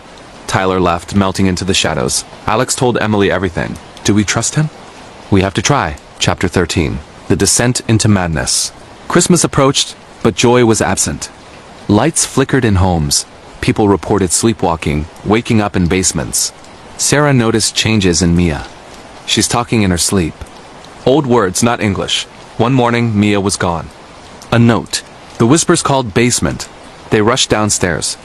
Mia stood staring at the wall, eyes vacant. Mia! Alex shook her. She turned, smiling unnaturally. Brother, join us below. It's warm. Emily grabbed salt from the kitchen, sprinkling it. Mia hissed, backing away. It's in her. Sarah cried. They bound Mia with ropes, performing a makeshift exorcism using online rituals chanting, sage smoke filling the room. Leave her, Alex yelled. Mia convulsed, a voice not hers booming. The boy knows too much. He will feed us. After hours, she collapsed. Normal again. What happened? You were possessed, Emily said gently. Tears streamed. It felt safe down there. Voices promising no more pain. The group grew. Sheriff Ramirez, Tom Harlan, still grieving Jake, Mrs. Ellis, and reluctantly, Tyler. They planned the descent. The entrance, a manhole in Pine Ridge Estates, leading to old tunnels. Armed with iron crowbars, flashlights, salt bags, and flares, they entered on a moonless night. The tunnels were damp, concrete walls dripping, echoes amplifying breaths. This way, Tyler led, map in hand. Dialogues echoed. Stay close, Ramirez ordered. If anyone acts weird, salt them. Tom gripped his crowbar. For Jake, deeper, graffiti from old miners. Warnings like, they wear our faces. Whispers began. Sarah ... Come home ... double quotes mocking her dead husband. Sarah faltered. No. Held her. Alex held her. It's lying. They found bodies drained husks of missing contractors. Then ambush. Shapes detached from walls, mimicking loved ones. Alex ... bull quotes. Shut up. Shut up. Alex swung iron, dispersing it.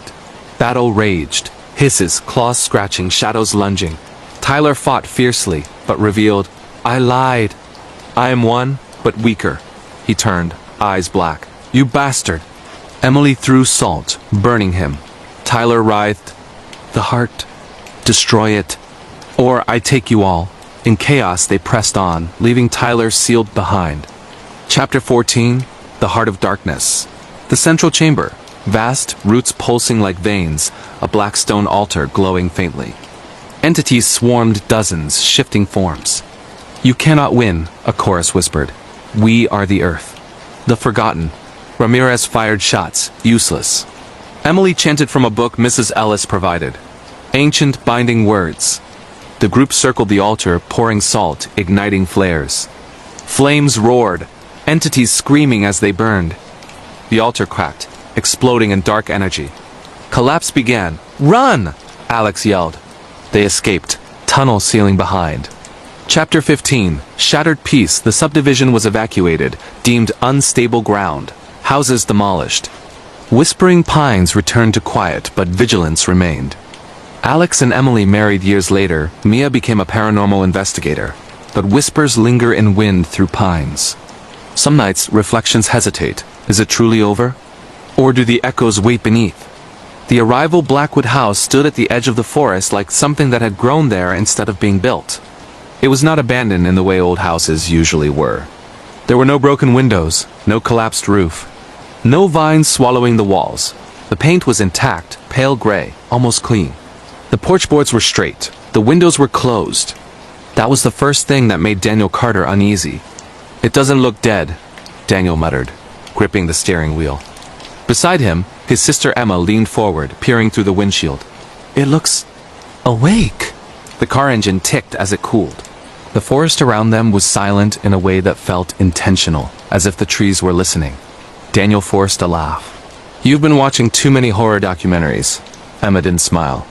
They had driven 6 hours to reach Blackwood, a forgotten town barely marked on maps. Their mother had grown up here. After her sudden death 3 months ago, A lawyer had contacted them with a single sentence that still echoed in Daniel's head. Your family property has been waiting. What does that even mean? Emma had asked back then. The lawyer never answered. Now they were here. Daniel opened the car door. The sound felt too loud, like it disturbed something. Cold air brushed his face even though it was summer. The house loomed closer as they walked up the gravel path. With each step, Daniel felt a pressure behind his eyes, like the beginning of a headache. You feel that? Emma whispered. Feel what? Like, the house knows we're here. Daniel stopped. Emma, don't start. She hugged herself. I'm serious. They reached the porch. The front door was already unlocked. That was the second thing that was wrong. Daniel hesitated, his hand hovering over the knob. Daniel, Emma said quietly. Maybe we should... The door creaked open by itself. Not slammed. Not forced. Just opened. A wave of cold air spilled out, carrying a faint smell of dust and something else. Something metallic. Daniel swallowed. We go in. We check it out. We leave if it's bad. Emma nodded, though her eyes were wide. Inside, the house was darker than it should have been. Heavy curtains blocked the windows. Old furniture sat neatly in place, as if someone had just stepped out moments ago. A grandfather clock stood against the far wall. Tick, tick, tick.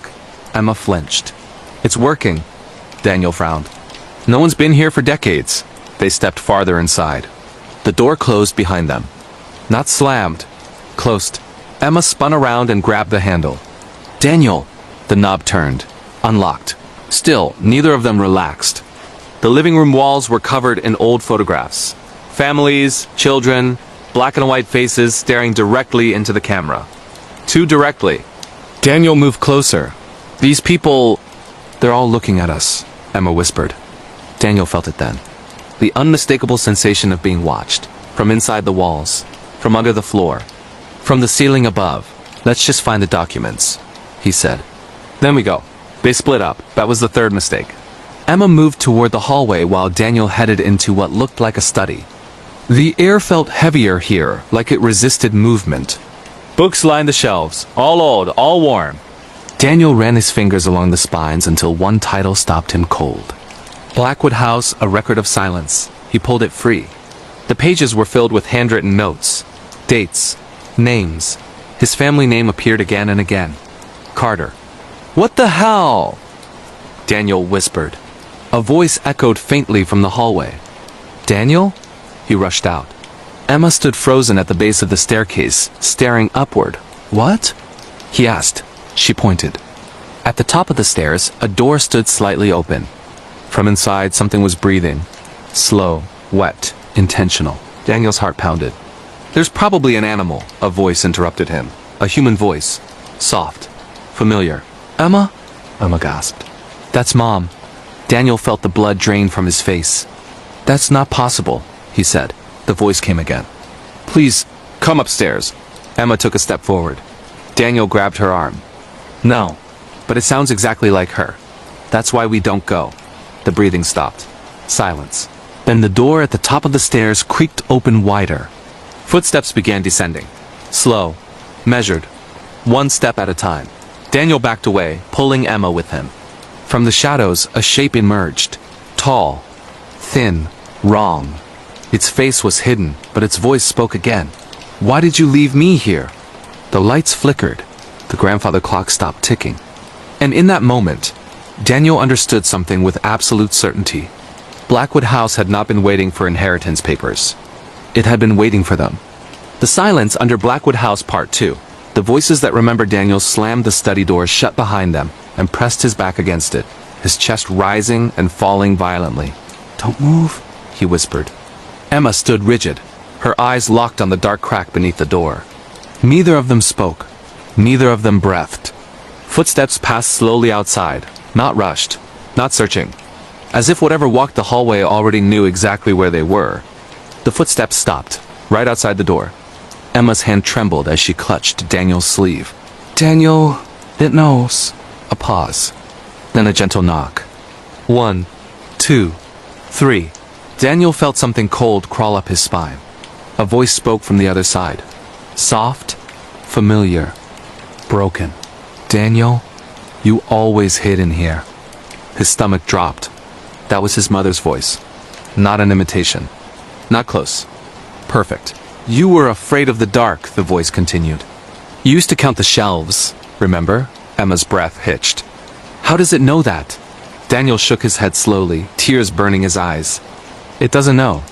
It remembers. The doorknob turned. Stopped. Turned again. The knock came once more, harder this time. Open the door, the voice pleaded. Cold. Daniel grabbed a heavy wooden chair and shoved it under the knob. The voice sighed. A sound filled with disappointment. Still running, it said softly. Just like before. The footsteps moved away. Silence returned, thicker than before. Emma collapsed into a chair, shaking. That wasn't Mom, was it? Daniel stared at the door. No, but it knows everything about her. About us. He looked around the study again, his eyes landing on the book still clutched in his hand. Blackwood House, a record of silence.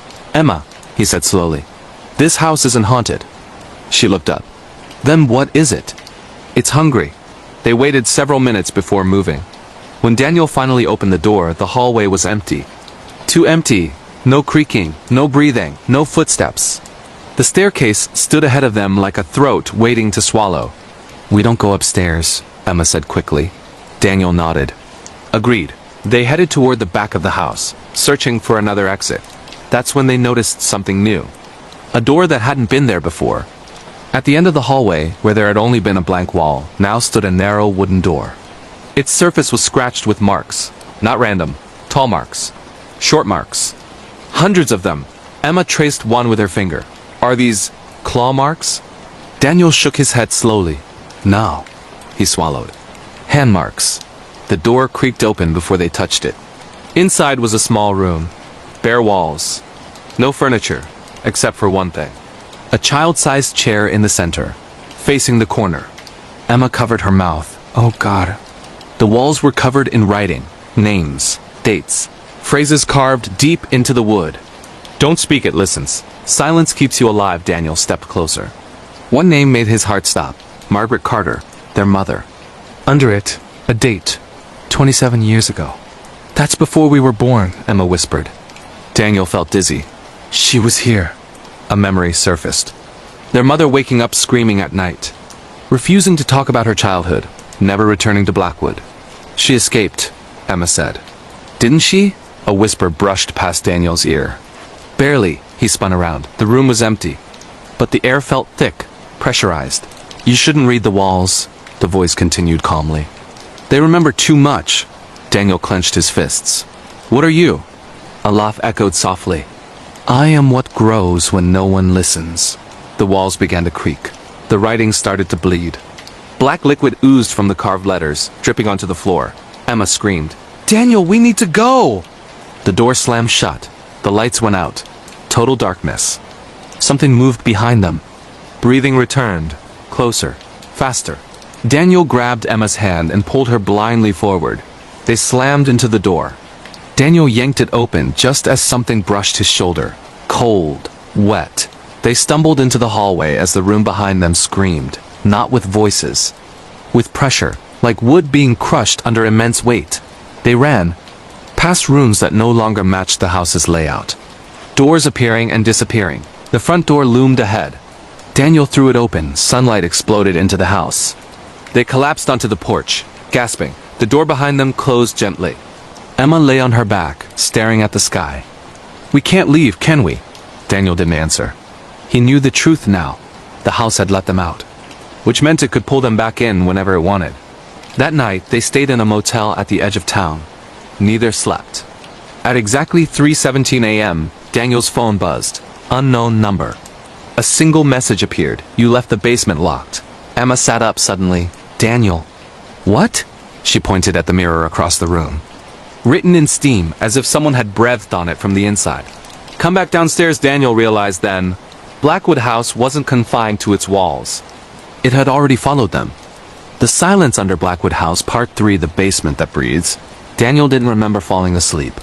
One moment, he was sitting on the edge of the motel bed, staring at the mirror, replaying the words over and over in his head. Come back downstairs. The next moment, darkness pressed against his eyelids like hands. He dreamed of breathing walls. of something massive shifting beneath floorboards, of a voice whispering his name from inside his chest. He woke up choking. The room was dark. Too dark. The digital clock on the nightstand read 3:18 a.m. Emma's bed was empty. "Emma?" Daniel whispered. No answer. The bathroom door stood open. The mirror was no longer fogged. Instead, a new message was carved directly into the glass. "You left her behind before two." Daniel's heart slammed against his ribs. "No," he said aloud. "No, no, no." The motel room door creaked open.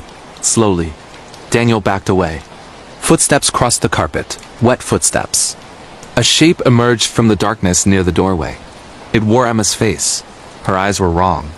Too still, too knowing. "Daniel," it said softly, "the basement is lonely." Daniel grabbed the lamp and threw it. The bulb shattered. The shape didn't flinch. The walls began to ripple, like fabric stretched over something moving underneath. The room folded inward. Daniel screamed and woke up, for real this time. Morning light streamed through the motel window. His body was drenched in sweat. Emma was asleep in the other bed, alive, breathing. He stumbled over and shook her awake. "Emma, wake up!" She blinked groggy. "What's wrong?" "You didn't leave last night. You didn't go anywhere." She sat up slowly. "Daniel, I dreamed I went back to the house." His stomach dropped. "The basement?" She nodded. "It showed me things," she whispered. "Things Mom did to survive." They didn't speak on the drive back. Blackwood House appeared unchanged, patient, waiting. The front door was unlocked again. Of course it was. Inside, the air felt heavier than before. The grandfather clock had started ticking again. Tick, tick. Daniel noticed something new. A door beneath the staircase. Small. Barely noticeable. The basement. Emma swallowed. It wasn't there before. Yes, it was, a voice said gently from behind them.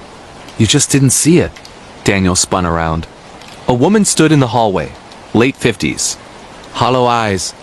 Skin stretched tight over sharp bones. She smiled without warmth. "I'm Evelyn," she said. "I was your mother's sister." Emma's voice trembled. "She never mentioned you." Evelyn nodded slowly. "That's because I stayed." Daniel felt a chill. "Stayed where?" Evelyn pointed to the basement door. "The house doesn't let everyone leave," she said calmly. "It chooses." The basement door opened by itself. A smell rose from below. Earth. Mold. Something old and alive. Evelyn stepped aside. "It's waiting." Emma shook her head. "We're not going down there." Evelyn's smile widened. "You already are." The stairs stretched downward far longer than they should have. The light faded with every step. The walls were lined with photographs. Not framed. Pinned. Children. Adults. Families. All staring directly outward. At them. Emma gasped. "They're all Carters." At the bottom, the basement opened into a wide room. No windows. The walls pulsed faintly. Breathing. In the center of the floor was a massive crack. Black. Endless. A voice rose from it. Not one voice. Many. Layered. "Listen." Daniel clutched his ears. "Don't listen." But it was too late. Images flooded their minds. Children locked in silence rooms. Punished for speaking. A house that fed on fear and memory. A deal made generations ago. Silence in exchange for survival. Emma fell to her knees. "Mom knew." "Yes," Evelyn said. "And she chose you instead of me." Daniel turned on her. "You let this happen." Evelyn's eyes filled with tears. "I kept it fed." The crack widened. Something moved inside. Huge. Shifting. The walls began to crack. The photographs screamed. Emma looked up at Daniel, tears streaming. "It wants one of us." Daniel shook his head violently. "No." The voice spoke again, louder. "One stays, one leaves, silence continues." Evelyn stepped forward. "It's my turn." The voice paused, then laughed. "You were never enough." The floor beneath Evelyn split open. She didn't scream, she smiled as she fell. The crack closed. Silence returned. The house exhaled. Emma sobbed. "Is it over?" Daniel knew better. The voice whispered softly now. "Balance remains." The basement door slammed shut. They were alone, but the breathing continued. Above them. Below them. Inside them. The silence under Blackwood House Part 4. What the house takes. The basement stairs felt different, as Daniel and Emma climbed back up. heavier, as if the house was aware now, as if it was counting their steps. Neither of them spoke until the basement door closed behind them with a soft, final click. Emma leaned against the wall, her knees buckling. "She's gone." Daniel nodded slowly. She was never free. The grandfather clock in the living room struck once. Then again. Then again. Daniel frowned. "That clock doesn't match the time." Emma looked up. "What do you mean?" "It's not counting hours," he said. "It's counting us." A low vibration rippled through the floor. The walls exhaled. The curtains slowly pulled themselves open. Outside, the forest had changed. The trees were closer now, pressing toward the house. Branches twisted like fingers. Emma's voice dropped to a whisper. "Daniel, the house is closing." A door slammed upstairs. Then another. Then another. Rooms sealing themselves off. The house was shrinking. "No," Daniel said. "It's isolating." A whisper flowed through the hallways. Not loud, not threatening. Patient. "You have both learned the rule," the voice said. "Silence keeps the structure intact." Emma clenched her fists. "You don't get to decide who we lose." The lights flickered. The voice laughed softly. "You already decided. Long ago." Daniel felt a sudden pressure behind his eyes. A memory forced itself forward. A night from his childhood. Him hiding under a bed. Emma crying in the next room. Their mother standing in the doorway, shaking, whispering, "Don't make a sound. It will hear you." Daniel staggered. "Mom didn't escape." Emma stared at him. "What?" "She delayed it," he said, "by giving it silence. By teaching us fear." The walls creaked louder. Cracks formed in the ceiling. The house was destabilizing. "You were not meant to return together," the voice said. "One of you breaks the cycle. One of you becomes the anchor." Emma stepped forward. "Take me." Daniel spun toward her. "No, I hear it," she said quietly. "It's louder for me." The voice paused, interested. Emma continued, tears in her eyes. "It's been talking to me since we arrived, promising quiet, promising peace." Daniel grabbed her shoulders. "That's how it lies." The floor beneath them shifted. A new door opened near the living room, white, clean, out of place. From behind it came muffled crying, a child's cry. Emma froze. That's me." Daniel shook his head violently. "Don't listen." The door creaked open. Inside was a small bedroom. Exactly like Emma's childhood room. Same bed, same posters, same cracked nightlight. A little girl sat on the bed. 8 years old, curled into herself. Silent tears streaming down her face. Emma stepped closer. "That's not real." The girl looked up. Her mouth opened, but no sound came out. The voice whispered, almost tenderly. "She learned early." The girl faded. The room collapsed inward like it had never existed. Emma screamed. The house shuddered violently. Plaster rained down. The grandfather clock shattered. The voice roared now. "One must remain." Daniel felt clarity crash through him. Not fear. Understanding. "It doesn't need death," he said aloud. "It needs containment." The voice hesitated. Daniel continued, louder. "It feeds on unspoken trauma, on secrets, on silence." Emma stared at him. "Daniel, if we expose it," he said, "it weakens." The walls screamed. "Nitrogen monoxide voices," the house shrieked. "No remembrance." Daniel pulled Emma close. "We talk, we remember everything, out loud." Emma's breath trembled. "It'll hurt, I know." They sat on the living room floor, as the house shook, and they spoke about the nights of fear, about their mother's screams, about the silence that poisoned their childhood, about guilt, about shame, about everything they were told never to say. The voice howled, the walls cracked wide. The forest outside recoiled. The house began to rot in seconds. Wood blackened. Windows shattered. The breathing stopped. A final whisper drifted through the collapsing structure. "You will never be quiet again." The house fell inward on itself. Dust swallowed the world. When Daniel opened his eyes, they were lying in the grass. The house was gone. Only a dark scar in the earth remained. Emma laughed weakly through tears. "Is it over?" Daniel stared at the scar. "No," he said softly. "But it's starving." Sirens echoed in the distance. Morning light washed over the forest. As they walked away, Daniel felt something shift inside his chest. A pressure. A memory trying to stay buried. Behind them, deep beneath the ground, something stirred. Not strong, not fed, but listening. The Silence Under Blackwood House Part 5. What never stops listening, the town of Blackwood did not ask questions. Fire trucks arrived. Police tape went up. Statements were taken.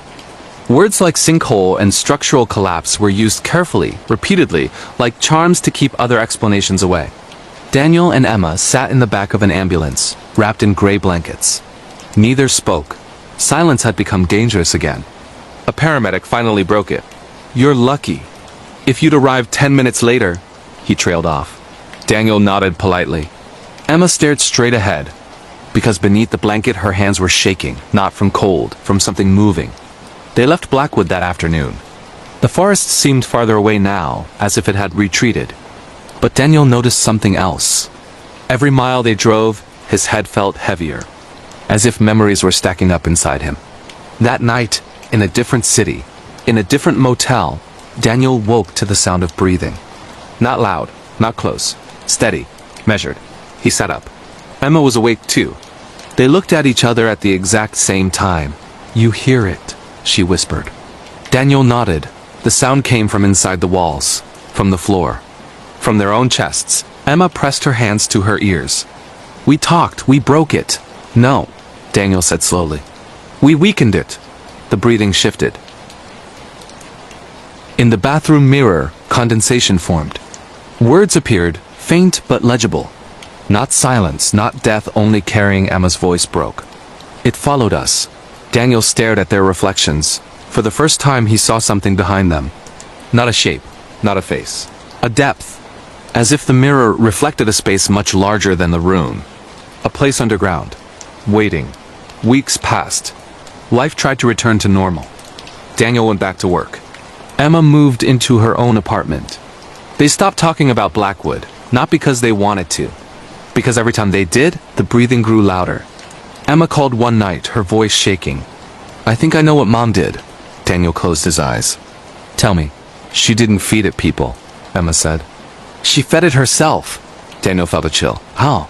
"By holding everything in, by never speaking. By carrying it alone." Daniel understood then. Silence wasn't the house's rule, it was its leash. Emma continued, "She passed it to us without knowing. The fear, the listening." That night, Daniel dreamed of Blackwood House standing whole again, but empty. No hunger, no voice, just a door in the basement, open. He woke up knowing what he had to do. They met at dawn, in a public place. Talking loudly, intentionally, they spoke to strangers, shared stories, shared pain. The breathing softened, not gone, but quieter. Days turned into months. The presence faded into background noise, like tinnitus. Easy to ignore, until the day Emma stopped answering calls. Daniel found her apartment door unlocked. Inside, the air was thick, pressurized.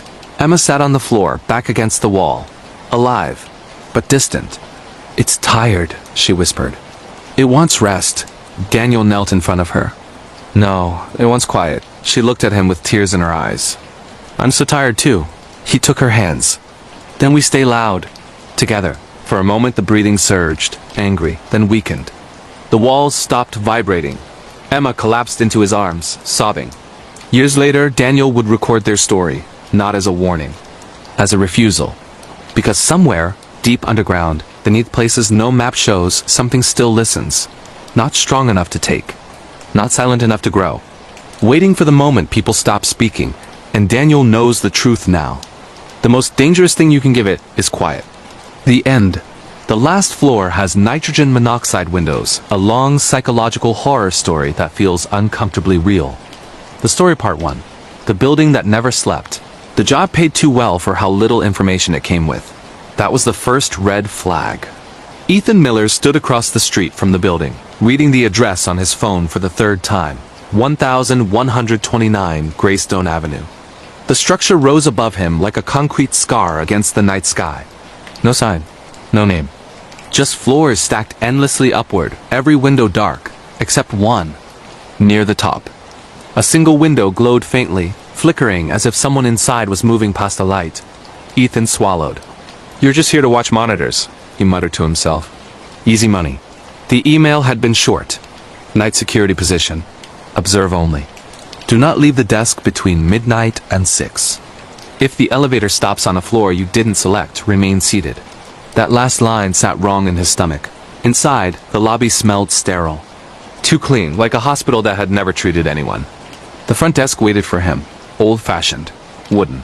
Carved with scratches that looked accidental until he noticed they all pointed inward, toward the chair. A man waited behind the desk. Thin, gray-haired, eyes sunken but alert. "You're early," the man said. Ethan glanced at his watch.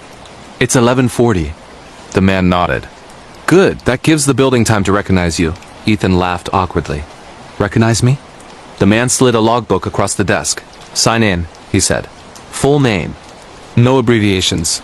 Ethan hesitated, then wrote carefully. As soon as he finished, the lights above flickered. The man smiled. "It likes handwriting." Ethan felt a chill. "Who's it?" The man stood. "I'm leaving now." "What about instructions?" "You've read them," the man said calmly. "Don't improvise." He walked toward the elevator. Ethan frowned. "I thought I was supposed to be here alone." The man pressed the call button. The elevator dinged instantly. Doors slid open. Inside, the panel showed dozens of floors. None labeled, just blank buttons. The man stepped inside and turned back. "One more thing," he said. "If you hear someone crying above you," the doors closed. The elevator ascended. Ethan stood alone in the lobby. The silence settled. Not empty, occupied. Midnight arrived without warning. Every screen on the security desk turned on at once. Camera feeds filled the monitors. Hallways, stairwells, elevator interiors, all empty. Except for floor 17. A hallway camera showed a woman standing very still. Facing the camera, her head hung at an unnatural angle. Her mouth moved. No sound came through. Ethan leaned closer. She was mouthing words. "Help me." The elevator dinged behind him. Ethan spun around. The doors were open. The panel glowed. Floor 17 was lit. "I didn't call it," he whispered. The email replayed in his mind. If the elevator stops on a floor you didn't select, remain seated. But he wasn't seated. And the building was waiting. The last floor has nitrogen monoxide windows part 2. The floors that should not exist.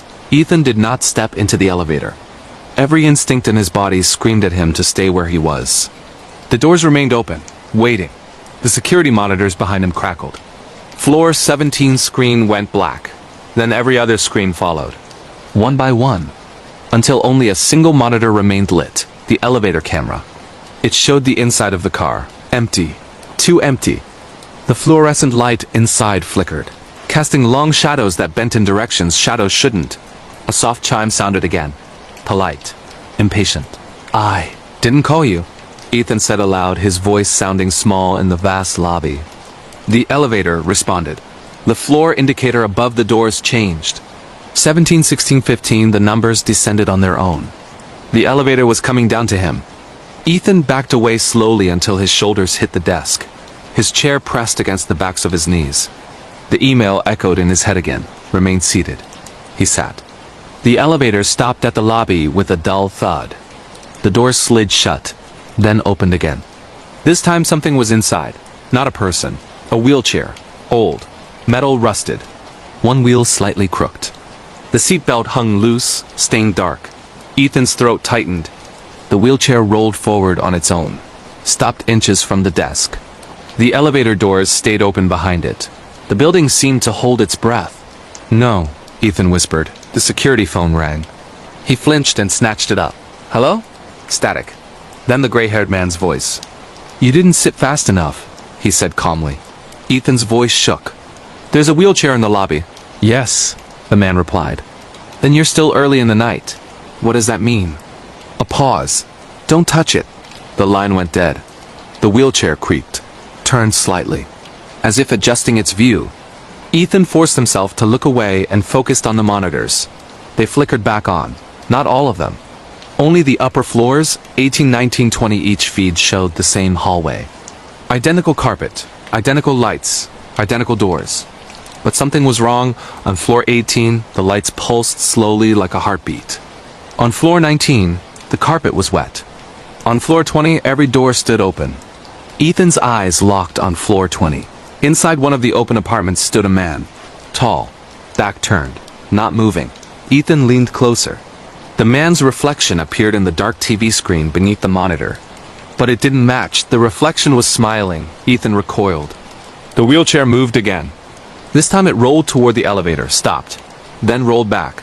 As if unsure, the elevator chimed. The panel lit up. A new floor number appeared. B4. Ethan frowned. There was no basement listed on the building directory. The elevator doors closed. The number began to change. B4, B3, B2, the building groaned. Ethan felt pressure in his ears, like descending underwater. The security desk vibrated slightly. Then everything stopped. The elevator camera feed returned. The doors opened. Darkness filled the car. Not absence of light. Depth. Something shifted inside. A sound drifted out. Breathing, slow, labored. The security phone rang again. Ethan grabbed it with shaking hands. Please tell me what's happening. The man sighed. The last floor has no windows, he said. But the lowest ones listen best. Ethan swallowed. Listen to what? To regret. Breathing from the elevator grew louder. A voice followed it. Familiar. His own. Ethan, it whispered. You should have stayed. The wheelchair turned sharply toward the elevator, rolled forward. Entered the darkness. The doors slid shut. The number B4 disappeared. The elevator began to rise. Fast. Too fast. The floor indicators skipped numbers. 13, 17, 22, 29. Ethan stared. There aren't that many floors. The indicator stopped. A word replaced the number. Observation. Every monitor lit up at once. Every camera showed Ethan. From angles that didn't exist. Above him. Below him. Behind his eyes. The building had finished recognizing him. End of part 2. The last floor has nitrogen monoxide windows. Part 3. Observation is a privilege. Ethan's reflection stared back at him from every screen. Not delayed. Not distorted. Accurate. Too accurate. He lifted his right hand. Every version of him lifted it at the exact same time. Then one didn't. On the top left monitor, the Ethan on screen kept his hand down, smiling. Ethan's heart slammed. That's not me. The building responded with a low hum that vibrated through the desk, the chair, his teeth. The elevator chimed upstairs. Once. Twice. 3 times. The indicator above the lobby elevator flickered between symbols Ethan had never seen before. Not numbers. Not letters. Shapes. The security phone rang again. Ethan answered without thinking. How do I leave? The gray-haired man's voice sounded farther away now, echoing. Filtered. You don't, he said. Not tonight. Ethan gripped the phone. You said observe only. And you are, the man replied. You're being very well observed. One of the monitors changed. It showed a small apartment. Messy. Familiar. Ethan leaned forward slowly. That's my place, he whispered. The timestamp on the feed read 2 hours in the future. On screen, Ethan entered his apartment, tossed his keys on the table, and froze. Because something else was already inside. Standing in the corner, waiting, Ethan staggered back from the desk. Turn it off. You can't, the man said. Observation is a one-way agreement. Another monitor switched. A hospital room. Ethan recognized it instantly. His mother's last room. The machines. The dim light. The bed. On the monitor, she turned her head and looked directly into the camera. Into him. Her lips moved. I waited. Ethan screamed and slammed the phone down. The lights in the lobby dimmed. A soft clicking sound echoed from the ceiling. Cameras. Dozens of them emerged from hidden panels angling downward, tracking him. The elevator dinged again. This time it opened. Someone stepped out. A woman in a business suit, mid-30s, hair neat, eyes empty. She walked past Ethan as if he wasn't there and stopped in front of the desk. Shift change? She asked pleasantly. Ethan stared. You can see me? She tilted her head. Why wouldn't I? He pointed at the monitors. Do you see that? She glanced briefly, unimpressed. You'll get used to it, Ethan's voice cracked. Get used to what? She leaned closer, lowering her voice.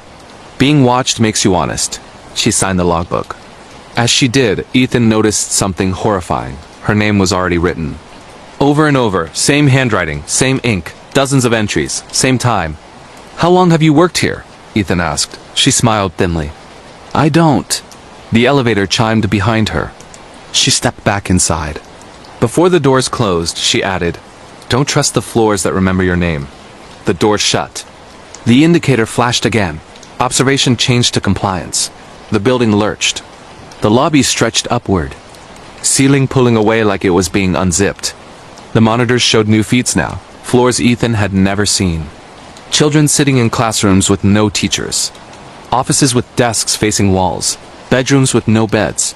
Only chairs, facing corners. A new message appeared across every screen. Sit, watch, learn. The chair beneath Ethan's legs vibrated, locking into place. He tried to stand, couldn't.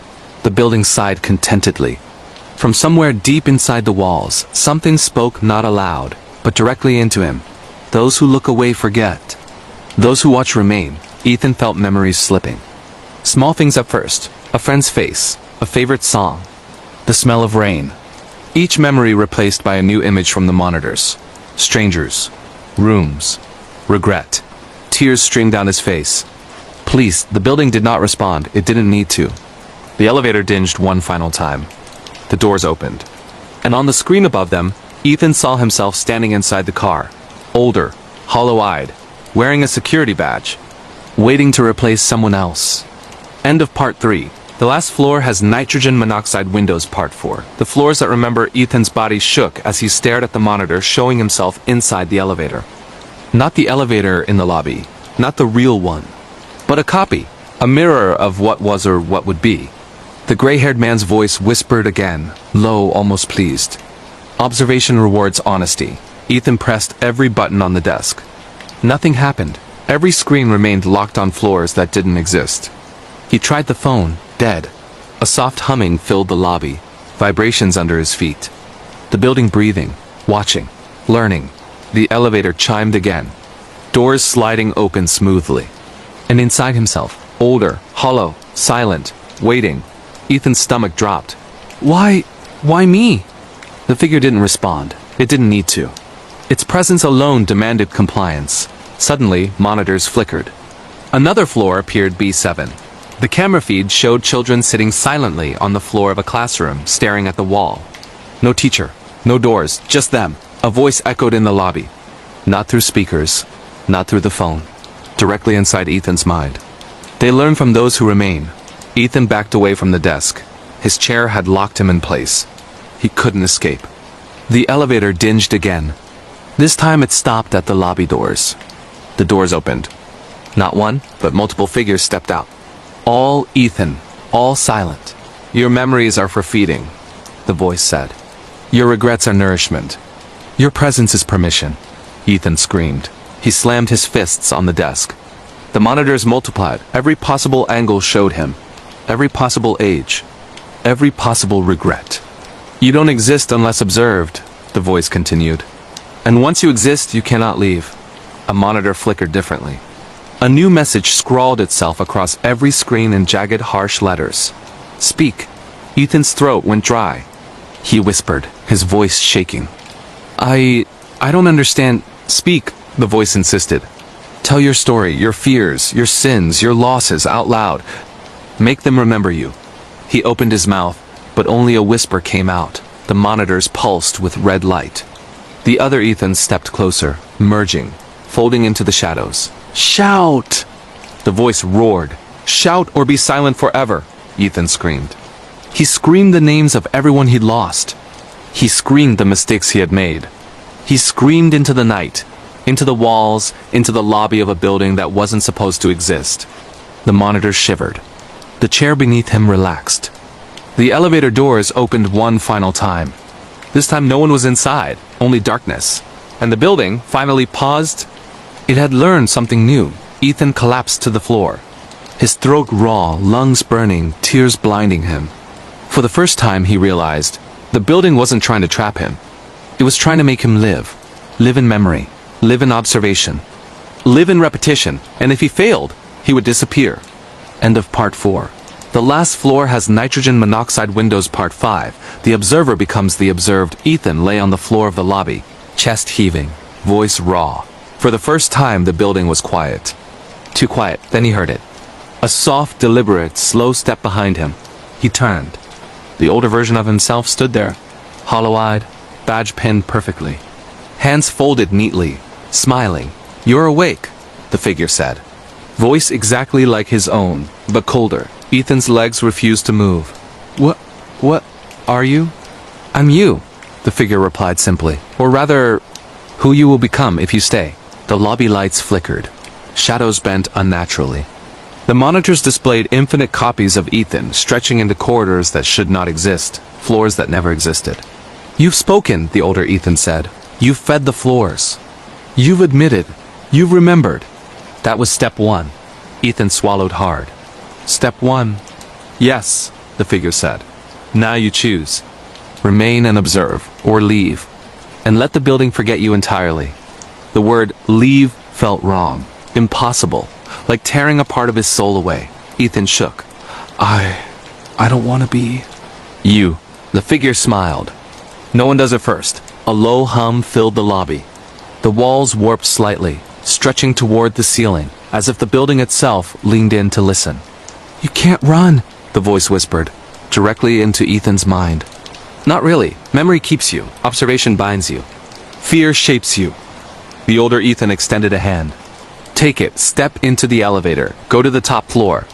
See what you will become. Ethan hesitated. His reflection on the monitors shifted on its own. Mouth moving, repeating everything he had shouted earlier. His regrets. His sins, his fears. Or, the figure said softly, you can stay here, sit, watch, learn, live forever as the observer. The elevator chimed. Doors slid open. Darkness inside. Infinity. Ethan's mind screamed. He thought of escape. The city outside. The life he could return to. But the building groaned. Not loudly. Not violently. Patiently. Every step you take away from me, it whispered, you take inside yourself. He stepped toward the elevator. The older Ethan mirrored him perfectly. Inside, he saw every floor. Every hallway, every lost soul. Children staring silently. Rooms empty except for chairs. Faces of strangers. Faces of his family. Faces he had forgotten. Ethan turned back. The lobby stretched endlessly behind him. The monitors showed himself again. Watching. Observing. Waiting. A final message appeared on every screen. Remember or be forgotten, he understood. Escape wasn't freedom. Escape was repetition elsewhere. Observation. Memory. Feed. He closed his eyes. Took a deep breath. And screamed. The building shivered. The elevator lights blinked violently. Shadows pulled back. The older Ethan smiled faintly. Then he was gone. Ethan opened his eyes. He was in the elevator, alone. The doors closed. The indicator lit. Top floor. Above, no windows. Only light seeping from cracks. The elevator ascended. Slowly. As it moved upward, he realized the truth. The building didn't want him to escape. It wanted him to remember, to observe, to become the story. The top floor arrived. Doors slid open. Darkness. Total, suffocating darkness.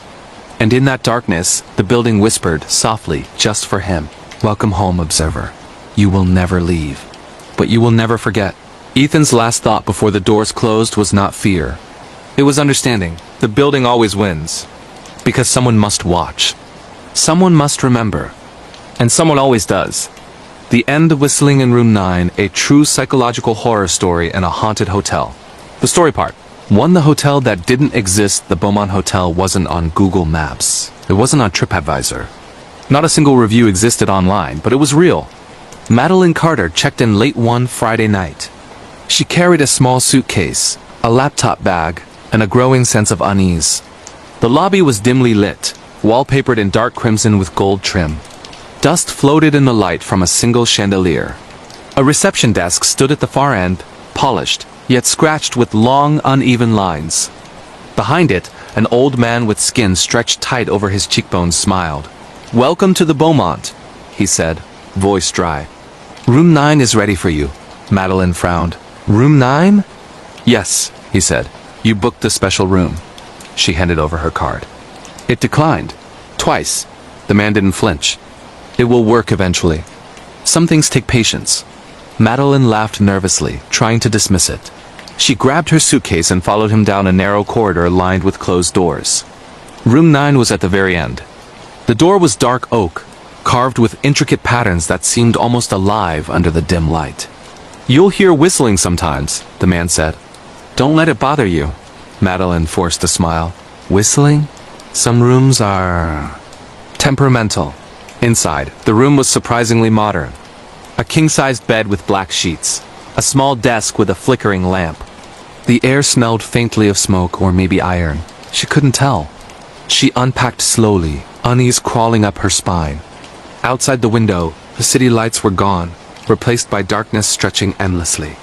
That night, she woke to a faint sound. A whistle. Soft, low, almost melodic. She froze. It came from the corner of the room, the shadow near the wardrobe. "Hello?" she whispered. The whistle stopped. Silence. She lay back down, heart racing, trying to convince herself it was the wind. But the darkness seemed heavier now. Watching. By 3 a.m., the whistling returned, closer, behind her bed. This time, a whisper followed. "Madeline," her breath caught. She couldn't move. The voice continued, patient. "Stay with me, forever." The lamp flickered violently, and the whistle cut into a sharp, piercing tone. Madeline screamed. Silence.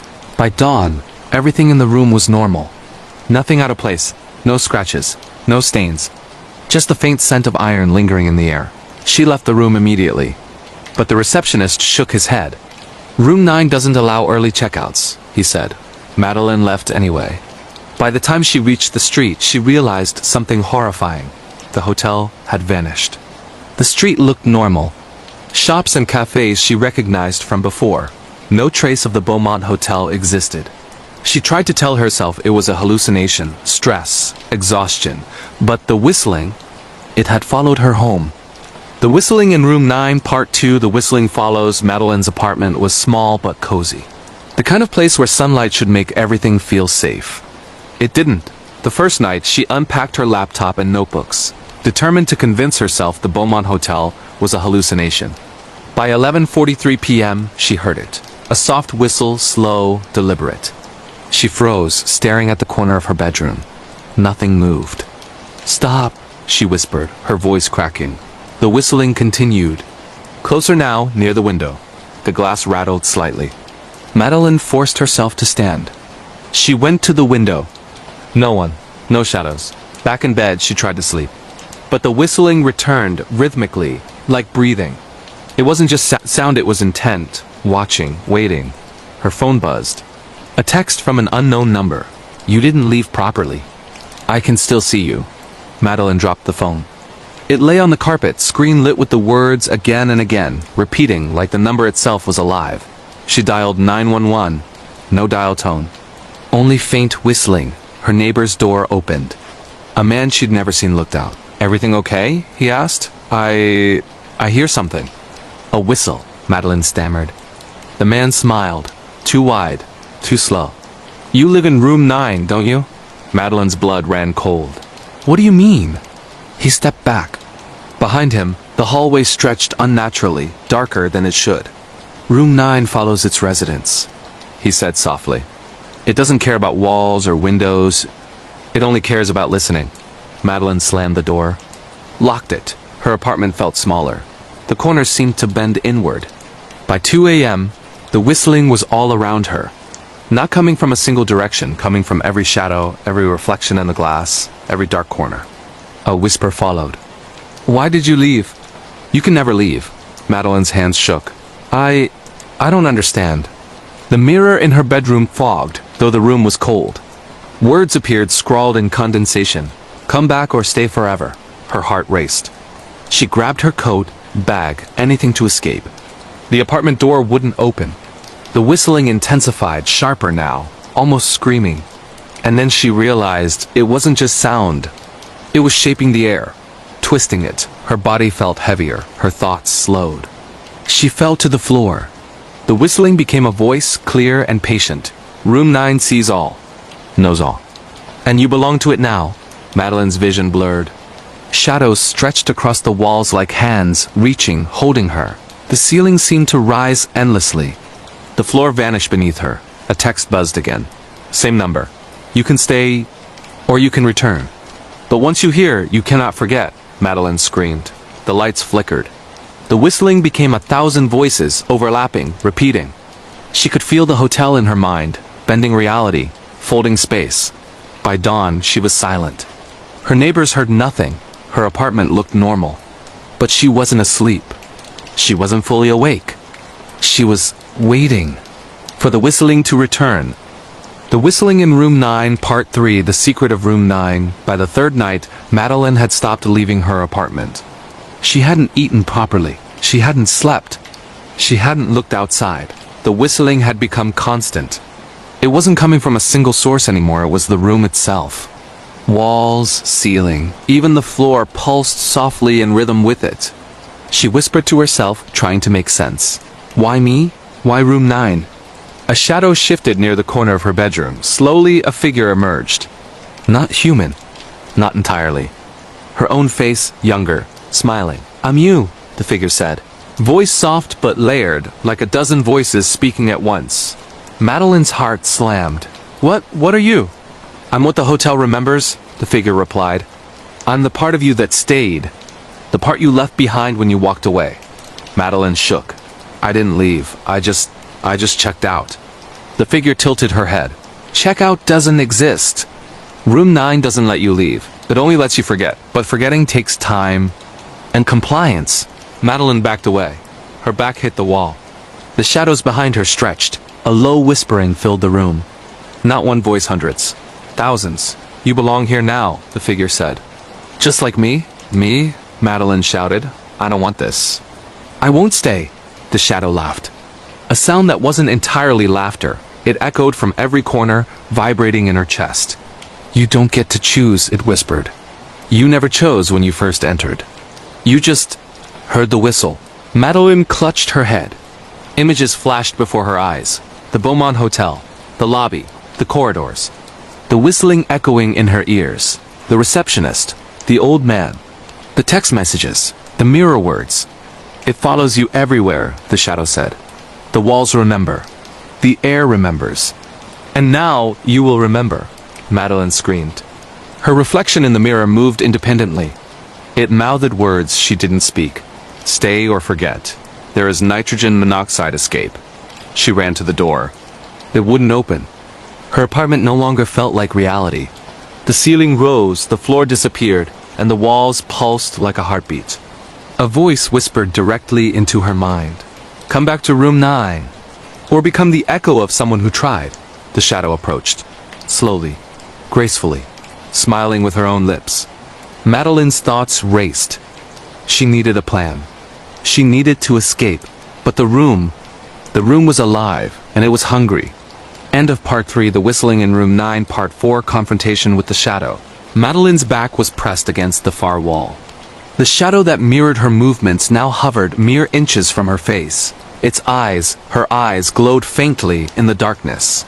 You can't leave, it whispered, voice layered, echoing. You've already listened too long. Madeline swallowed hard. I'm not afraid of you. The shadow laughed, a sound that fractured the air. Not afraid? You should be afraid. You don't know what it wants from you. Yet, the whistling grew louder, vibrating through her bones. It wasn't coming from outside. It was coming from inside her head, inside her very skull. Madeline clenched her fists. Tell me what you want. I want you to see, the shadow said. To understand, to remember what Room 9 takes. And what it gives. Madeline's mind raced. She thought of the hotel lobby. The old man. The corridors that never ended. The feeling of being watched. She realized something horrifying. Room 9 wasn't just a place. It was a presence. It existed wherever she carried it. You're the echo now, the shadow said, stepping closer. And echoes always return, Madeline's voice shook. Then why me? Why follow me? Because you heard it first, the shadow replied. And now it owns the sound in your mind. You can never forget the whistle. Her heart raced. She had to act. Her hands shook as she grabbed a small mirror from the dresser. This stops now, she said. I don't belong to you. The shadow paused, curious. What will you do? Madeline raised the mirror, reflected the shadow's own face back at it. For a moment, everything froze. The whistling faltered. The walls seemed to hold their breath. You see yourself, she whispered. You are me. But I'm not you. The shadow recoiled, hissing softly.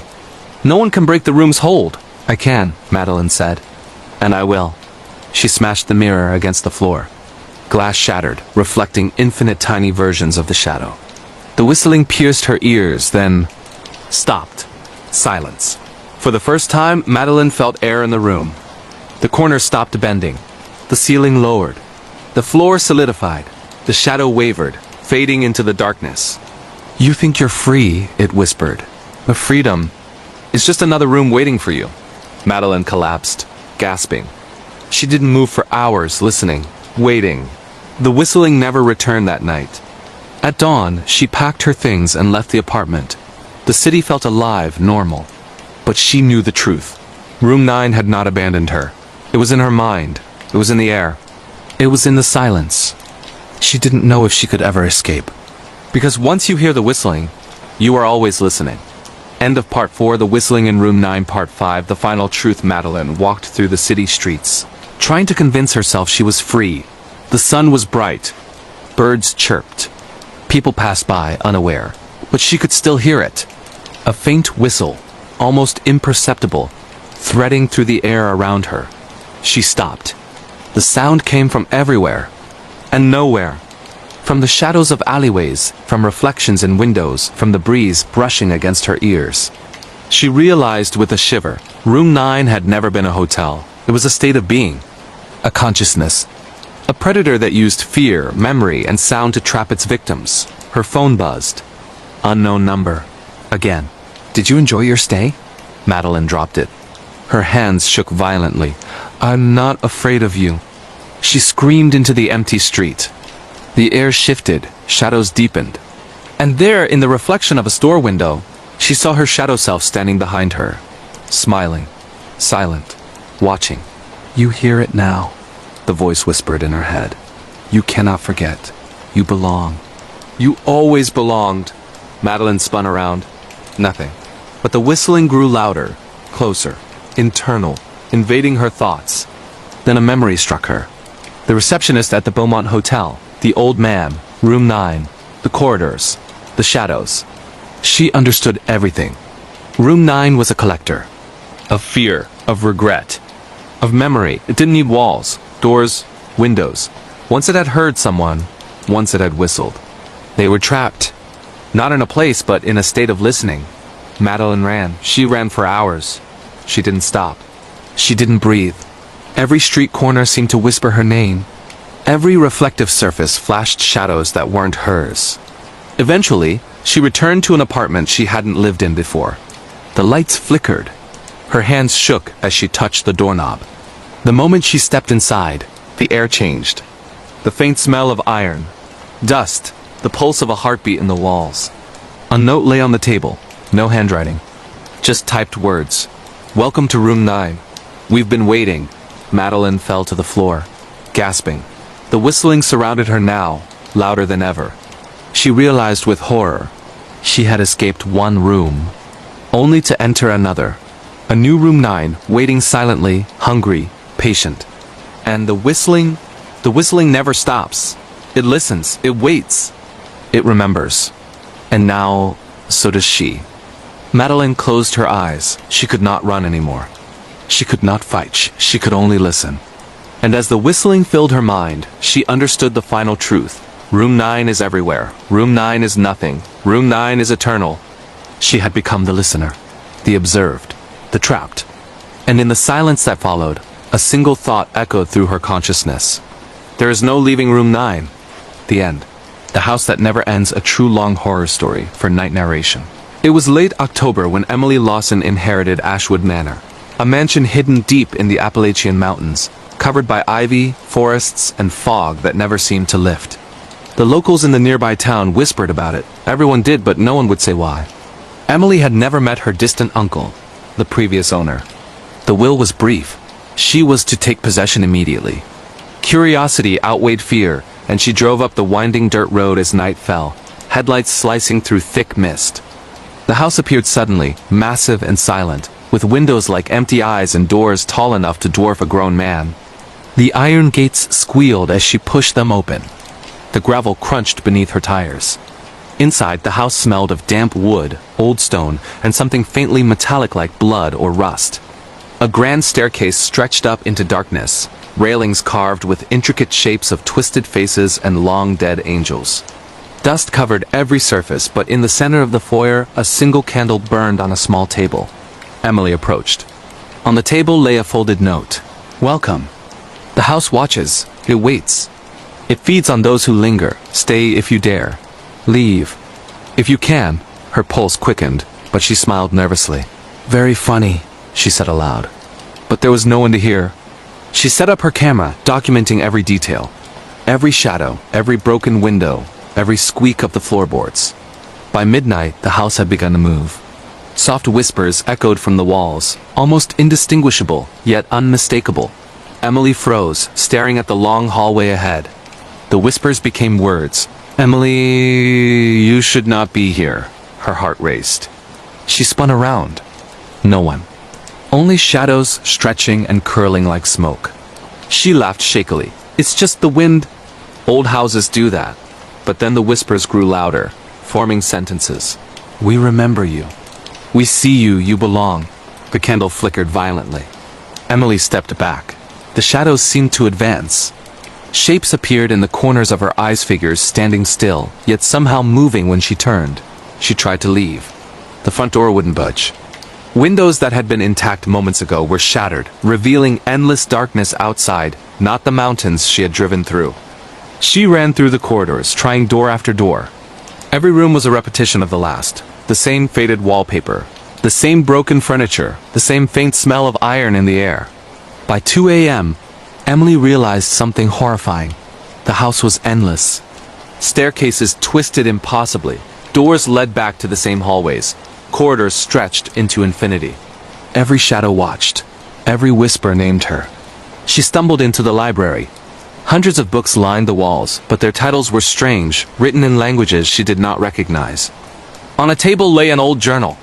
The pages were filled with the writings of someone who had lived there decades before. The house is alive.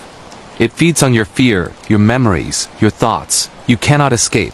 Those who enter become part of it. We are many. We are one. We remember everything. Emily felt the air grow heavier. The shadows solidified into figures, indistinct but human-shaped, faces pale, eyes hollow. They whispered her name as one. And then she saw her reflection in a cracked mirror. Not just her own face, but dozens of faces, each twisted, screaming silently, trapped within the glass. Panic overtook her. She ran upstairs. Hallways twisted and bent. Stairs led nowhere. A door opened to a room she didn't remember entering. It was fully furnished, lights glowing softly. A dinner table sat as if expecting someone. Plates covered in thick, dried blood. Chairs slowly rotated toward her. A woman appeared, translucent, pale, hovering above the floor. You shouldn't be here, she whispered. The house takes everyone eventually. Emily backed away. I just want to leave. You cannot, the woman said. Once the house remembers you, you belong. It feeds on your fear, your memory, your life. You are already part of it. The candlelight flickered. Shadows stretched across the room, forming shapes that looked like screaming faces and clawing hands.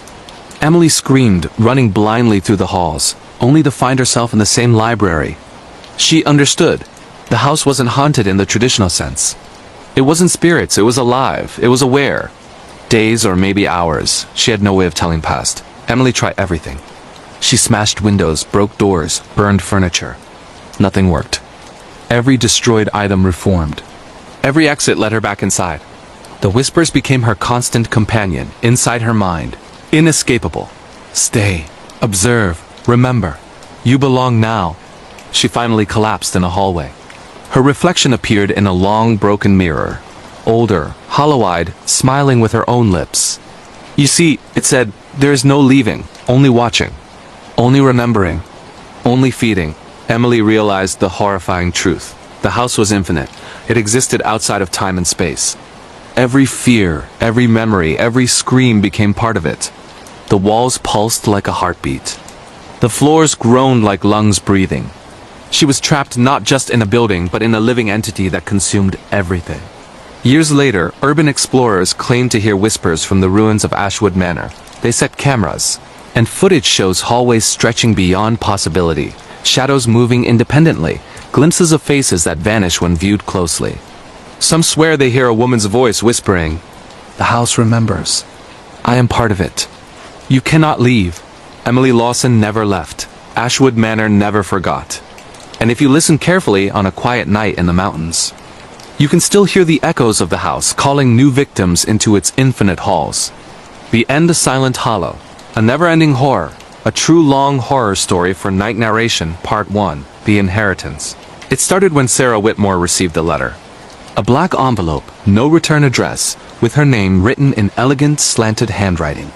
Inside, a single sheet of paper. You have inherited Hollow Manor. Come at once. Do not delay. The house remembers. Sarah had never heard of Hollow Manor. She had never met the relative mentioned in the letter. But curiosity and a sense of family obligation drove her to accept. The journey took her deep into the mountains of Vermont, through winding, fog-filled roads. The forest closed in around her, trees twisted like frozen screams. Finally, Hollow Manor appeared. A massive Victorian-era mansion, its towers rising into the clouds, windows dark and broken, ivy crawling like veins over the stone walls. The gates creaked open as if expecting her. Inside, the house smelled of rot and candle wax. The foyer was grand but decayed. Chandeliers hung like skeletons, and every floorboard groaned as if alive. Portraits of unknown ancestors lined the walls, eyes following her every move. She explored cautiously. Every door she opened led to rooms with no logic. One room mirrored another. Staircases twisted impossibly. Hallways seemed to stretch into infinity. A diary lay on a dusty desk. The pages were yellowed but legible.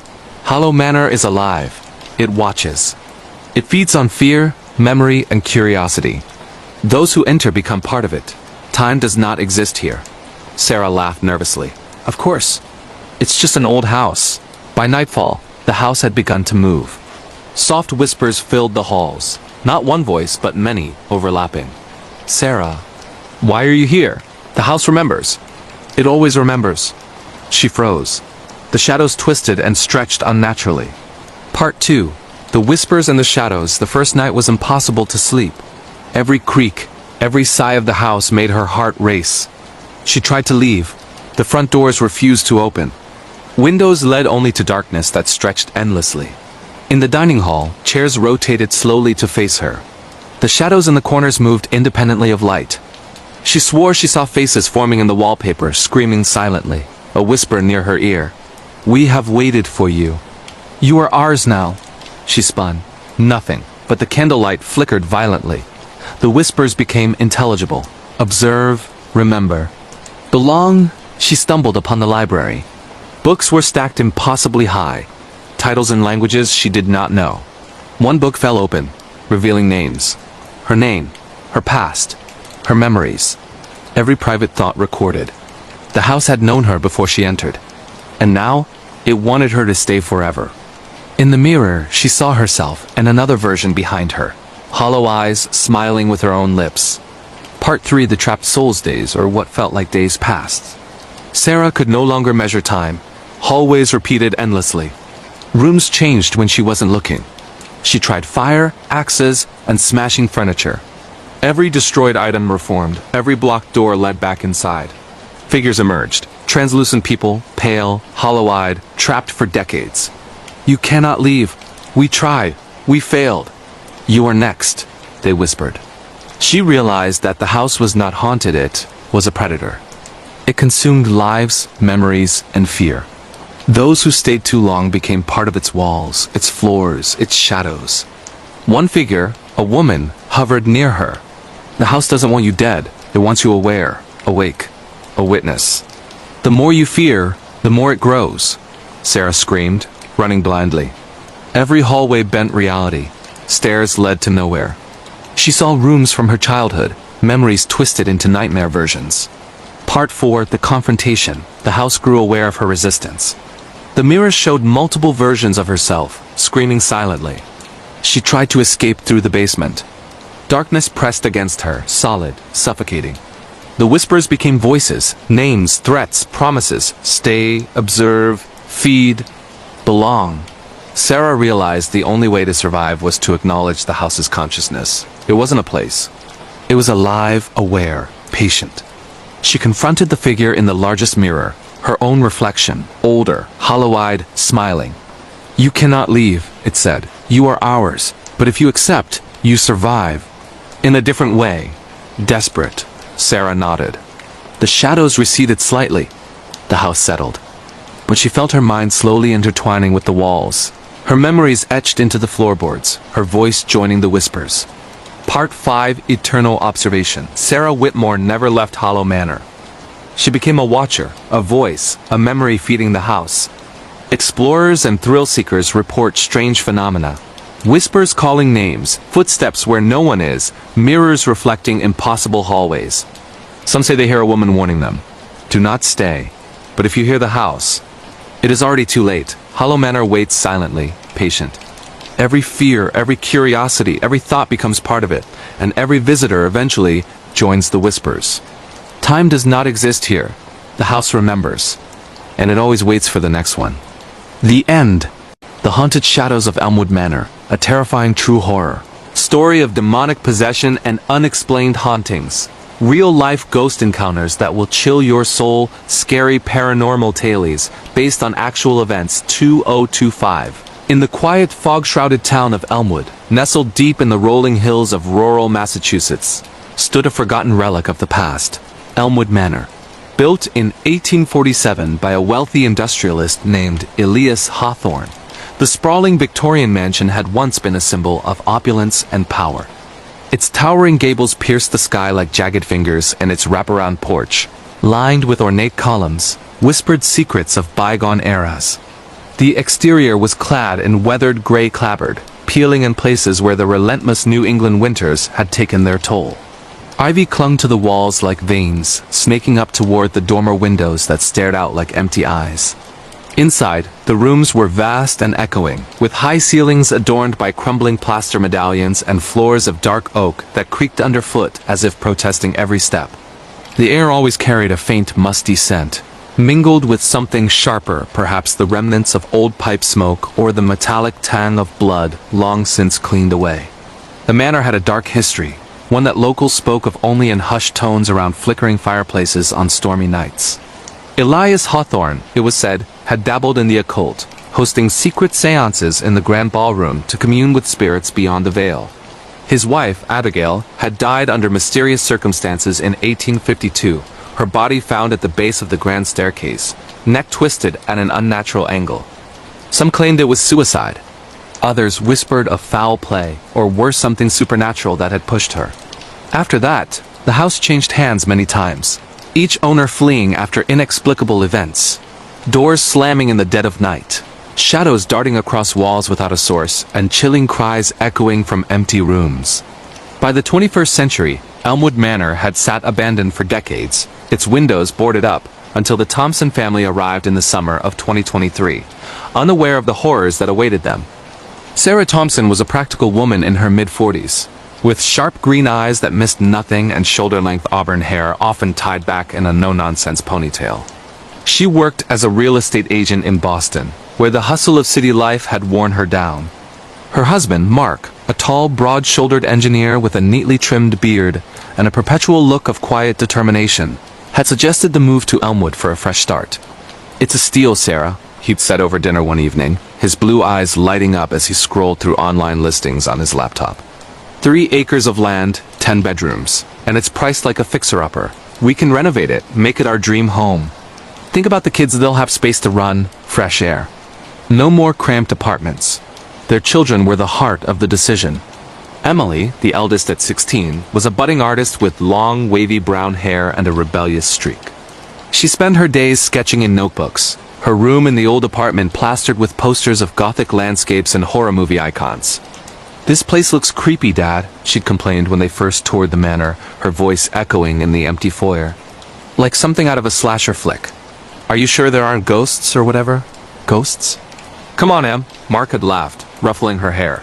"It's just an old house. Needs some love, that's all." Then there was little Jack, 8 years old, with tousled blonde hair and wide, curious brown eyes that sparkled with innocence. He was the family's bundle of energy, always asking questions about everything. "Will there be a secret room, Mom?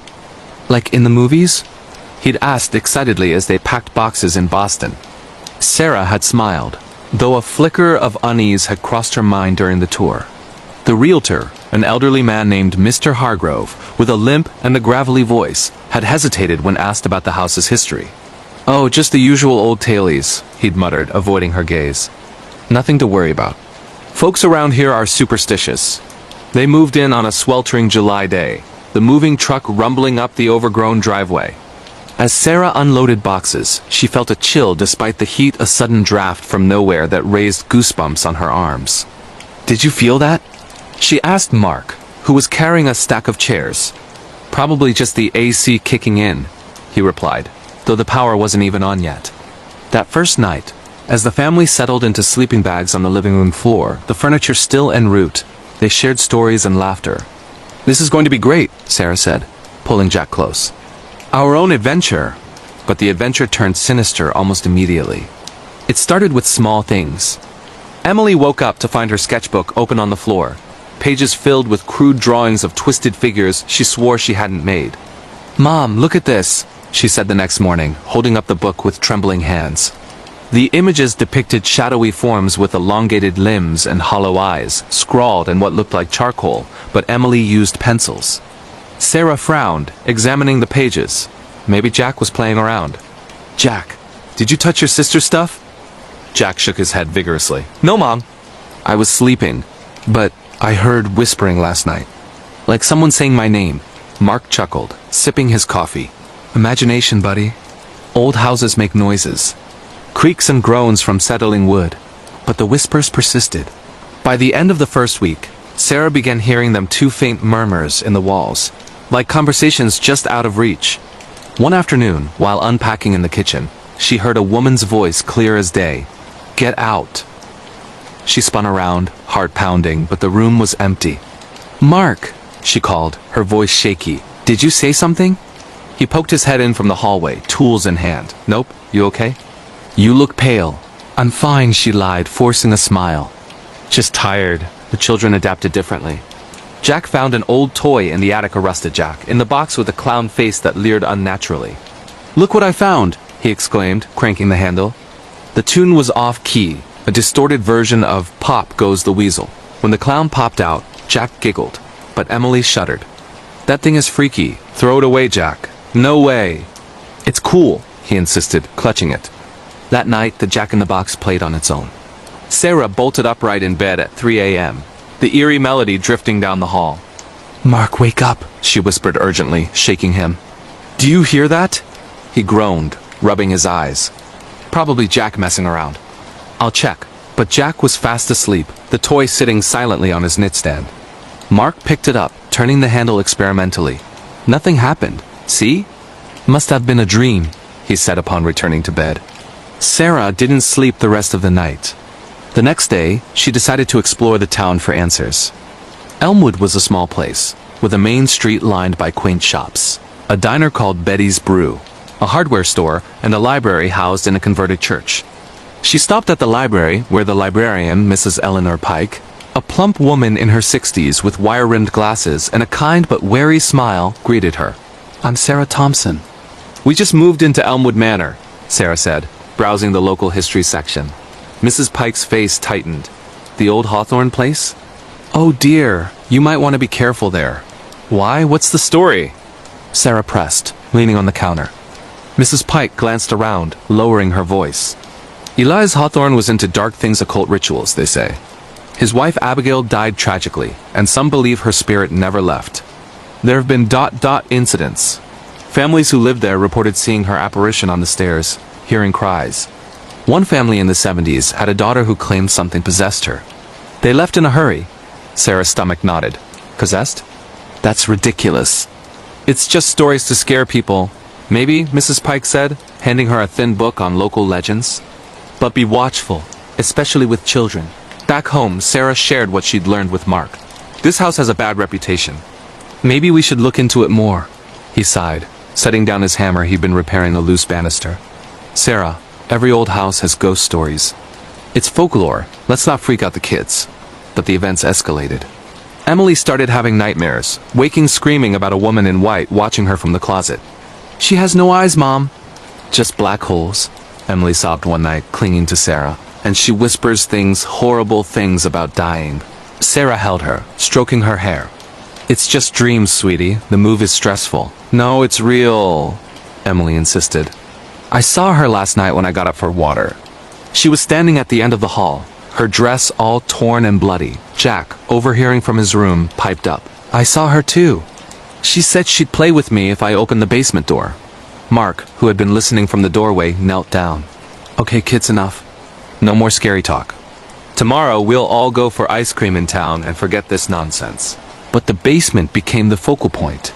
It was a dank, stone-walled space beneath the house, accessible through a heavy oak door in the kitchen. Cobwebs draped the rafters like lace, and the air was thick with dust and mold. Mark had planned to turn it into a workshop, but every time he went down, tools would move on their own hammers, sliding across benches, lights flickering without reason. One evening, as the family sat down for dinner in the dining room, a grand space with a crystal chandelier that swayed gently even without windjack suddenly froze, his fork midway to his mouth. Mom, there's someone behind you, he whispered, eyes wide. Sarah turned but saw nothing. Jack, stop it. You're scaring yourself. No, really, it's the lady. She's smiling at me. Emily dropped her glass, water spilling across the table. I see her too. Oh God, her face, it's rotting. Mark stood up abruptly. That's it. This is mass hysteria or something. Maybe there's mold in the air making us hallucinate. I'll call an inspector tomorrow. But before he could, the chandelier crashed down, shattering on the table in an explosion of glass. Sarah screamed, shielding Jack as shards flew. What the hell was that? Mark yelled, checking everyone for injuries. No one was hurt, but the incident shook them. That night, Sarah couldn't sleep. She lay in bed, listening to the house's symphony of creaks. Then a soft knocking began, at first distant, then closer, like fingers tapping on wood. Mark, hear that? She whispered. He sat up. Yeah, sounds like it's coming from the walls. They followed the sound to the hallway, where it led to a loose panel in the wall. Mark pried it open, revealing a hidden compartment. Inside was a dusty journal, bound in leather, with Abigail Hawthorne embossed on the cover. Oh my God, Sarah breathed, flipping through the yellowed pages. The entries detailed Abigail's growing terror. Elias brings strangers into the house for his rituals. They chant in tongues, and the air grows cold. Last night, I felt hands on my throat, invisible, but strong. I fear something has been summoned, something evil that feeds on our fears. Mark read over her shoulder. This is from the 1800s. It's probably fake, but creepy. As they read, the temperature dropped sharply, their breath visible in the air. A low growl emanated from the shadows. We need to get out of here, Sarah said, grabbing his arm. But it was too late for easy escapes. The next day, Emily changed. She became withdrawn, speaking in a voice not her own, deep and raspy. During breakfast, she stared at Jack with unnerving intensity. You shouldn't play with my toys, little boy, she said, her eyes glazing over. Em? What do you mean? Sarah asked, concerned. Emily blinked, snapping back. What? I didn't say anything. Incidents multiplied. Objects levitated. Books flying off shelves, chairs scraping across floors. One afternoon, while Mark was in the basement, the door slammed shut, locking him in. Sarah! Help! He pounded, panic rising as the lights went out. In the darkness, he felt cold fingers brush his neck. Who's there? He demanded. Laughter echoed hollow, feminine. You are in my house now, a voice hissed. Sarah forced the door open with a crowbar, finding Mark huddled, pale. Something touched me, he admitted, voice trembling. I felt it. They called a local priest, Father Daniel Riley, a stout man in his 50s with salt and pepper hair and a calm demeanor honed from years in the parish. He arrived that evening, Bible in hand. Tell me everything, he said, sitting in the living room as the family recounted the events. It's like the house is alive, Sarah explained, wringing her hands. And now Emily. She's not herself, Father Riley nodded gravely. This sounds like a demonic infestation. The history here, Hawthorne's occult practices may have opened the door to something malevolent. We'll perform a blessing.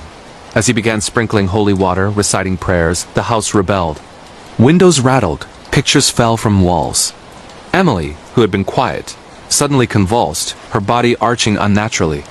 Get out, false prophet, she snarled in that alien voice. Her eyes rolled back, showing only whites. Emily, Sarah cried, rushing to her. Father Riley pressed on. his voice steady. "In the name of the Father, I command you to leave this child." The entity fought back. Wind howled through the room, though all windows were closed. Jack screamed as invisible forces lifted him off the ground. "Mommy, make it stop!" Mark grabbed him, pulling him down. "Hold on, son." The climax came in the grand ballroom, where Hawthorne's rituals had occurred. Father Riley led them there, the air thick with oppression. Emily thrashed, speaking in Latin, a language she didn't know. "She belongs to us now," the voice mocked. "No!" Sarah shouted. "Fight it, Emily. We love you." Tears streamed down Emily's face as glimpses of her true self surfaced. "Mom... It hurts... Make it go away." Father Riley anointed her forehead with oil. "By the power of Christ, be gone." A deafening shriek filled the room, shadows coalescing into a form, a spectral woman in white, face decayed, eyes burning with hatred. "Abigail?" Mark gasped. "Not Abigail," Father Riley said. "Something that wears her face, a demon using her tragedy." The entity lunged, but the priest's prayers intensified. The figure writhed, dissolving into black smoke that seeped into the floorboards. Emily collapsed, exhausted but free. The house fell silent. In the days that followed, the Thompsons decided to leave Elmwood Manor. They sold it at a loss, warning the next buyers. Father Riley sealed the property with further rights, but whispers persist in town that the shadows still linger, waiting for the next family. Years later, Sarah reflected on that summer. "It was real," she told friends. "The horror we faced changed us forever." If you ever hear knocking in the walls, don't ignore it. It might be something knocking back, but in Elmwood, on quiet nights, locals still avoid the manor, knowing some doors, once opened, never fully close. Chapter 2. The first signs after the chandelier incident, the family tried to normalize life. Sarah spent days cleaning glass shards, her hands cut from the effort. "We can't let this house beat us," she said to Mark as they swept. "But what if it's not the house? What if it's us?" Mark replied, his voice low so the kids wouldn't hear. "Maybe we're bringing stress into it, projecting." Sarah paused, broom in hand. "Projecting levitating objects?" "No, Mark, something's here." Emily. Upstairs in her room, a spacious chamber with bay windows overlooking the overgrown garden, tried to paint to calm her nerves. The garden was a tangle of thorns and wilted roses, the remnants of Abigail's prized flower beds. As she dipped her brush in paint, the canvas began to bleed colors on its own, forming a face, the woman from her dreams. "Stop it," she yelled, throwing the brush. The face smiled, then faded. Downstairs, Jack played with his jack-in-the-box in the parlor. A room filled with antique furniture they had inherited with the house. Velvet sofas faded from time, a grandfather clock that chimed erratically. "Pop goes the weasel," he sang, cranking. But the clown popped out too early, its grin wider than before. "You're funny," Jack said to it. The toy replied in a whisper, "Play with me forever." Jack dropped it, running to Sarah. "Mom, the clown talked." Sarah knelt. "Honey, toys don't talk. It's your imagination." But that night, as the family ate pizza in the kitchen, the dining room too damaged, the grandfather clock struck 13 times. "That's impossible," Mark said, checking his watch. "It's only 8 p.m. Then the power went out, plunging the house into darkness. Flashlights revealed shadows moving, not cast by them but independent, slithering along walls. "Everyone stay together," Mark ordered, gathering them in the living room. They huddled, telling stories to pass time. "Remember our trip to the beach last year?" Sarah said, trying to lighten the mood. Emily hugged her knees. "Yeah, but this isn't a vacation, this is hell," Jack whimpered. "I want to go home." "This is home now," Mark said firmly, but his voice cracked. The lights flickered back on, but the shadows lingered in corners, watching. Chapter 3. The journal's secrets, the hidden journal, became their obsession. Sarah read it aloud to Mark in bed, the pages brittle. "Elias is mad," Abigail wrote. "He invited a medium last night. They summoned something, a spirit from the abyss. It promised power, but I saw its true form, darkness with eyes like coals. It touched me, cold as death." Mark rubbed his temples. "This is like a horror novel." Maybe Abigail was insane. Or maybe it's true, Sarah countered. "The touches, the voices, it matches what we're experiencing." They decided to research Hawthorne. Driving to the town hall the next day, they met the clerk, a young woman named Lisa with blonde hair in a bun. "Hawthorne records?" "Sure," she said. pulling files. He was rich from mills, but rumors of cults. After Abigail's death, he vanished. Some say he killed himself in the basement. Back home, they confronted the basement. "We have to see," Mark said, flashlight in hand. The stairs creaked ominously. At the bottom, they found scratches on the wall's claw marks. In a corner, a pentagram etched in the floor, faded but visible. "Something happened here," Sarah whispered. As they examined it, the door above slammed. Darkness enveloped them. "Not again," Mark groaned. The growl returned, louder. "Leave or join us," the voice hissed. They banged on the door until Emily heard and opened it. "What were you doing down there?" she asked. "Nothing good," Sarah said, hugging her. "That night, Jack went missing. They searched frantically." "Jack! Where are you?" Sarah called. They found him in the attic, sitting in a circle of old dolls, eyes glazed. "The lady wanted to play," he said. "What lady?" Mark asked. "The one from the stairs. She said she's lonely." Father Riley was called the next day. "This is serious," he said after hearing more. "The entity is attaching to the children. We need to act fast." As he prepared, Emily had another episode. "It's inside me," she cried, scratching her arms. Red welts appeared, forming words. "Mine." The family prayed together, but the house shook, plaster falling. Chapter 4. The possession escalates. Over the next weeks, the possession deepened. Emily spoke in voices, recounting events from 1852. "Elias killed me," she said one day. Her voice, Abigail's, pushed me for the power. Sarah, tearful, held her. "Fight it, baby." "You're strong." Mark researched exorcisms, calling experts. "We need help," he told Sarah. "This isn't just ghosts, it's demonic." A paranormal investigator, Dr. Elena Vargas, a woman in her 40s with dark hair and a scientific approach, arrived. "I'll set up cameras," she said, placing equipment. "Let's see what's here." The footage captured orbs, apparitions, EVPs saying death comes. During a session, Emily levitated. "Help me," she begged in her own voice. Dr. Vargas gasped. "This is real. The energy is off the charts." Father Riley returned for the exorcism. The battle lasted hours, the entity manifesting as Abigail, revealing the truth. Elias had sacrificed her to a demon for wealth. "Release her," Father Riley commanded. The demon screamed, exiting in a burst of wind. Peace returned, but the family left, the manor abandoned once more. Chapter 5. The aftermath and lingering fears. Months after leaving, the Thompsons settled in a modern condo in Boston. But the nightmares continued. Sarah woke sweating, hearing whispers. "It's not over," she told Mark. He nodded. "I see shadows sometimes," Emily, in therapy, drew the woman. "She follows us." Jack threw away the jack-in-the-box, but it reappeared in his toy box. They returned to Elmwood one day, with Father Riley, to burn the journal. As flames consumed it, a final shriek echoed. But in the manor, the shadows wait for the next souls. To make it even longer, add more scenes. Daily life descriptions, more town interactions, extended dialogues. For example, a scene with neighbors. The neighbors, the Millers, an elderly couple, visited. "We heard you're in the Hawthorne place," Mr. Miller said, his face wrinkled. "Bad luck there," Mrs. Miller added. "Our son played there as a kid. Saw things. Ghosts." Sarah asked, "What things?" "Apparitions noises." "Stay safe." Extended dialogue with Father Riley. "Have you done this before?" Mark asked. "Many times," he replied. "Demons lie, manipulate. Stay strong in faith."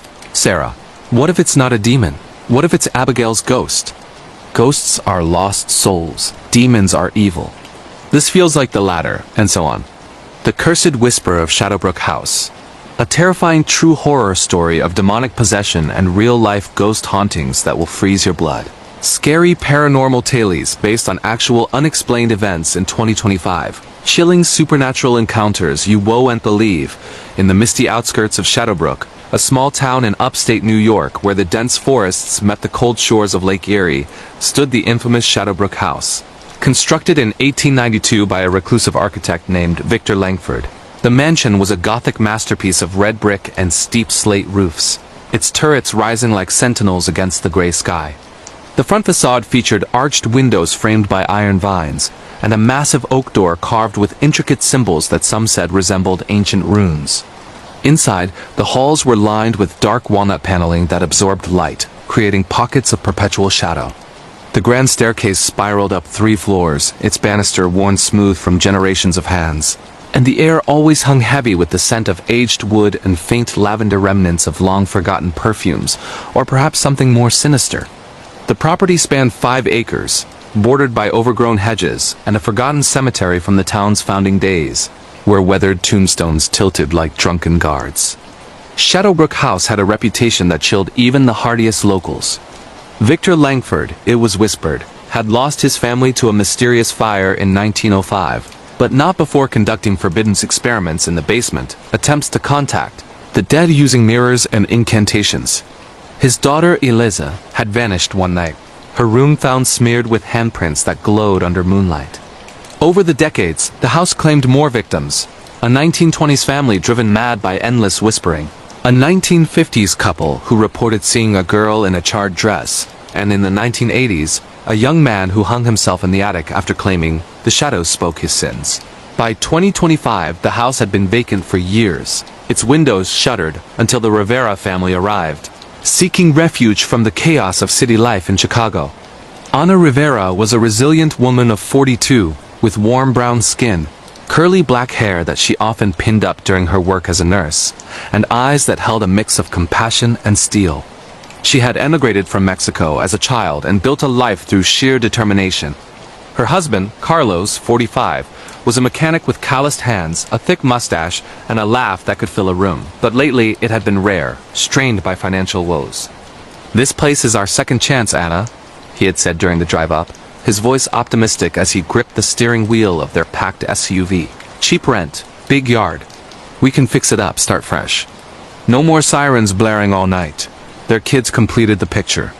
Sophia, 17, was a tech-savvy teen with straight dark hair, piercings in her nose, and a passion for coding apps on her laptop.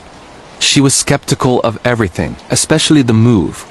"This house looks like it's from a bad horror game, Dad," she complained as they pulled up the gravel driveway, her earbuds dangling.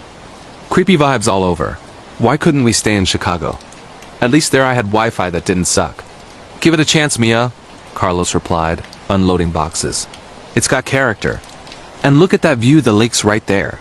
Then there was young Miguel, 10, with his messy hair, freckles across his nose, and an endless curiosity fueled by comic books. "Is there a hidden treasure, Mom? Or ghosts?" he asked excitedly, his backpack slung over one shoulder. Anna smiled, though a twinge of doubt hit her when she first stepped inside. The realtor, a nervous woman named Miss Jenkins with bleached blonde hair and a clipboard, had rushed through the tour. "Just an old gem needing TLC," she said, avoiding eye contact. "Ignore the stories, small towns love drama." The family moved in on a rainy April afternoon in 2025, the sky weeping as if in warning. As Anna unpacked kitchenware in the spacious kitchen, with its vintage stove and cabinets that creaked like old bones, she felt a draft slither across her neck. "Carlos, is a window open?" She called. He checked from the living room where he was assembling furniture. "Nope, all closed. Probably just the rain." That night they camped out in the living room on air mattresses, the house groaning as wind battered the walls. "This is kind of fun," Miguel said, munching on snacks. "Like an adventure." Sophia rolled her eyes. "Yeah, if adventures include no signal." "My phone's dead here." Anna tucked him in. "Tomorrow we'll get everything set up. Sweet dreams." But dreams turned to nightmares. Sophia woke at 2 a.m. to scratching sounds in the walls, like nails dragging on wood. "What the hell?" she muttered, grabbing her phone's flashlight. The beam revealed nothing, but the noise stopped only to be replaced by a faint whisper. "Sophia, play with me." She shook it off. Stupid old house. The next morning over breakfast in the kitchen, Sophia mentioned it. "Did anyone hear scratching last night? It was weird." Miguel's eyes widened. "I heard whispering." "It said my name."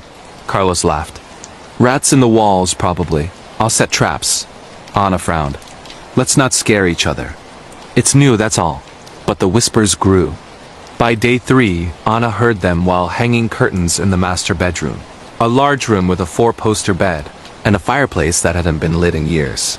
The voice was childish, female. "Mama, why did you leave me?" She dropped the curtain rod. "Who's there? No answer. Carlos, come quick." He rushed in. "What happened?" I heard a voice, a little girl. He hugged her. The wind, more. Or maybe echoes from the lake. Sophia, overhearing, scoffed. Great, now Mom's hearing things too. This place is cursed or something. Miguel found an old doll in the attic that afternoon. A porcelain figure with cracked skin, dressed in a singed gown, its glass eyes unnaturally bright. Look what I found, he exclaimed, bringing it downstairs. Can I keep it? Anna examined it. Where'd you get that? It's dirty, throw it out. But it's cool, Miguel protested. She looked sad. That night, the doll moved. Anna woke to find it sitting on her knitstand, staring. Carlos, did you put this here? He grudgingly woke. No. Miguel must have. But Miguel was asleep, the doll not in his room. They burned it in the backyard fire pit the next day, watching it melt. Good riddance, Sophia said. The events accelerated. Doors slammed shut on their own, locking people in rooms. Carlos got trapped in the bathroom one evening, the mirror fogging with breath not his own. Words appearing. Burn. Anna. Help! He yelled, pounding. She jimmied the lock. What happened? The mirror. It wrote burn. Sophia, skeptical, set up her laptop camera in the hallway. Let's see if it's real. The footage showed a shadowy figure, a girl, in a dress gliding past at 3 a.m. Oh my God, Sophia whispered the next morning, showing the family. This is no joke. We have a ghost. Miguel cried. I don't like it here anymore. Anna comforted him. We'll figure it out. They visited the town library, a cozy building with shelves of dusty books. The librarian, Mr. Harold, an old man with a beard and thick glasses, listened. Shadowbrook House? Ah, the Langford tragedy. Victor's daughter, Elisa, died in a fire he started accidentally, they said. But rumors of rituals, mirrors to see the dead. Mirrors? Carlos asked. Yes, he believed they were portals. Elisa's spirit is said to haunt, seeking her mother. Back home, Anna found a full-length mirror in the basement covered in sheet. Unveiling it, she saw not her reflection, but a burned girl. Who are you? Anna asked. The girl mouthed. Help me, Sophia joined. Mom, don't. The mirror cracked, shards flying. That night, Miguel started acting strange. He spoke in a girl's voice. Daddy set the fire. It hurt. Miguel? Anna shook him. He blinked. What? The possession began. Miguel drew pictures of fires, whispering secrets. The shadows want a new family. Carlos, desperate, called a psychic. Lena Torres, a woman in her 30s with long braids and calming presence. I sense a spirit attached, she said upon arriving. Elisa, but twisted by something darker, a demon using her pain. Can you help? Anna pleaded. We'll try a seance. In the living room they held hands. Eliza, speak, Lena said. The table shook. Why did you come? This is my house. Miguel convulsed. Burn with me! Flames erupted in the fireplace, spreading. Out! Carlos yelled, grabbing Miguel. They escaped, but the fire died unnaturally. Lena, it's strong. We need a priest. Father Miguel Gomez, a priest from town, arrived. This is demonic oppression. Pray with me.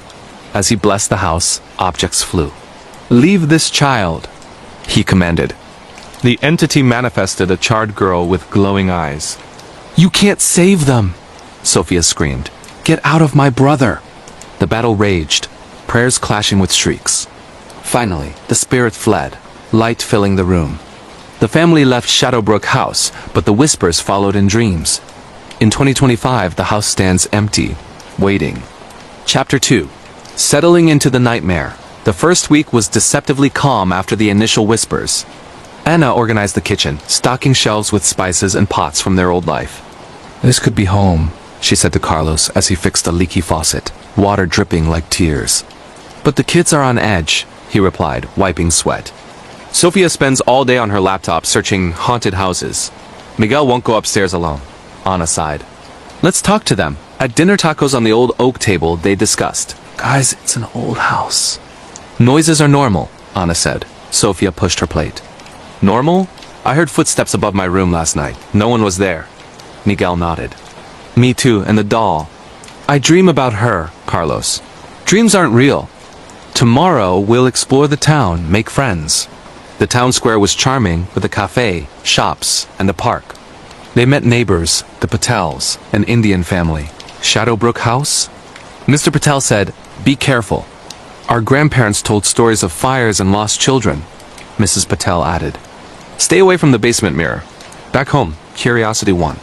Carlos and Anna went to the basement, a cold concrete space with shelves of forgotten jars.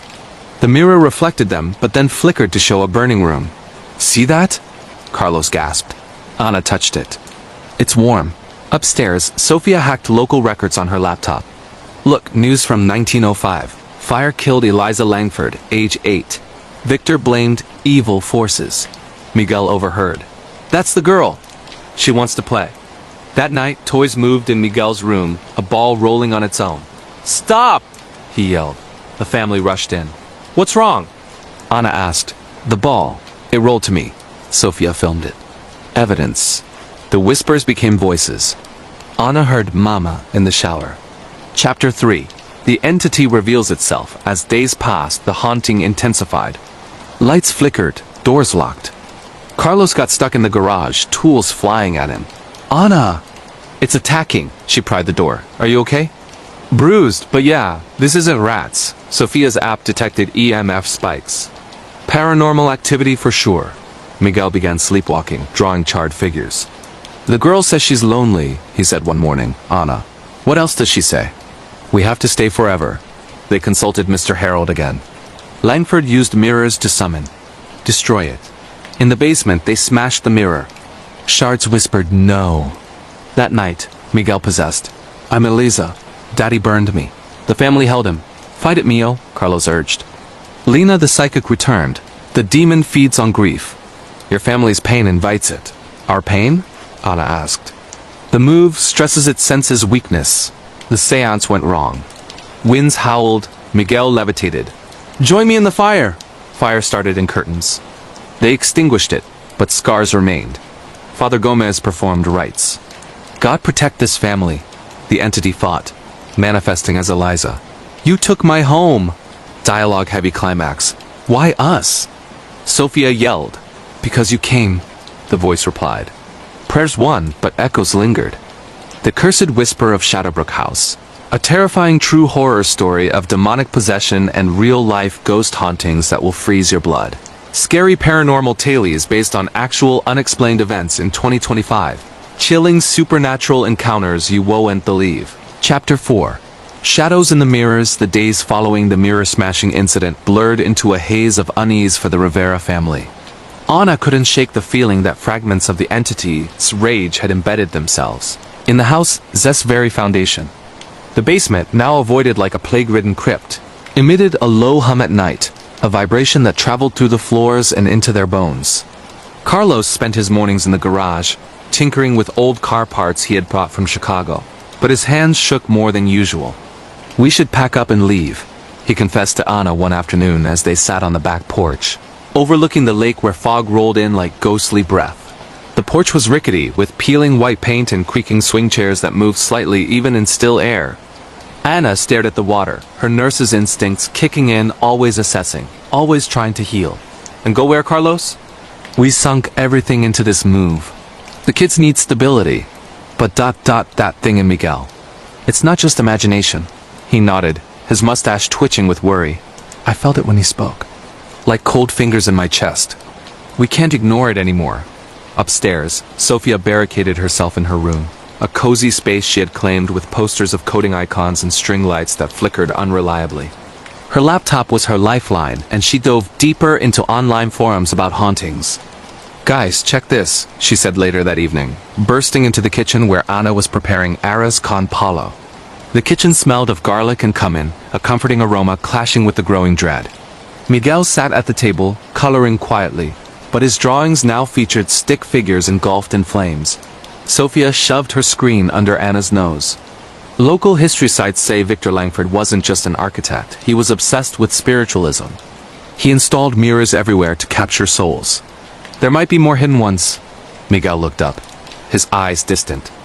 The girl says mirrors are doors. She comes through them. Anna froze, spoon in hand. Miguel, honey, who told you that? He blinked, as if waking, I don't know. In my head, Carlos entered, grease on his hands. Enough. No more talk like that. Sophia, put the laptop away at dinner. But Dad, we need to know. Sophia argued, her voice rising. If there are more mirrors, we have to find them. Destroy them before it gets worse, Ana mediated. She's right, Carlos. Ignorance won't protect us. Tomorrow we search the house top to bottom. The search began at dawn, the family armed with flashlights and hammers. They started in the attic, a dusty realm of cobwebs and forgotten trunks. The air was thick, oppressive, like breathing through cloth. Look for anything reflective, Ana instructed. Miguel pointed to a covered shape. There! Under a sheet was another mirror, ornate and fogged. As Carlos approached, his reflection warped, stretching into a burned silhouette. Back away. He yelled. Sofia filmed. It's happening again. The mirror whispered. Stay ... burn ... They smashed it, shards scattering like ice. But as they did, Miguel screamed, collapsing. It hurts. Fire inside. Ana held him. Breathe, Mio. Tell us what's happening. The girl. She's mad. Says we broke her window. Carlos carried him downstairs. We need professional help, now. That night, the house retaliated. Mirrors in bathrooms cracked spontaneously, reflections showing extra figures lurking behind. Ana brushed her teeth, seeing a small hand on her shoulder. She spun nothing. Carlos. In here. He rushed in. What? The hand. It was there. Sofia, hearing, joined. This is escalating. I found a psychic online, Lina Torres. She's local, does house clearings. Call her, Ana said firmly. Chapter 5. The psychic's warning. Lina Torres arrived the next day, her van pulling up the driveway with a rattle.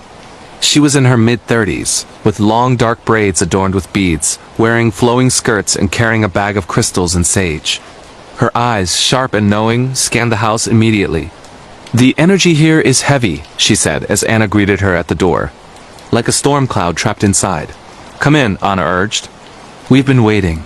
In the living room, a spacious area with high ceilings, a stone fireplace, and faded rugs, they gathered. Carlos offered coffee. Thanks. Now tell me everything from the beginning. They recounted. The whispers, the doll, the mirrors, Miguel's episodes. Lina listened, nodding. This isn't just a ghost. Elisa Langford's spirit is here, but it's corrupted. Something demonic latched on during Victor's rituals. It uses her trauma to feed. Miguel, sitting quietly, suddenly spoke in a high-pitched voice. Liar, I'm not corrupted. I'm lonely. Lina's eyes widened. It's speaking through him. Child, what's your name? Eliza. They broke my mirrors. Now I can't see Mama, Ana gasped. Miguel, fight it. Lina pulled out sage, lighting it. The smoke curled unnaturally, forming shapes. We need a cleansing. Everyone hold hands. As they chanted protective words, the room grew cold. Winds whipped, knocking books off shelves. Leave this place, Lina commanded. The voice from Miguel laughed. You first. Objects levitated, a vase, chairs. Sofia ducked as a book flew. This is insane, Carlos shielded Miguel. Stop hurting my son. The entity relented momentarily, Miguel slumping. Lina wiped sweat. It's strong. The cleansing weakened it, but we need more, a priest, and find the source Victor's ritual room. Where? Ana asked, probably hidden. Check walls for false panels. They searched that afternoon, finding a loose brick in the basement. Behind it, a small chamber with altars, candles, and a final mirror intact, glowing faintly. Don't touch it, Lina warned via phone. Wait for me. But Miguel, drawn like a moth, approached alone later. Pretty ... he murmured. The mirror pulled him in his hand, sinking through the glass. Chapter 6. Trapped in reflection, Sofia found him first, his arm halfway into the mirror. Miguel! No! She yanked him back, but he was catatonic, eyes rolled white. Mom! Dad! Help! Ana and Carlos rushed down. What happened? He touched it. Now he's not responding. They carried him upstairs, laying him on the couch. His skin was ice cold. Call Lina, Carlos barked. Lina arrived within the hour. The entity pulled part of his soul through. We have to retrieve it. How? Ana sobbed. A ritual. I'll guide you into the mirror realm astrally. Sofia. That sounds dangerous. It is, Lina admitted. But we have no choice. They prepared in the basement, candles circling the mirror. Lina led a meditation. Visualize entering. Find Miguel's essence. Ana went first, her mind plunging into darkness.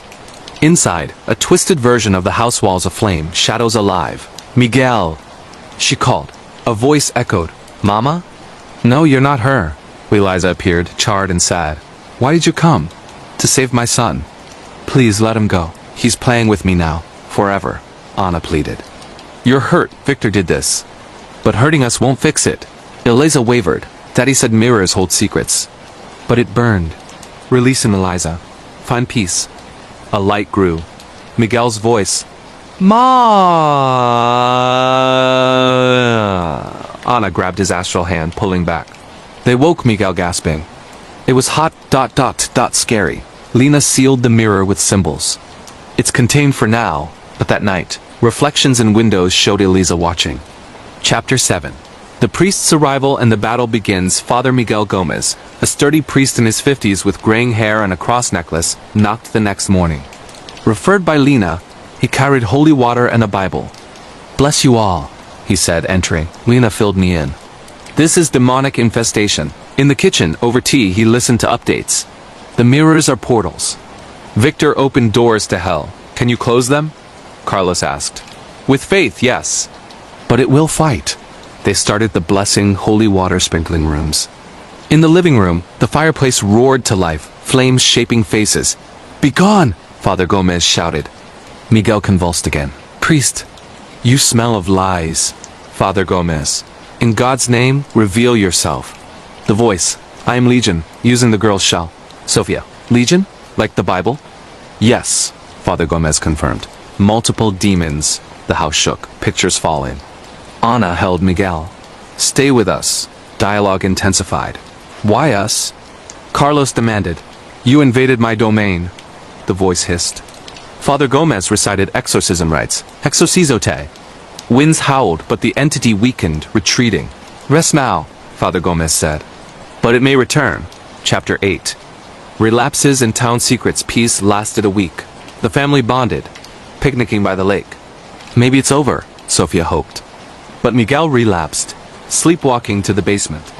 The girl calls. They chained the door, but it unlocked itself. Town visits revealed more. At the cafe, an old woman whispered, Langford's descendants still live nearby. They know rituals. Carlos confronted a man claiming relation. Help us. The man fled. Don't dig up the past. Lena returned for reinforcement. Extended talks. The demon thrives on secrets. Victor sacrificed Eliza for power. Chapter 9. The final confrontation. All converged. Lena, Father Gomez family. In the ritual chamber, they faced the mirror. Break the bond. Father Gomez commanded. Eliza manifested fully, demonic form twisting. No! Intense battle. Prayers, verses, shrieks, holy water, burning shadows. Miguel channeled strength. Go away! The mirror shattered, entities screaming into void. The whispering halls of Blackwood Academy, haunted school, horror story, United Kingdom. In the quiet countryside of rural England, nestled among ancient oak trees and fog-shrouded fields, stood Blackwood Academy, a prestigious boarding school with a history dating back to the Victorian era. It was the fall of 2018 when 17-year-old Emily transferred there from London, hoping for a fresh start after a tough year at her old school. Little did she know, Blackwood wasn't just known for its academic excellence. It had a reputation among locals for something far more sinister. Emily's dorm room was on the 3rd floor of the East Wing, a long corridor lined with creaky wooden floors and portraits of stern headmasters from centuries past. On her first night, as she unpacked her bags under the dim glow of a single desk lamp, she heard it. Faint whispering coming from the walls. At first, she dismissed it as the wind rattling the old windows or maybe pipes groaning in the ancient building. But the whispers grew clearer, names, fragments of sentences, like children reciting lessons in a language she couldn't quite place. The next day, Emily asked her roommate Sarah about it. Sarah laughed nervously and said, "Oh, that's just the ghosts. Everyone hears them eventually. They say it's the spirits of students who died in a fire back in the 1800s. Emily rolled her eyes. She wasn't one to believe in ghost stories. But that night, the whispers returned louder this time. Emily ... come play. Join us ... double quotes her name. They were saying her name. Over the following weeks, things escalated. Doors would slam shut on their own in the empty hallways after curfew. Footsteps echoed behind her when she walked alone to the library, but turning around revealed nothing but shadows. One evening, during a late study session, Emily felt cold hands brush against her neck while she was alone in the common room. She spun around to find no one there, but her skin was marked with icy fingerprints that faded slowly. Desperate for answers, Emily started researching the school's history in the archives. She discovered that in 1892, a tragic fire had claimed the lives of 12 young girls in the East Wing during a harsh winter storm. The official report said it was an accident from a faulty heater, but whispers among old staff suggested it was covered up, perhaps arson by a jealous groundskeeper who had been fired. One stormy night in November, the hauntings reached their peak. Emily woke to find her room freezing cold, her breath visible in the air. The whispers were all around her now, a chorus of childish voices pleading, "Don't leave us alone. Stay forever." She saw shadowy figures at the foot of her bed. Small silhouettes of girls in old-fashioned nightgowns, their faces pale and eyes hollow. Panicking, she grabbed her phone and ran into the hallway, screaming for help. Security cameras later captured orbs of light floating through the corridors that night, and several other students reported similar experiences. Emily left Blackwood Academy the next week, transferring back to a day school in London. To this day, she says she still hears faint whispers in quiet moments, as if the girls followed her home. Blackwood remains open, but the East Wing dorms are rarely fully occupied, and new students are warned. If you hear your name in the walls, it's already too late to ignore them. True scary haunted school stories like this one remind us why old buildings in the UK hold so many secrets. If you've ever experienced something paranormal in a school or dorm, share it in the comments. I read them all. The Shadow in the Rearview Mirror, Stalker Obsession Horror Story, United States. Driving alone on the winding back roads of rural Pennsylvania in the summer of 2022, 24-year-old Alex was heading home from a late shift at the hospital where she worked as a nurse. It was around 2 a.m., the kind of darkness where your headlights feel like the only light in the world. As she merged onto a deserted highway, she noticed a pair of headlights in her rearview mirror, far back, but steadily following. At first, Alex thought nothing of it. People take the same routes home. But after 10 minutes, the car never passed her, even when she slowed down to let it. It matched her speed perfectly, staying just out of clear sight. Uneasy, she sped up a little. The car did the same. Her heart started pounding. She called her boyfriend on speakerphone, trying to sound casual. "Hey, just checking in. There's this car that's been behind me for a while." He told her to take the next exit and see if it followed. She did, and it did. Now panic set in. Alex drove to the nearest 24-hour gas station, pulling up right under the bright lights. The following car slowed, circled the lot once, then parked across the street in the shadows. From her locked car, Alex watched as a figure stepped out. A tall man in a dark hoodie, face obscured. He just stood there, staring at her vehicle. She called the police, who arrived quickly and approached him. He claimed he was just out for a drive, but had no good reason for following her. They let him go with a warning but noted his plates. That should have been the end, but it wasn't. Over the next months, Alex started noticing things. Anonymous notes on her windshield saying, "I see you." Gifts left on her doorstep like flowers or her favorite candy.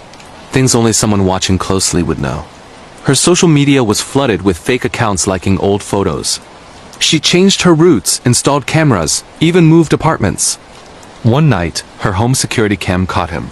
The same man, standing outside her new place at 3 a.m., just watching the windows for over an hour before leaving.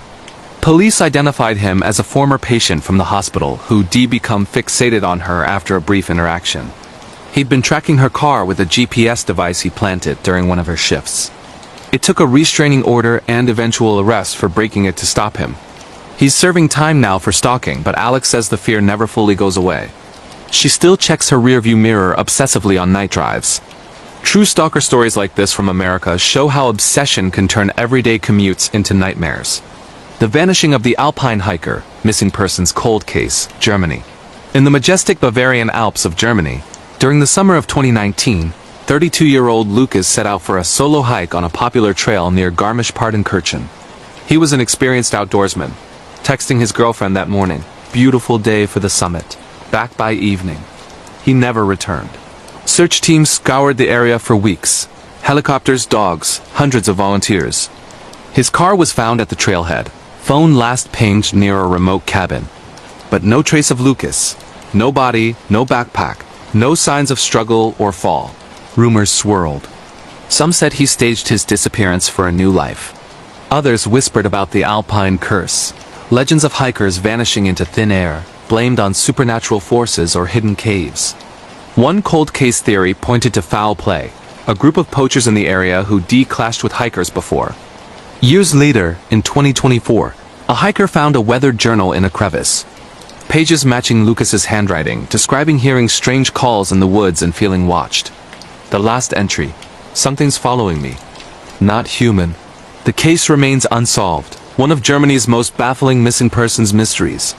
True unsolved missing person stories from Europe like this leave us wondering what really lurks in the wilderness. The night shift entity, Hospital Night Shift Horror, France. Working the graveyard shift at a historic hospital in Paris, France, Nurse Marie often dealt with the eerie quiet of empty corridors. But in winter 2023, things turned terrifying. Patients reported seeing a figure in old-fashioned nurse's uniform wandering the halls, whispering in archaic French. Marie dismissed it as delirium, until she saw it herself, a translucent woman standing at the end of the ICU, beckoning. Alarms went off inexplicably, IVs disconnected on their own. One night, Marie felt breath on her neck while charting alone. "Help me... Research revealed a nurse who died in the 1918 flu pandemic, trapped caring for patients until the end. The entity seemed attached to the old wing. After a priest's blessing, sightings stopped, but Marie transferred shifts. Real hospital horror stories from Europe prove some places never let go of their past. The Shadow in the Mirror. A true terrifying real-life horror story that will haunt your nights in the quiet suburbs of a small Midwestern town called Elmwood. Nestled among rows of identical two-story houses with manicured lawns and white picket fences, lived a young woman named Emily Harper. It was the fall of 2018 when Emily, a 28-year-old graphic designer working from home, decided to move into an old Victorian house on the edge of town. The place had been on the market for months, priced suspiciously low for its size and charm. The realtor had mentioned in passing that the previous owner, an elderly widow named Mrs. Eleanor Graves, had passed away peacefully in her sleep upstairs, but Emily didn't think much of it. She was excited about the high ceilings, the intricate woodwork, and the large antique mirror that came with the master bedroom, a full-length ornate piece with a gilded frame that seemed to dominate the room.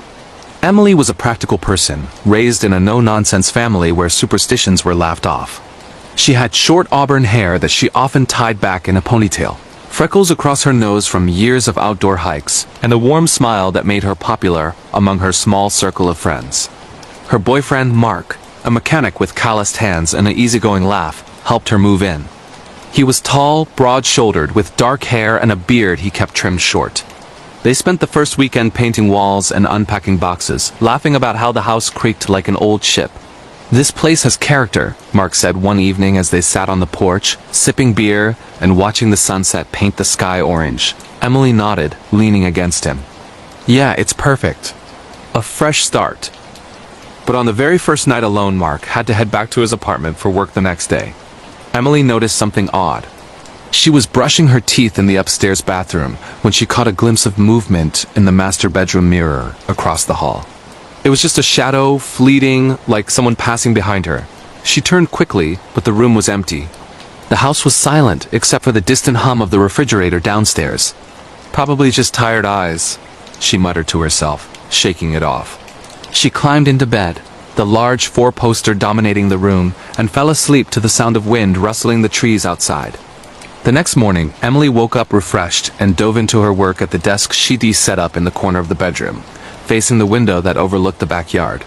The mirror stood behind her, reflecting the bed and part of the door. Around midday, while on a video call with a client, she saw it again, a dark figure standing just at the edge of the reflection, as if watching her. It was tall, humanoid, but blurred, like a smudge on glass. Emily froze mid-sentence. "Emily?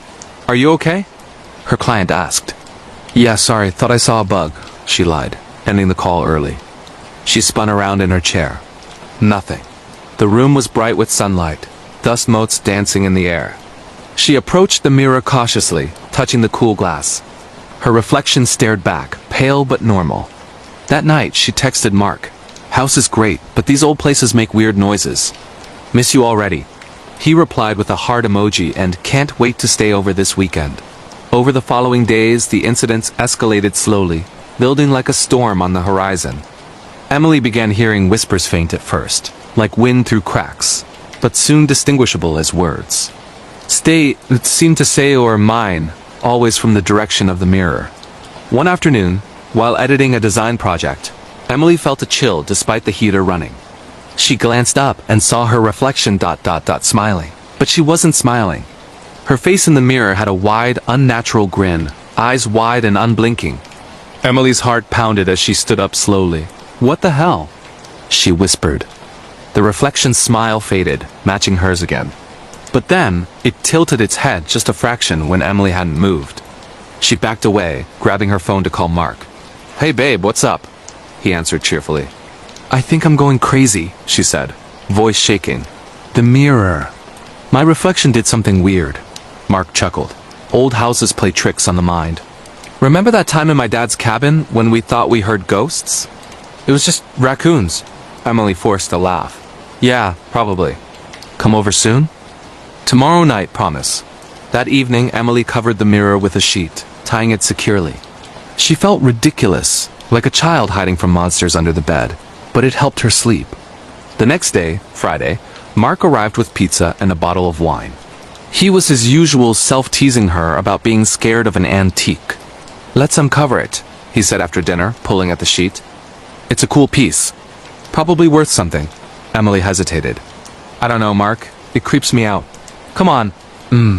It's just glass." He yanked the sheet off and they both stared at their reflections, normal, smiling. "See? Nothing," he said, kissing her forehead. They spent the night together, making love in the big bed, laughing and talking until late. For a moment, everything felt perfect. But in the dead of night, Emily woke to the sound of scratching. Soft, rhythmic, coming from the mirror. She sat up, heart racing.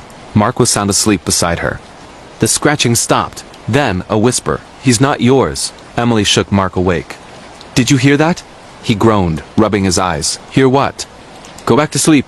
But she couldn't. She stared at the mirror in the moonlight filtering through the curtains. Her reflection was sitting up ... But Mark's was not. In the glass, the reflection of Mark lay still.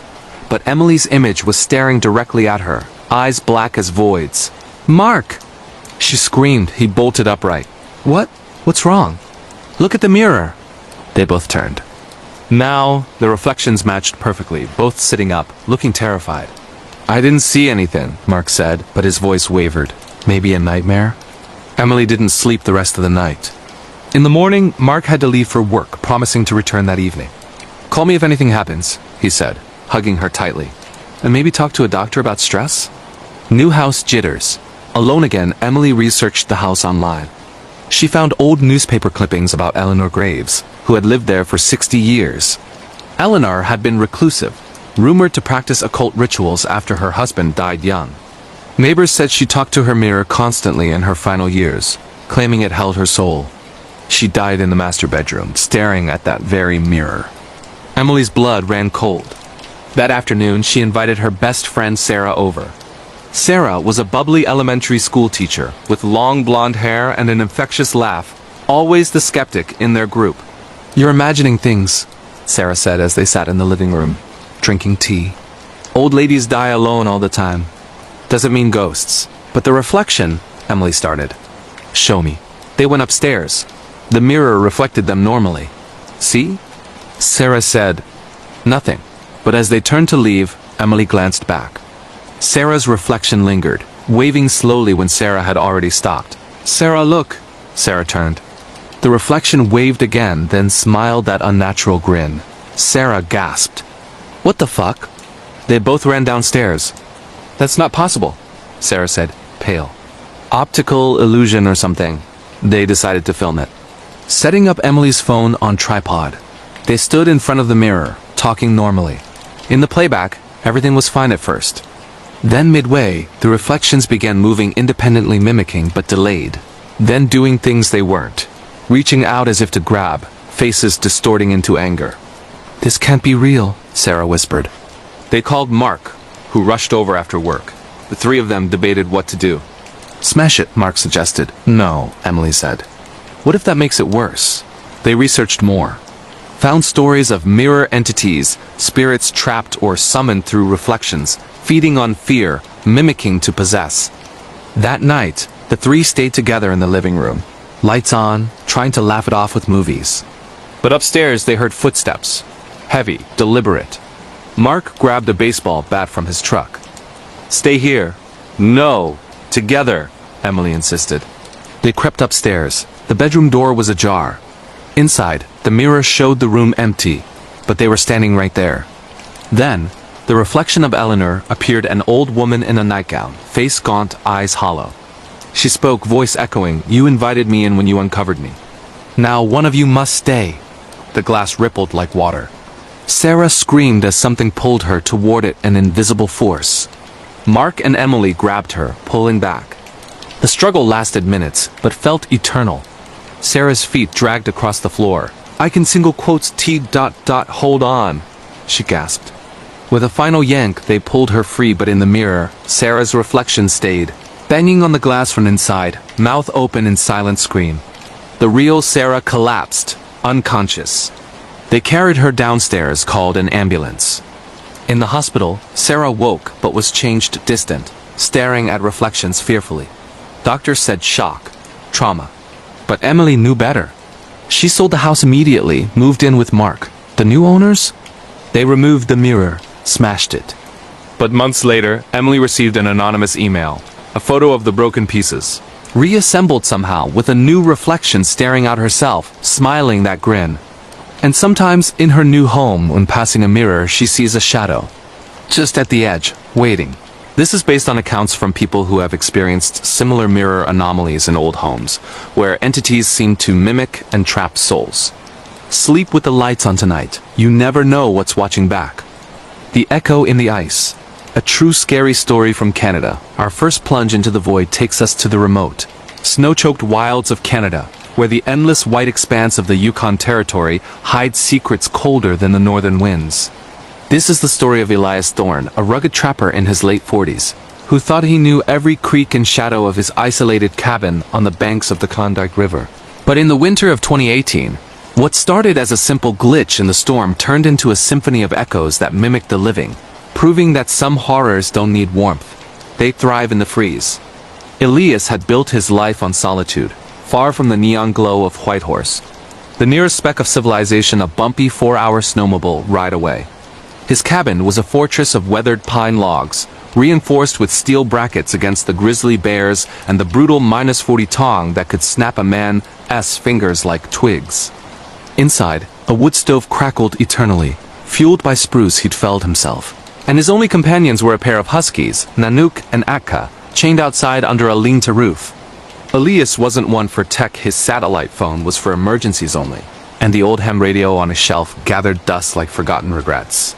But that December, with the aurora borealis painting the sky in sickly greens and purples, he fired up the radio for the first time in months. Static hissed like a serpent, but then voices broke through. Faint, garbled calls from prospectors upriver, warning of a whiteout rolling in from Alaska. "Stay put," one crackled. "It's a devil of a storm." Echoes everywhere, sounds like folks hollerin' right in your ear. Elias chuckled, pouring himself a mug of black coffee laced with whiskey. Echoes? The Yukon was full of them, bouncing off the cliffs, twisting through the pines like lies in the wind. He secured the shutters, double-checked the dog's chains, and settled by the fire with his .308 Winchester across his lap. The wind howled like a banshee as the storm hit, rattling the windows with fists of ice. Sleep came fitful, broken by dreams of his late wife Mara, her voice calling from the tree line where she'd vanished in a similar blizzard 20 years back. "Elias, come find me ... double quotes." He jolted awake at dawn, or what passed for it under the perpetual gray. The dogs were silent, which was wrong. Nanook should be baying for breakfast. Elias bundled into his parka, the fur hood swallowing his bearded face, and crunched out into the knee-deep powder. The lean-to was intact, but the chains lay empty, coiled like shed skins. No paw prints, no blood, just pristine white, as if the huskies had evaporated. Panic clawed his gut, but he shoved it down. Tracks could be buried. He'd search upriver. Back inside, the radio spat static again, unprompted. Then, clear as a bell. Elias ... The ice is thin. Come out. His blood turned to slush. That was Mara's voice, soft and lilting with her old Scottish burr. But Mara was gone, her body never found. Just a scarf tangled in a driftwood snag. Hard hammering, he snatched the mic. Who is this? Some sick joke from town? Laughter echoed back, not Mara's deeper, layered like a chorus of throats scraped raw. Joke? We're the echo, love. The ones who stayed. He killed the power, but the voice lingered in the cabin's corners, bouncing off the rafters. Elias barricaded the door with his trap chest, loaded the Winchester, and paced the creaking floorboards. By noon, the whispers multiplied, not just Mara, but Nanook's frantic yips, Akka's low growls. Even his own voice from last summer, cursing a jammed snare. Fool ... you left us out there, cold ... So cold ... double quotes. Dusk fell early, the sky bruising purple. Elias lit every lantern, their kerosene glow flickering shadows that danced like intruders. He hadn't eaten, hadn't slept. Dehydration made his vision swim. Stepping to the window for a sip from the snowmelt bucket, he froze. Outside, in the gathering dark, two shapes loped parallel to the cabin huskies, lean and spectral, their eyes reflecting the lanterns like twin moons. But the chains ... he blinked, and they were gone. Footprints? None. Just the wind sculpting drifts into cruel mimics. That night, the true terror unfolded. The radio, unplugged and cold, crackled to life at midnight. Elias ... opened the door. We're home. He grabbed the rifle, chambered around, and cracked the door an inch. The storm had broken, stars pricking the velvet sky, but the yard was alive with motion, dozens of figures circling, not quite human, not quite beast. They moved in sync, limbs elongating unnaturally, faces blurred like smudged charcoal sketches. One stepped forward, Mara's silhouette, her scarf fluttering though there was no breeze.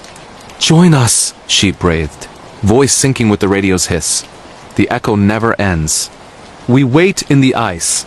Elias slammed the door, but the pounding started, fists on wood, paws on glass, his own knuckles rapping from inside the walls.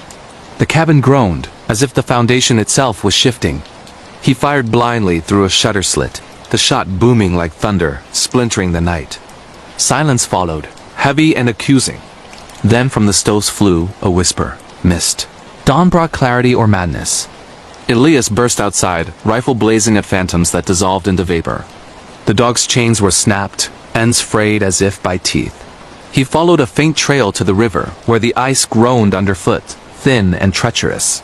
There, half submerged in a crack, floated two collars, Nanook's and Atka's tangled with Mara's scarf. No bodies, just the fabric, frozen in a lover's knot. He radioed for help, voice breaking. Whitehorse Base, it's Thorn. Send a chopper. Something's echoing. Rescue came 2 days later, after another blizzard pinned him in delirium. The pilots found him catatonic by the stove, scribbling on the walls. The echo waits. It knows your name. They airlifted him to a psych ward in Whitehorse, where doctors chalked it up to isolation-induced hallucinations, cabin fever amplified by grief. But Elias knew better. Discharged after a month of lithium and therapy, he burned the cabin to ash, watching the flames lick the sky like vengeful tongues. Years on, in a one-room flat in Vancouver, far from the Yukon's grip, Elias still wakes to whispers. The radio's off, the windows sealed, but at midnight, his own voice calls from the vents. Elias... Come find us. He doesn't answer anymore. He just listens, waiting for the echo to claim what it's owed. And in the quiet hours, when the city sleeps, he swears he hears paws scratching at the door, soft, insistent home at last. But the Yukon doesn't forget. Last winter, a trapper upriver vanished. His radio found blaring static laced with a woman's laugh. Search parties heard it too, join us. The ice is thin, they say, and the echoes, they multiply. Whispers from the donor, a true scary story from the United Kingdom, shifting across the Atlantic to the fog-draped moors of England, where the ancient stone circles of Dartmoor whisper secrets to those who dare listen. We uncover the harrowing tale of Dr. Lydia Hargrove, a cardiologist in her mid-30s, whose routine transplant in 2020 became a gateway to a possession so insidious it rewrote her very soul. This is a true scary story of medical miracles twisted into curses, where the heart you save might just claim your life. Lydia had always been the steady hand in the chaos of London's St. Thomas's Hospital, cool, under pressure, her scalpel an extension of her will. Born in the rainy suburbs of Manchester, she'd clawed her way through med school on scholarships and sheer grit, haunted by the memory of her father's fatal heart attack at 45. "Fix what's broken," he'd gasped on his deathbed, those words etching into her like a scar. By 2020, she was the rising star of cardiothoracic surgery, her days a blur of beeping monitors and sterile gowns. The call came on a drizzly October evening, a donor match for patient 0, a 62-year-old lorry driver named Harold Finch, clutching his chest in A&E after a massive infarction. The donor? An unidentified cyclist, DOA from a hit-and-run on the M25 organ-rich, blood type O negative, the universal giver. Fresh heart, the harvest team buzzed. Beating strong. Lydia scrubbed it in, the OR lights harsh as judgment, and took the graft, a fist-sized miracle, pulsing with alien vigor in the ice bath. The surgery was textbook 6 hours of precision, clamps releasing to thunderous applause from the monitors. Harold woke groggy but grateful, his new heart humming like a well-tuned engine. Lydia visited daily, charting his progress. Vitals stable, no rejection spikes. But on day 5, as she adjusted his 4, Harold gripped her wrist, eyes wild. "It's not mine," he rasped. "It sings that old songs. Gaelic, I think. And it hates the rain." Lydia dismissed it post-op delirium, common with immunosuppressants. Harold was from Essex, no Scottish ties. The donor's chart was blank, anonymity protecting the family. But that night, in her flat overlooking the Thames, Lydia dreamed of moors under storm clouds. A kilted man with peat black hair chanting over a peat fire. "Tha and Cridhill Leopard," he intoned. "The heart speaks." She bolted awake, pulse racing, her own chest aching as if squeezed by iron bands. By week 2, Harold's changes accelerated. His skin tanned unnaturally, freckles blooming like ink spots. He craved haggis and single malt, though he'd been a teetotaler his life. Nurses reported him muttering in a brogue during sleep, "Return it!" Or it claims the bearer. Blood work showed anomalies, his cholesterol plummeted, but inflammatory markers spiked, veins tracing faint Celtic knots under his skin. Lydia ordered a biopsy, but the tissue screamed anomaly.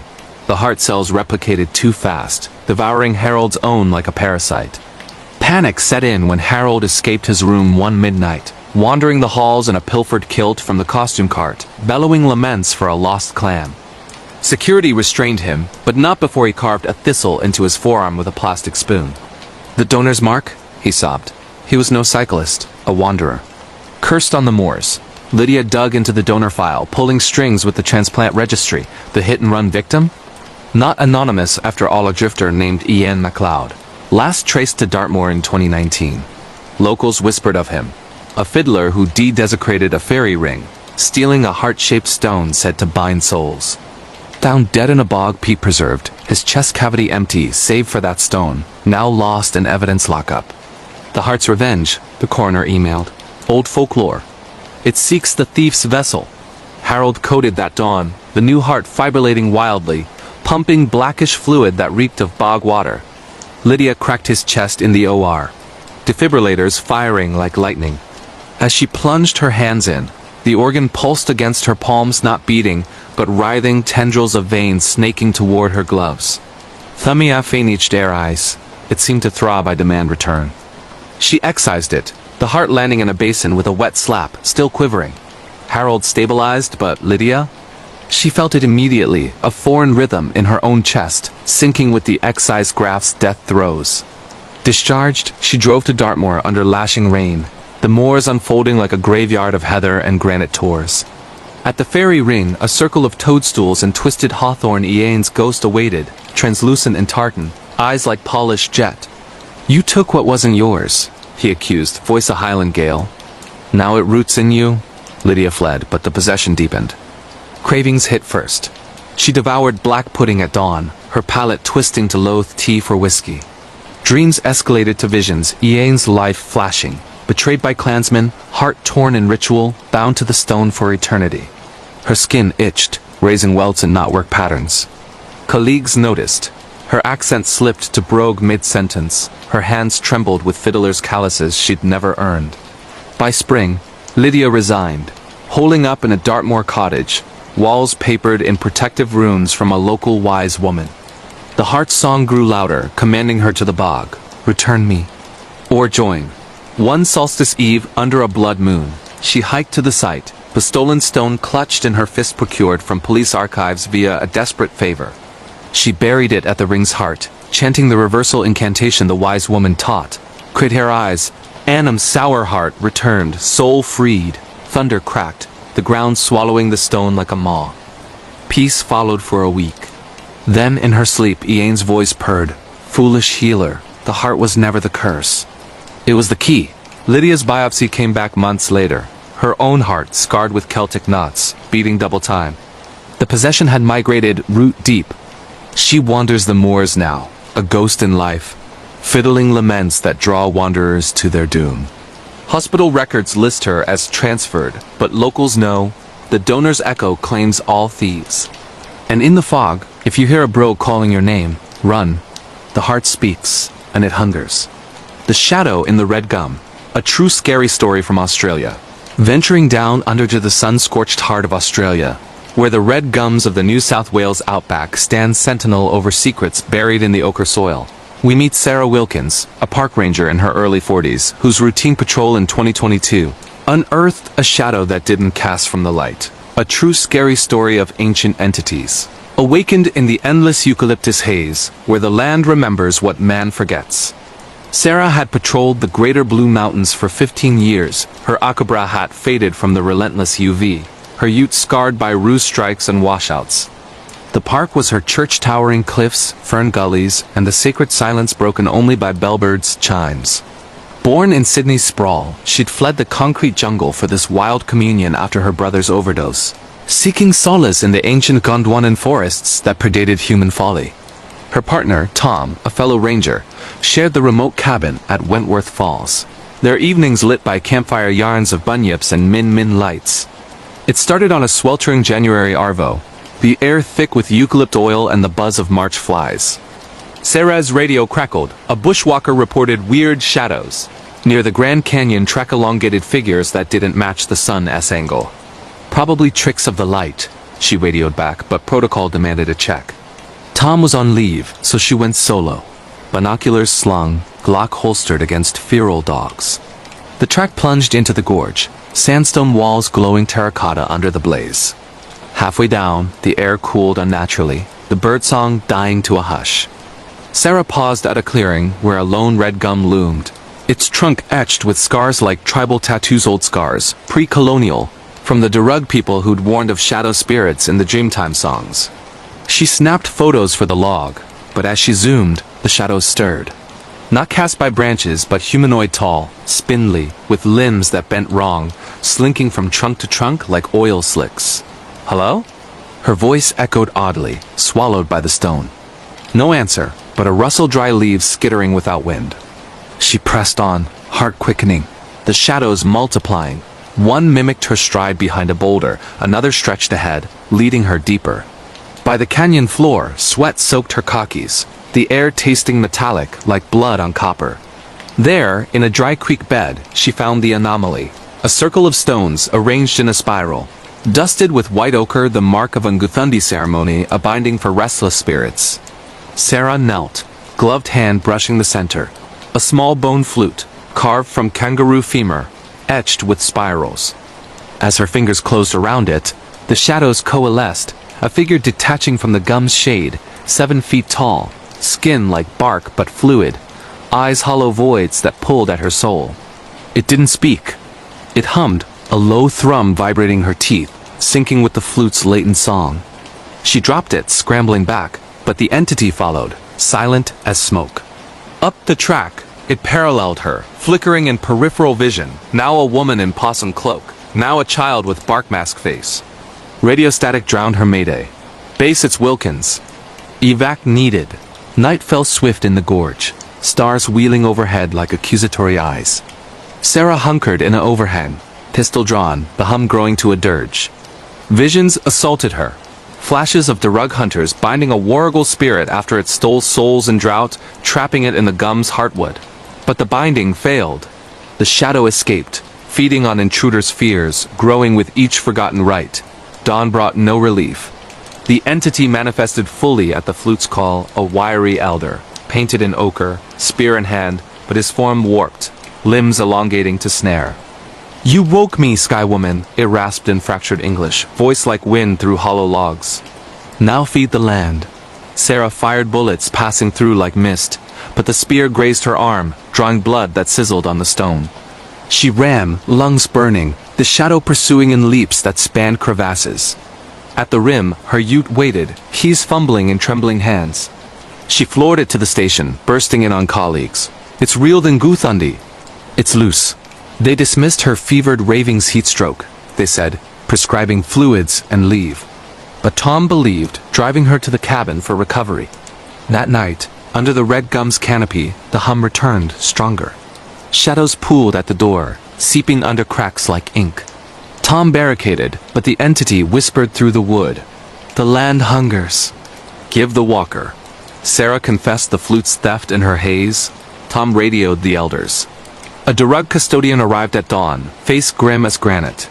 "You played the song of unbinding," he intoned, smudging the cabin with saltbush smoke. The ritual lasted hours, chants echoing the flute's melody in reverse, ochre circles drawn in blood and ash. The shadow howled, manifesting as a vortex of bark and bone, clawing at the windows till they spiderwebbed.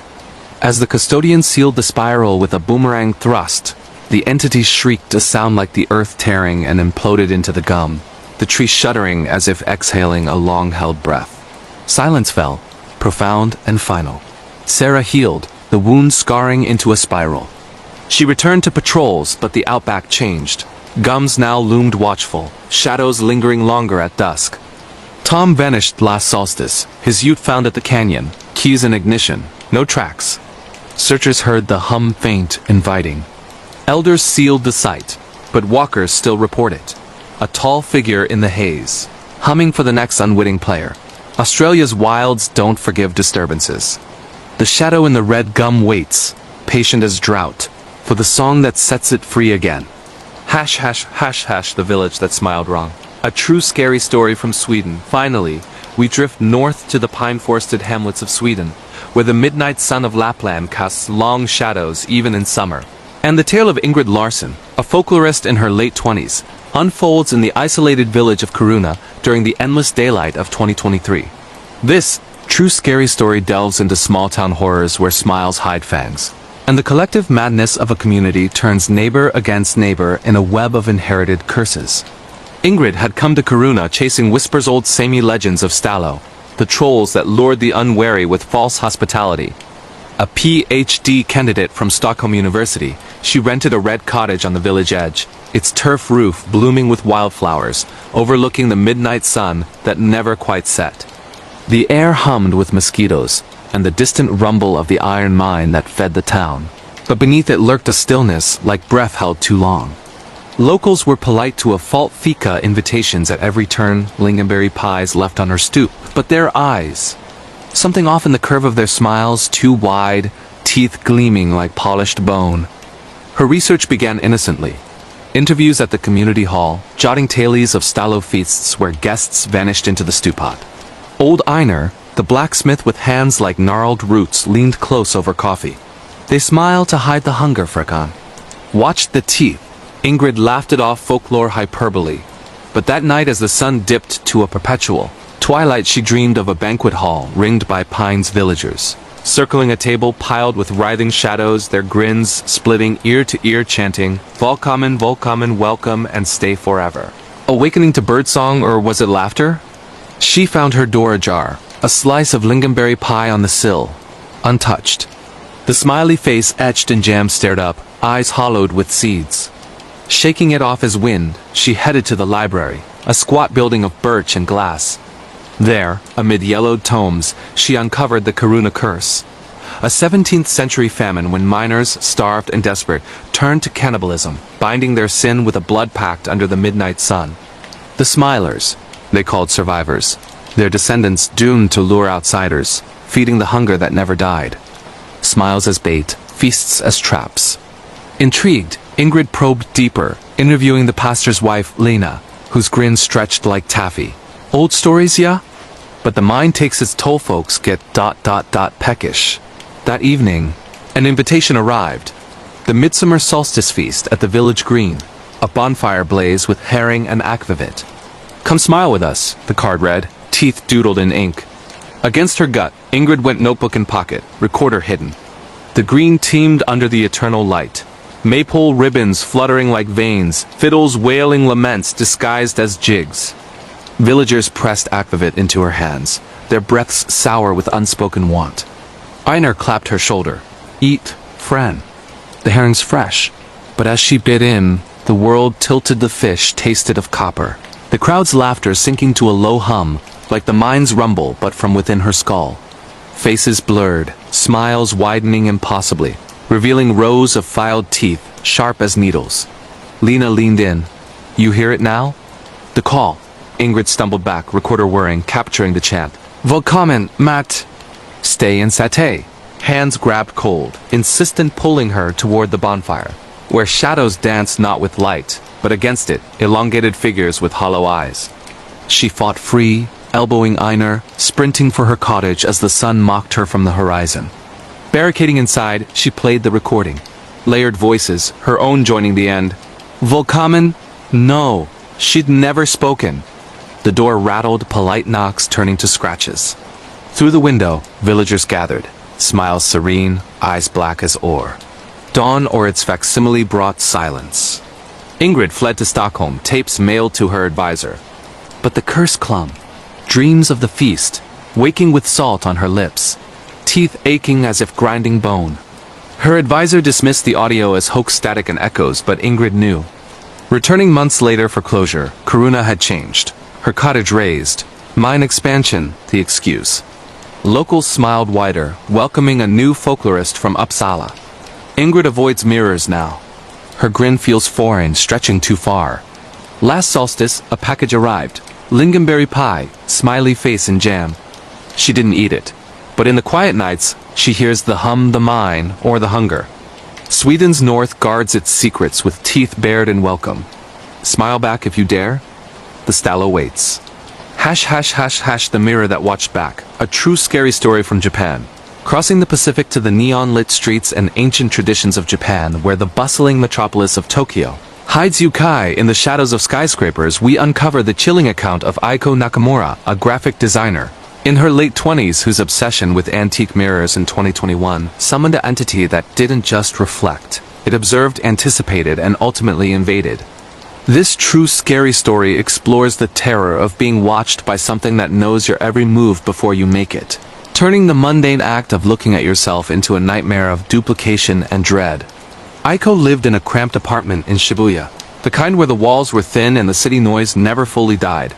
Even at 3 a.m., she'd always been drawn to vintage items, flea markets in Harajuku, dusty shops in Akihabara collecting oddities that carried whispers of the past.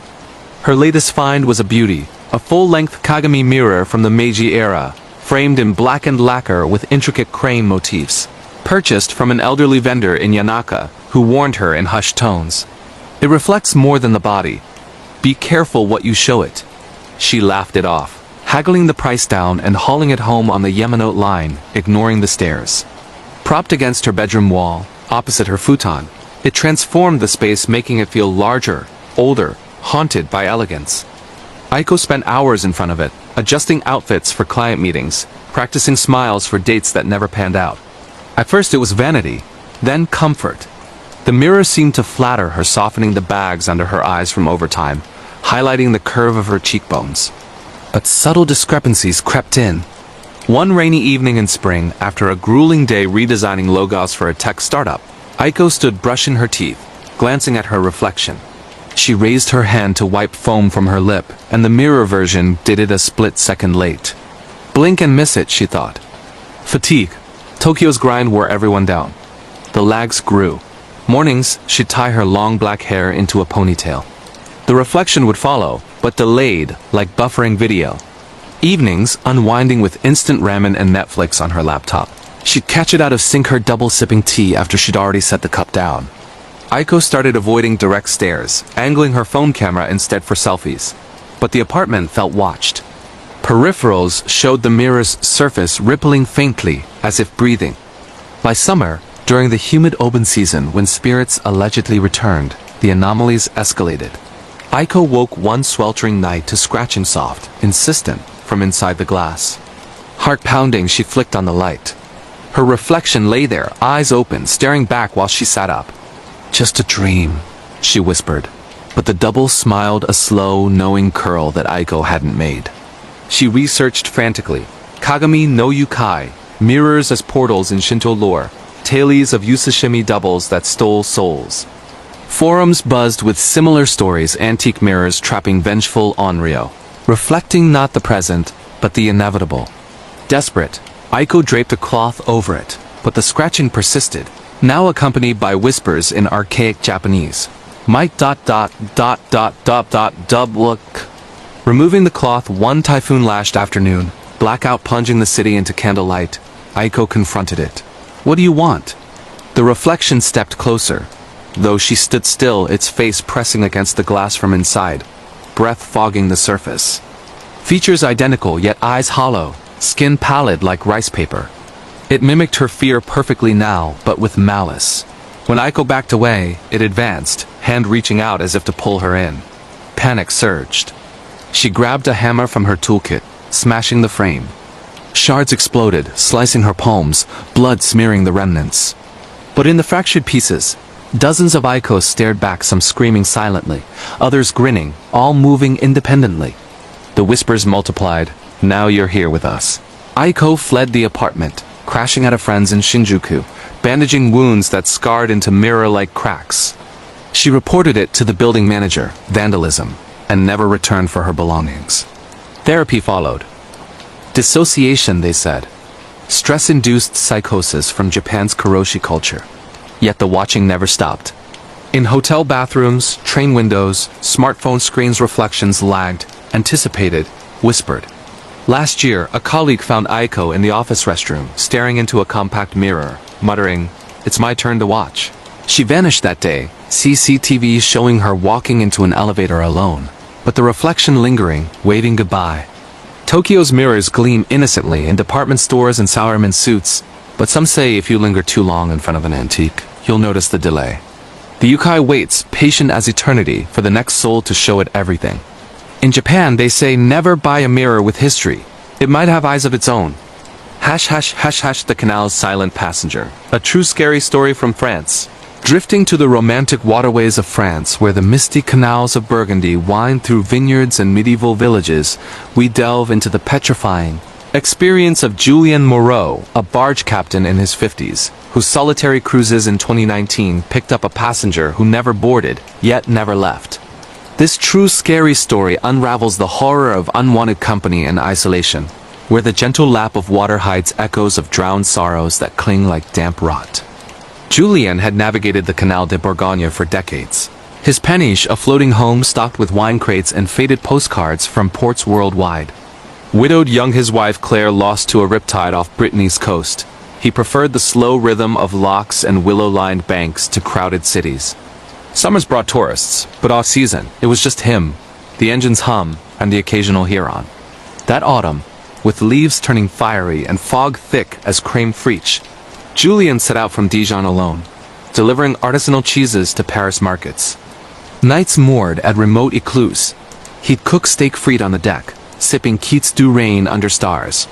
Peaceful until the third night, tied near Puyanexau, when he heard footsteps on the roof, light, barefoot, pacing bow to stern.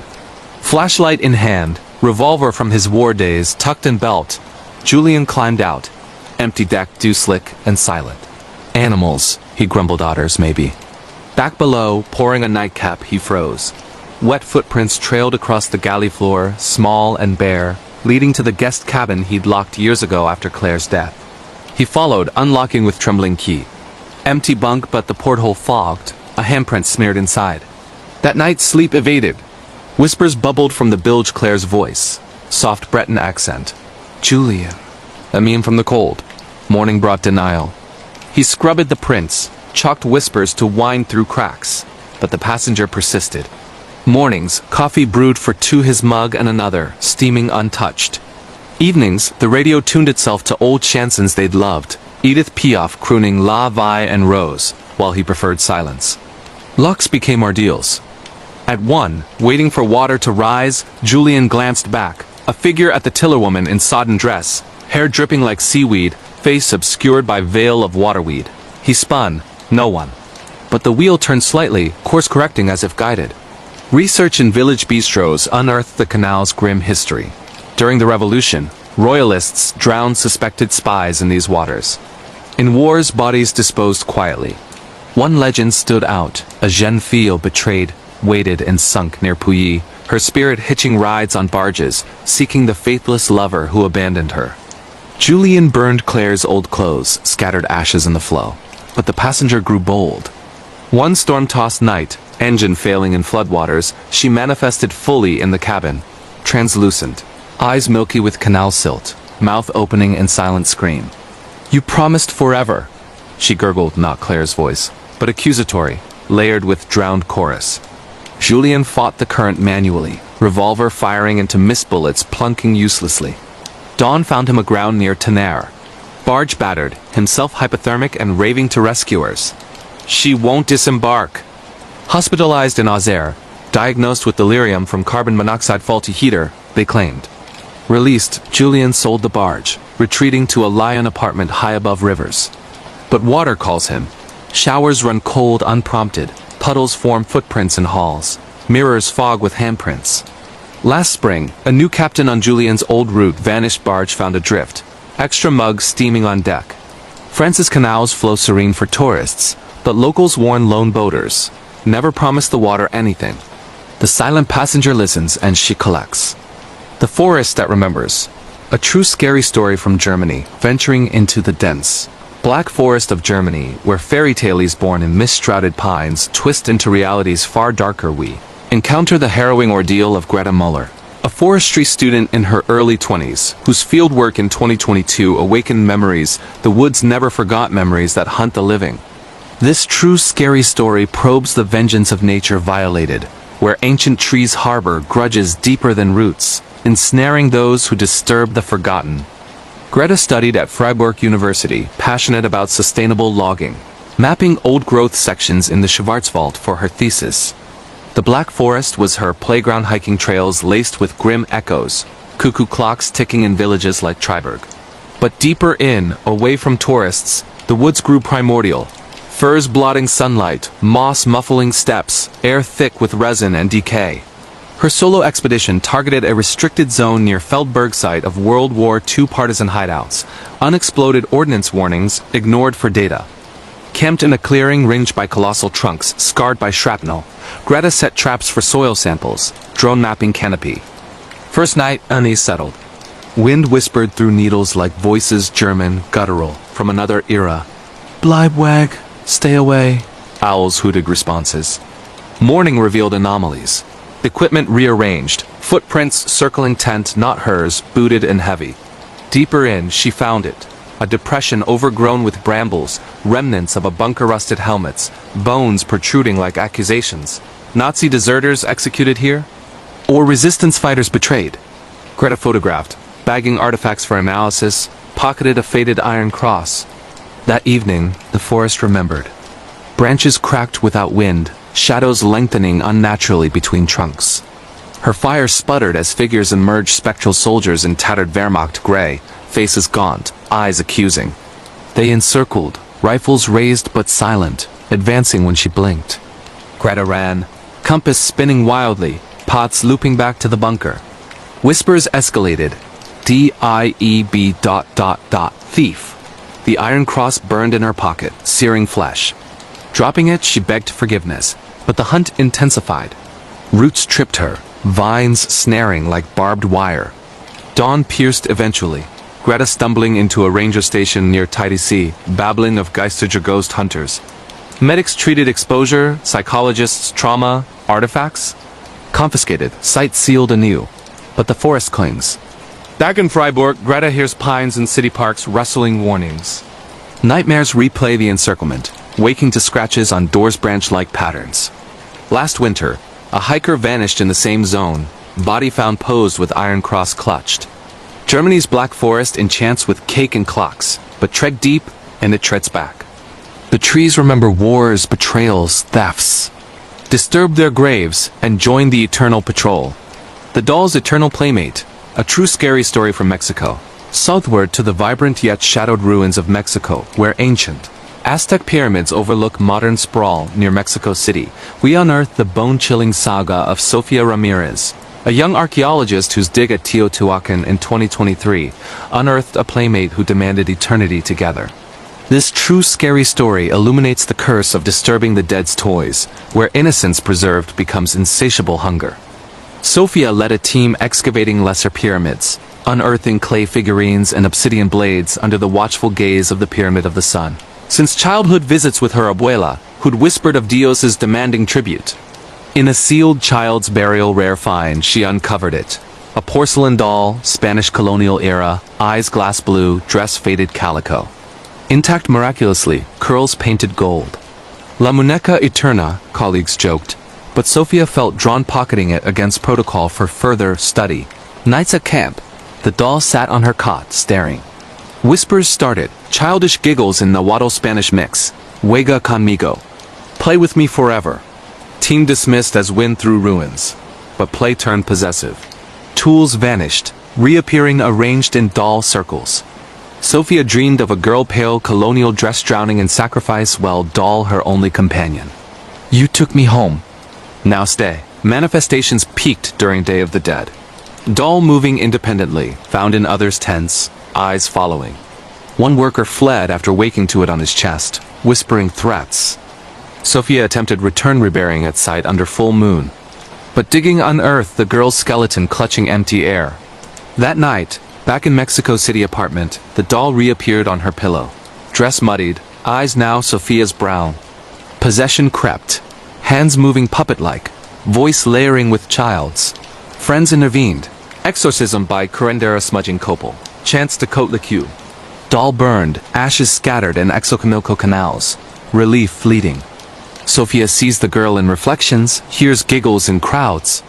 Last Dia de Muertos, she vanished body found posed in museum, arms cradling empty space as if holding playmate. Mexico honors ancestors with altars and marigolds. But some children never stop playing.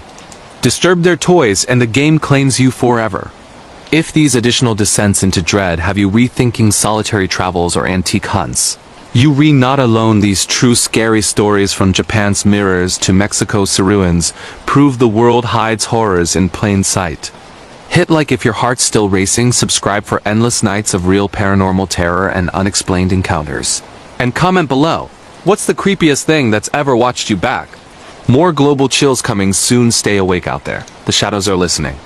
The basement that breath. A true scary story from the United States, deep in the heartland of the United States, where the rolling plains of Kansas stretch like an endless canvas under stormy skies, lies the unsettling saga of Marcus Hawley, a handyman in his early 50s whose fixer-upper dream home in Wichita turned into a labyrinth of living nightmares in 2021. This true scary story uncovers the dread of hidden spaces that pulse with malice, where the house you own might own you back, breathing secrets from its forgotten depths. Marcus had always been a tinkerer wiring old barns. Patching roofs in Tornado Alley, his calloused hands a testament to a life built on sweat equity. After his divorce, he snapped up a Victorian relic on the outskirts. Dirt cheap due to foundation issues. The realtor glossed over the details. Built in 1890, once a doctor's residence, abandoned after a fire in the 40s that claimed the basement lab. Just storage now, she chirped. Marcus saw potential high ceilings, oak floors, a bargain at twice the price. Move-in day, he explored every nook, flashlight piercing the gloom. The basement door stuck, swollen with humidity, but yielded to a shoulder shove. Stairs creaked underfoot, descending into a cavern of exposed brick and dangling bulbs. Empty shelves, rusted tools, a faint medicinal tang like formaldehyde mixed with earth. He planned renovations, a man cave maybe. But that first night, as thunder rumbled overhead, he heard it a sigh, deep and rhythmic, from below. Insomnia plagued him, the house settled with groans.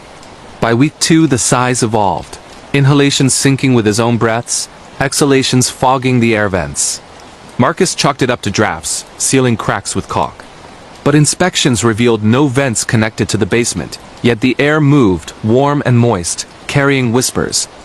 Fragmented words like incision, hold still. Curiosity morphed to obsession. He drilled peepholes, rigged cameras.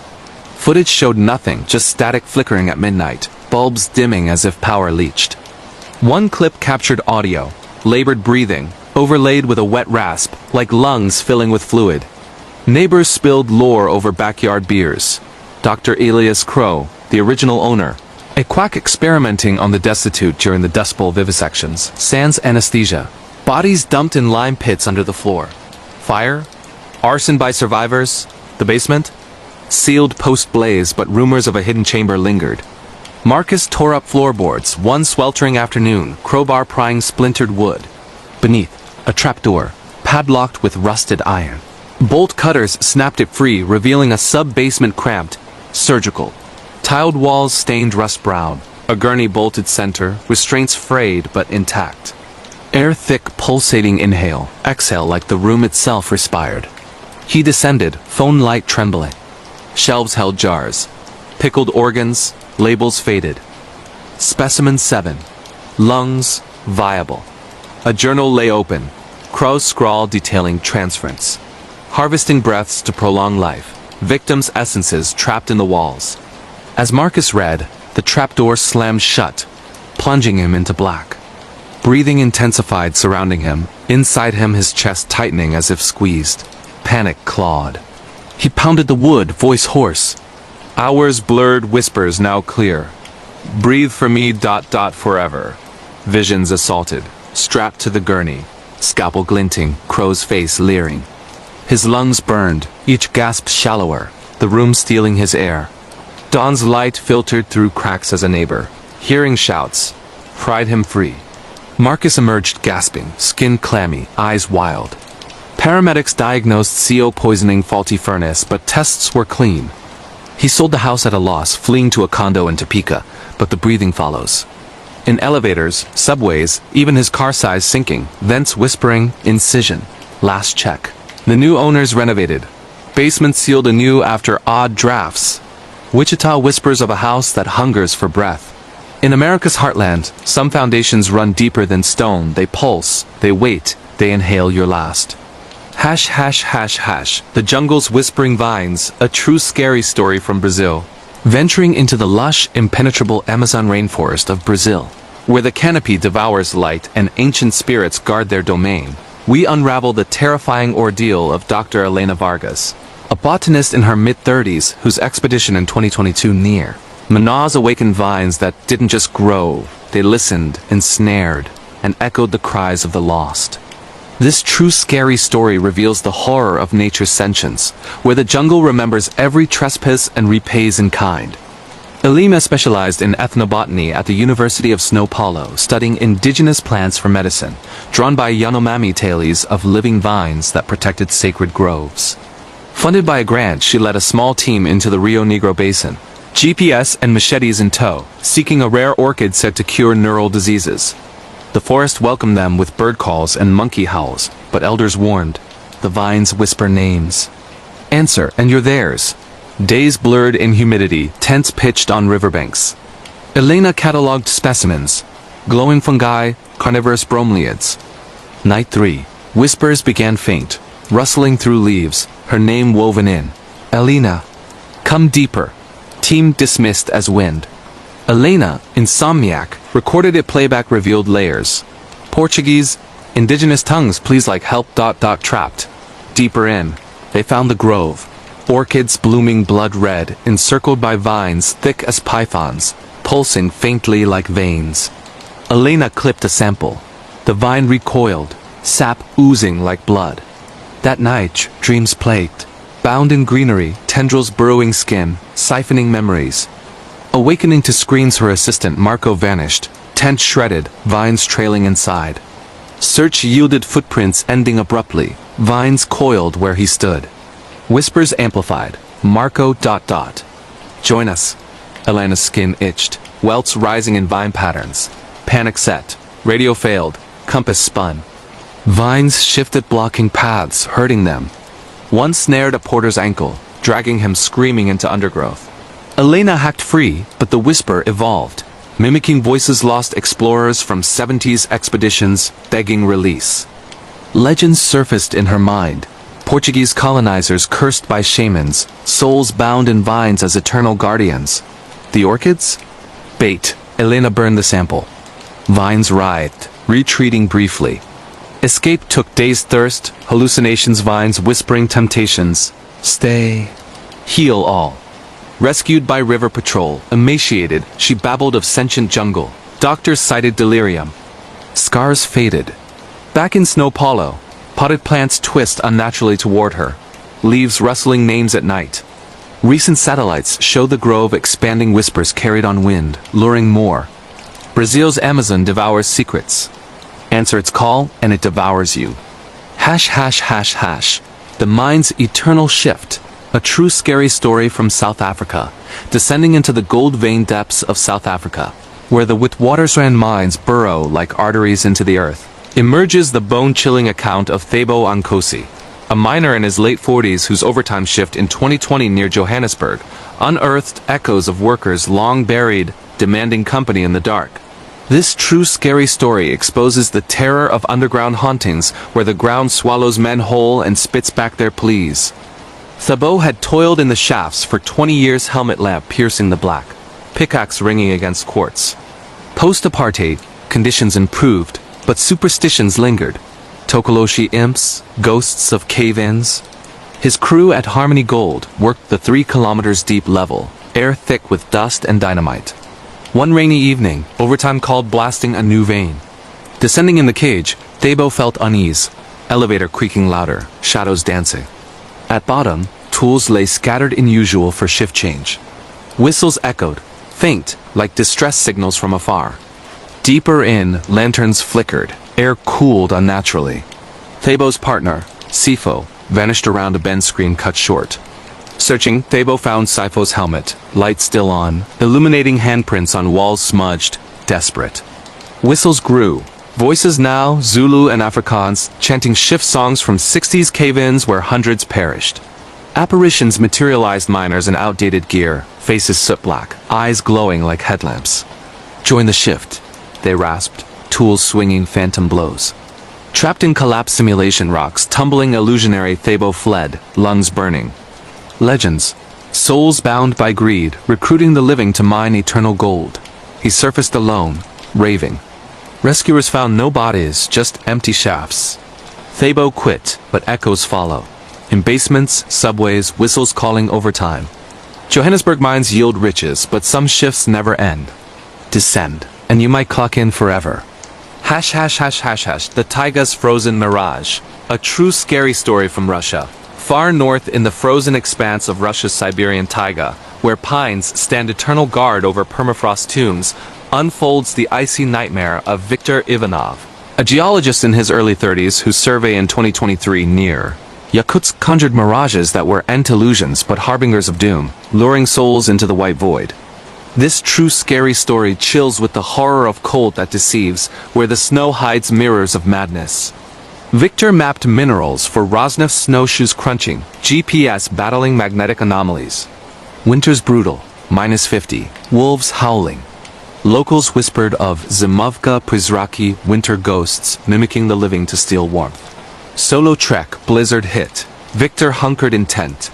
Mirages appeared, his team waving from drifts, voices calling Victor ... Shelter here. Following, he found no one, just his own tracks looping. Mirages evolved, deceased father beckoning to home. Touching one, frostbite seared skin blistering. Folklore. Gulag victims frozen, souls projecting lures to share eternity. Victor resisted rationing heat, rescued hypothermic. Now in Moscow, reflections and windows wave independently, calling him north. Siberia's taiga forgives no wanderers. Mirages wait, warm with false promise. The endless staircase beneath the fjords. A true scary story from Norway. We now journey to the rugged, mist-shrouded fjords of Norway, where sheer cliffs plunge into icy waters and ancient Viking echoes linger in the wind-swept valleys near Bergen. This is the profoundly disturbing true scary story of Lars Hagen, a marine biologist in his late 30s, whose deep-sea research dive in the summer of 2024 uncovered a staircase descending into the abyss, an endless spiral that didn't just lead downward, but pulled souls into a realm where time unraveled and the drowned waited patiently for company. What follows is one of the longest and most meticulously detailed accounts ever narrated. A descent into madness that will consume hours of your night. Layer by layer, step by chilling step. Because some horrors demand to be told in exhaustive, unrelenting depth. Lars Hagen had always been drawn to the cold embrace of the North Sea. Born in the fishing village of Lesund, he grew up on tales of drog-undead seafaring warriors who rose from shipwrecks to drag the living below, and the hidden grottos where trolls hoarded gold beneath the waves. But Lars was a man of science. PhD from the University of Bergen, specialized in abyssal ecosystems. Funded by Nordic grants to map uncharted trenches off the Sognefjord, Norway's deepest and longest fjord, plunging over 1,300 meters into darkness. In June 2024, with the midnight sun casting an eerie perpetual twilight, Lars joined a small research vessel, the RV Nordic Explorer, captained by his old friend Ingrid Olsen. The crew was tight-knit. 5 souls, total Lars. Ingrid, 2 technicians named Eric and Mia, and a graduate student, Jonas, fresh-faced and eager.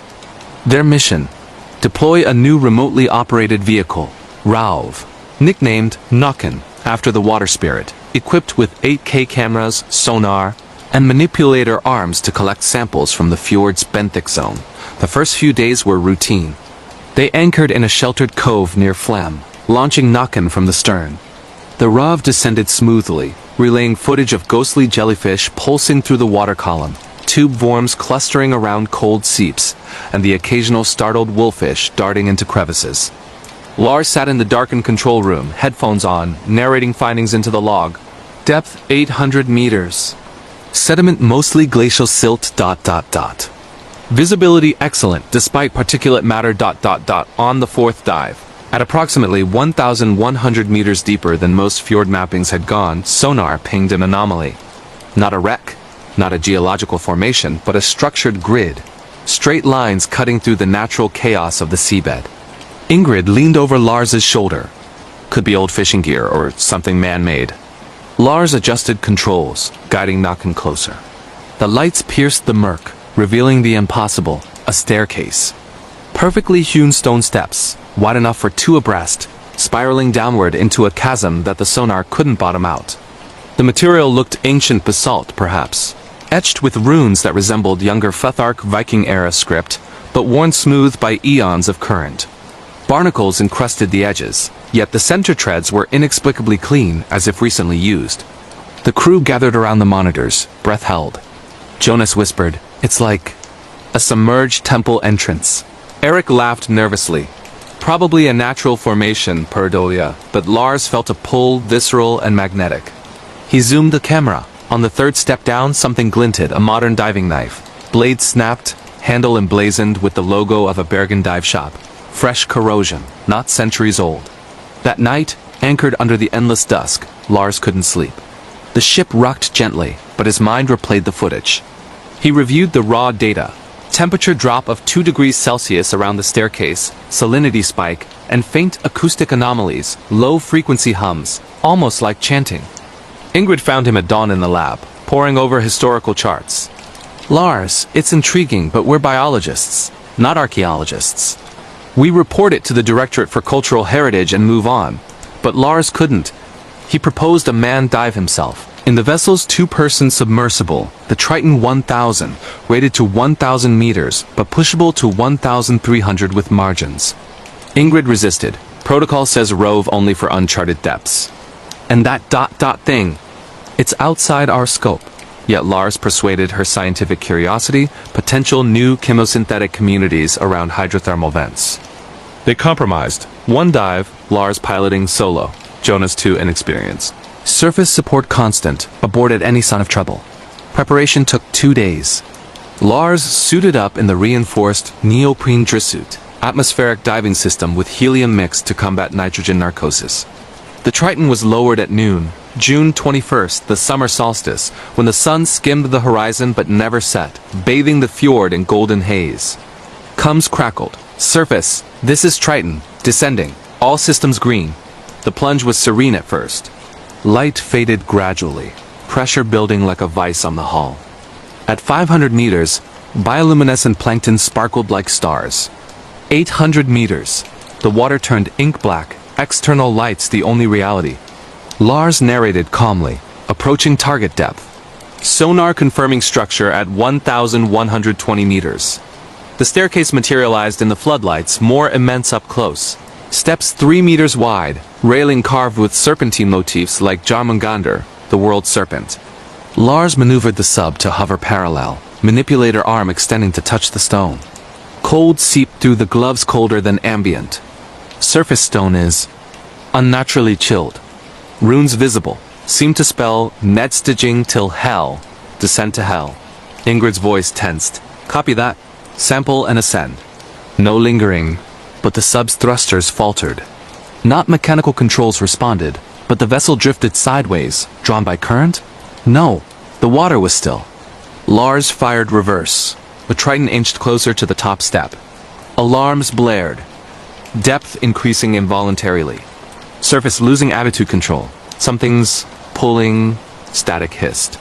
Then, clear as fjord air, a voice not from comes inside the cockpit. Low guttural Old Norse. Velkommen, son of Havit.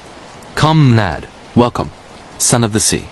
Come down. Lars's heart hammered. Hallucination? Narcosis? He purged helium, breathed pure oxygen. But the voice persisted, now in modern Norwegian. The stairs remember every footfall. Yours will echo longest. The sub settled on the landing, the first broad platform before the spiral proper. External cameras captured movement.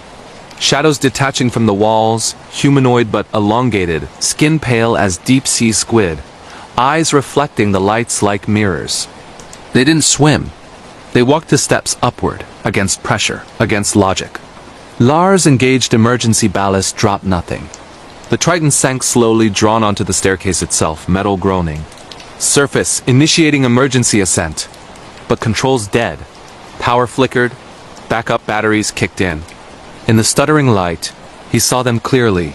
Drowned Vikings, armor-rusted chainmail fused to flesh, beards trailing kelp, axes barnacled. Not aggressive beckoning. One pressed a hand to the viewport. Frost spiderwebbed the acrylic. The descent began in earnest. The staircase spiraled clockwise, sinister, in folklore plunging beyond sonar range. Depth gauge climbed. 1,200, 1,300, the Triton's crush depth. Hull creaked ominously, but held. Impossible. Lars logged frantically. Depth 1,450 meters and descending. Structure continues. Entities ... accompanying. Hours passed or minutes? Time dilated in the dark. The entity spoke telepathically now, memories flooding Lars. Not his own. Visions of longships wrecked in storms, crews sacrificed, endured for safe passage, bodies weighted and sunk as offerings. This staircase a gate to Helheim, built by giants or gods, submerged when the seas rose post-ice age. The drowned guarded it, luring explorers to maintain the veil. At what the gauge read 2,000 meters, impossible in the fjord's geography, the spiral widened into a chamber. Vast, cathedral-like, lit by phosphorescent algae on walls depicting Ragnarok. Center, a throne of whale bone occupied by a figure immense, Hel herself. Half beautiful woman, half rotting corpse, eyes void swallowing light. The sub halted. Hatch pressure equalized impossibly. The entities opened it from outside. How? Water not flooding in. Lars, suit intact, stepped out onto dry stone. Breathable air, thin but oxygenated by unknown vents. The drowned encircled, chanting, "You see now. The world above forgets." "We remember." Hel spoke, voice layers of tide and tomb. Marine biologist. "You map the dead zones, but ignore the living dead. Your kind drills, pollutes, warms the seas. The staircase rises when balance tips. Join us, or return bearing the mark." Lars begged, release science, family, though single. He thought of Ingrid, the crew. Hel laughed, frost breath. Choice is illusion. All who descend carry the echo upward. A drowned warrior face recognizable from missing persons archives. A diver lost in 1998 pressed the snapped knife into Lars's hand. Climb if you can, but the stairs endless for the unworthy. Lars bolted upward steps, manifesting infinitely. lungs burning though air present. Behind, pursuit slow, inevitable. Visions assaulted each landing. Future catastrophes, fjords acidified, marine life extinct, humanity fleeing rising waters while the drowned rose. Exhaustion claimed him on a platform ringed by mirrors of black ice. Reflections not his own, aged, drowned, eyes kelp-filled. The mark appeared a rune on his palm, glowing blue, Hell's Bind. Then, snap back in the sub, hatch sealed, ascending rapidly. Comes alive. Ingrid screaming his name. Depth 1,100 meters and climbing. Ballast worked suddenly. Surfacing at dusk though solstice, sun finally dipping, the crew hauled him aboard, catatonic. Decompression checks clear, no bends. But the rune scarred his palm, glowing faintly under UV. Reports filed. Equipment malfunction, hallucination from CO2 buildup. But footage? Corrupted beyond the initial staircase sighting. The knife? Gone. Lars resigned, retreating to a cabin in the Hardangerford. Nights, he hears steps endless ascending from the boathouse below. Mirrors fog with handprints. Diving friends report anomalies. New staircases sonar pinging worldwide as oceans warm. Last August, the RV Nordic Explorer vanished on a follow-up. Wreckage never found. Ingrid's last transmission. It's rising ... the stairs. They're coming up. Norway's fjords gleam for tourist cruises, kayaks, selfies.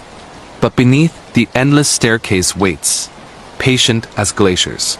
Descend too deep, seek too much, and you'll feel the pull. The drowned remember, and soon they say the mark spreads. This exhaustive chronicle, one of the longest true scary stories ever compiled from survivor accounts, logs and whispered confessions, barely scratches the abyss. If it's left you breathless, staring at depths on maps, questioning every dive into the unknown, then the echoes have reached you too. Like if the endless steps haunt your dreams now, subscribe for deeper descents into real global horrors, paranormal encounters that science can't bury, ghostly terrors from every corner of our shadowed world. Comment below. Have you ever felt an unnatural pull toward the deep ocean, cave, or otherwise? Where are you listening from tonight? The fjords call. But don't answer. More unrelenting nightmares await. Stay submerged in the fear. The staircase remembers your footsteps already. The Eternal Watcher in the Heather. A true scary story from Scotland. We now cross the restless North Sea to the wild, windswept highlands of Scotland, where ancient heather cloaks rolling moors that hide standing stones older than memory, and the veil between worlds thins under perpetual drizzle near Inverness. This is the extraordinarily lengthy and deeply immersive true scary story of Fiona MacLeod, historian and folklorist in her early 40s, whose solitary research into forgotten Pictish sites in the summer of 2025 led her to a circle of stones that didn't merely stand. They watched, waited, and ultimately ensnared her in an endless cycle of observation where every glance was returned, every secret exposed, and escape meant becoming the watcher forever. What follows is one of the most exhaustive, intricately woven narratives of real horror ever compiled. Descent into paranoia, ancient curses, and unrelenting surveillance that spans tens of thousands of words. Hundreds of chilling details and layers, upon layers of creeping dread because some entities demand to be understood in their full suffocating eternity. Fiona MacLeod had devoted her life to unraveling Scotland's layered past. Descended from a long line of Highland crofters, her great-grandmother, a reputed Bean Fiza, a wise woman who read omens in the mist. She grew up in a croft outside, Dingwa, listening to Gaelic tales of the Secht, the fair folk who dwelt in hollow hills and coveted mortal creativity. But Fiona chose academia over superstition, doctorate from the University of Edinburgh in Celtic studies, specializing in pre-Christian megalithic sites, published papers on Pictish symbol stones that earned her grants from Historic Environment Scotland. In July 2025, with the heather blooming purple across the moors and the days stretching long under the Scottish summer light, Fiona secured permission for a solo survey of a remote site in the Black Isle unexcavated, barely mapped, known locally as An Sianach Nan Swilien, the Hill of Eyes. Old Ordnance Survey maps marked it with a simple circle of standing stones, but aerial LiDAR from a recent drone overflight revealed anomalies. Concentric rings, subterranean chambers, and radial lines suggesting a complex far older than Stonehenge or Callanish. She set out alone, preferring solitude for contemplation, her Land Rover packed with ground-penetrating radar, GPR, total station theodolite, camera drone, and camping gear. The drive north from Inverness wound through glens shrouded in low cloud, radio crackling with Gaelic broadcasts before fading to static. Locals in Cromarty warned her over tea. That hill's no for poking lass. See the come and see the go, but sometimes they keep the seeing. Fiona smiled politely. Folklore was her bread and butter. She parked at the end of a rutted track, shouldered her rucksack, and hiked the final kilometer across boggy ground, boots squelching in sphagnum moss. The hill rose gradually, crowned by 13 monolith stall, weathered granite slabs arranged in a perfect circle 20 meters across, each carved with faint Ogham-like script and stylized eyes. Hundreds of them, lidless, staring inward toward a central altar stone flat as a table, stained dark by millennia of rain ... or blood. She pitched her tent on the lee side, away from the prevailing wind, and began work at dawn the next day. Measurements first, laser scanning each stone, noting orientations aligned not to solstices, but to the heliacal rising of Sirius the Dog Star, associated with ancient underworld guardians. GPR sweeps revealed voids beneath. A passage to? Or something deliberate? Drone footage showed the eyes carved in relief, pupils drilled deep as if to peer through the stone itself. By evening, unease crept in subtly. Photographing the eastern stone, Fiona noticed in the viewfinder, the carved eyes seemed to track her movement optical illusion. Parallax from the lens. She laughed it off, cooking lentils on her stove as curlews called mournfully. But sleep came fitful. Dreams of being watched from every direction, eyes multiplying like heather blooms. Day 2. Excavation permit allowed non-invasive trenching. She brushed soil from the altar, revealing cup and ring marks concentric circles around central depressions, Pictish cosmology symbolizing portals. Pollen samples hinted at rituals. Burned human bone, yew berries, poisonous, hallucinogenic, and rowan for protection. As she worked, peripherals caught movement shadows flitting between stones, gone when directly viewed. That night, storm rolled in from the Moray Firth, thunder echoing like giant footsteps, lightning straubing the circle white. Fiona huddled in her tent, recording notes by headlamp. Wind howled Gaelic words or imagination. Thanas Willian a Coimhead. The eyes are watching. She dozed, waking to silence unnatural after the gale. Stepping out for air, she froze. Every carved eye glowed faintly bioluminescent algae, but selective, only the pupils. Flashlight beams swept the circle, stones unchanged by day. Yet she felt observed pressure on skin like fingers tracing spine. Back inside, sleep evaded. Dawn brought mist thick as milk.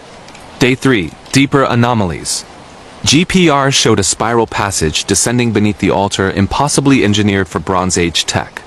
Fiona rigged a GoPro on a pole, lowering it into a crack she'd widened. Footage.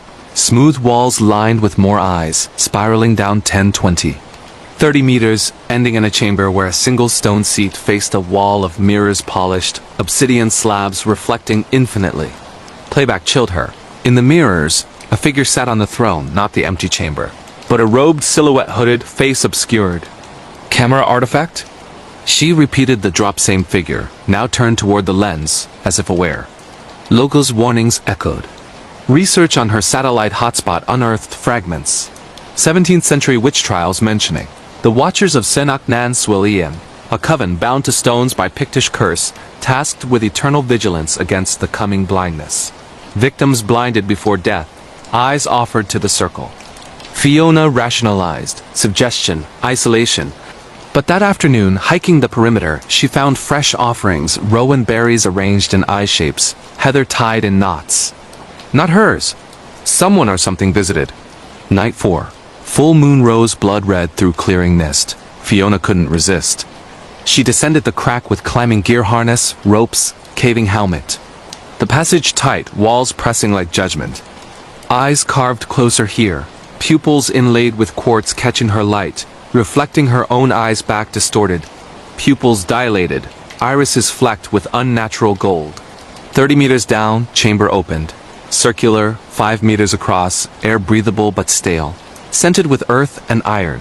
The throne's central granite, worn smooth by countless sitters.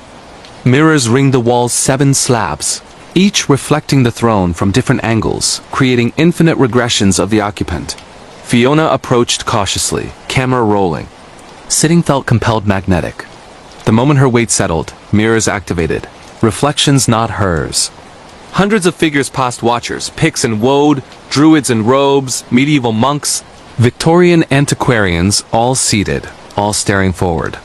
But their eyes moved, tracking her. A voice not sound, but inside skull, layered voices across centuries. Welcome, successor. The watch passes. Panic surged. She stood. Reflections remained seated. Try to leave passage sealed, soil cascade blocking exit. Trapped? Hours? Days? Time lost meaning in the dark headlamp conserving batteries.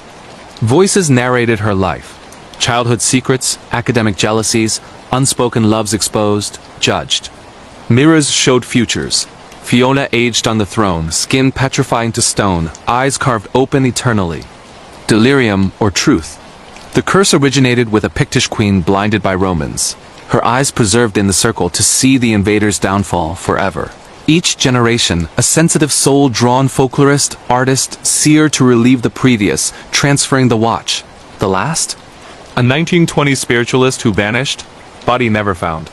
Fiona rationed water, energy bars. Attempted digging soil refilled magically. Voices offered bargain. Accept the seats willingly. Gain knowledge of all seen before Scotland's hidden history, buried treasures, impending disasters. Refuse and madness until compliance. Visions assaulted. Highland clearances witnessed from the moors, Jacobite battles, Viking raids. Even older Ice Age hunters, Neolithic farmers raising the stones as observatory against the blind gods from the void. Weakened, she sat again. Mirrors sensed her reflection joining the chorus, eyes glowing.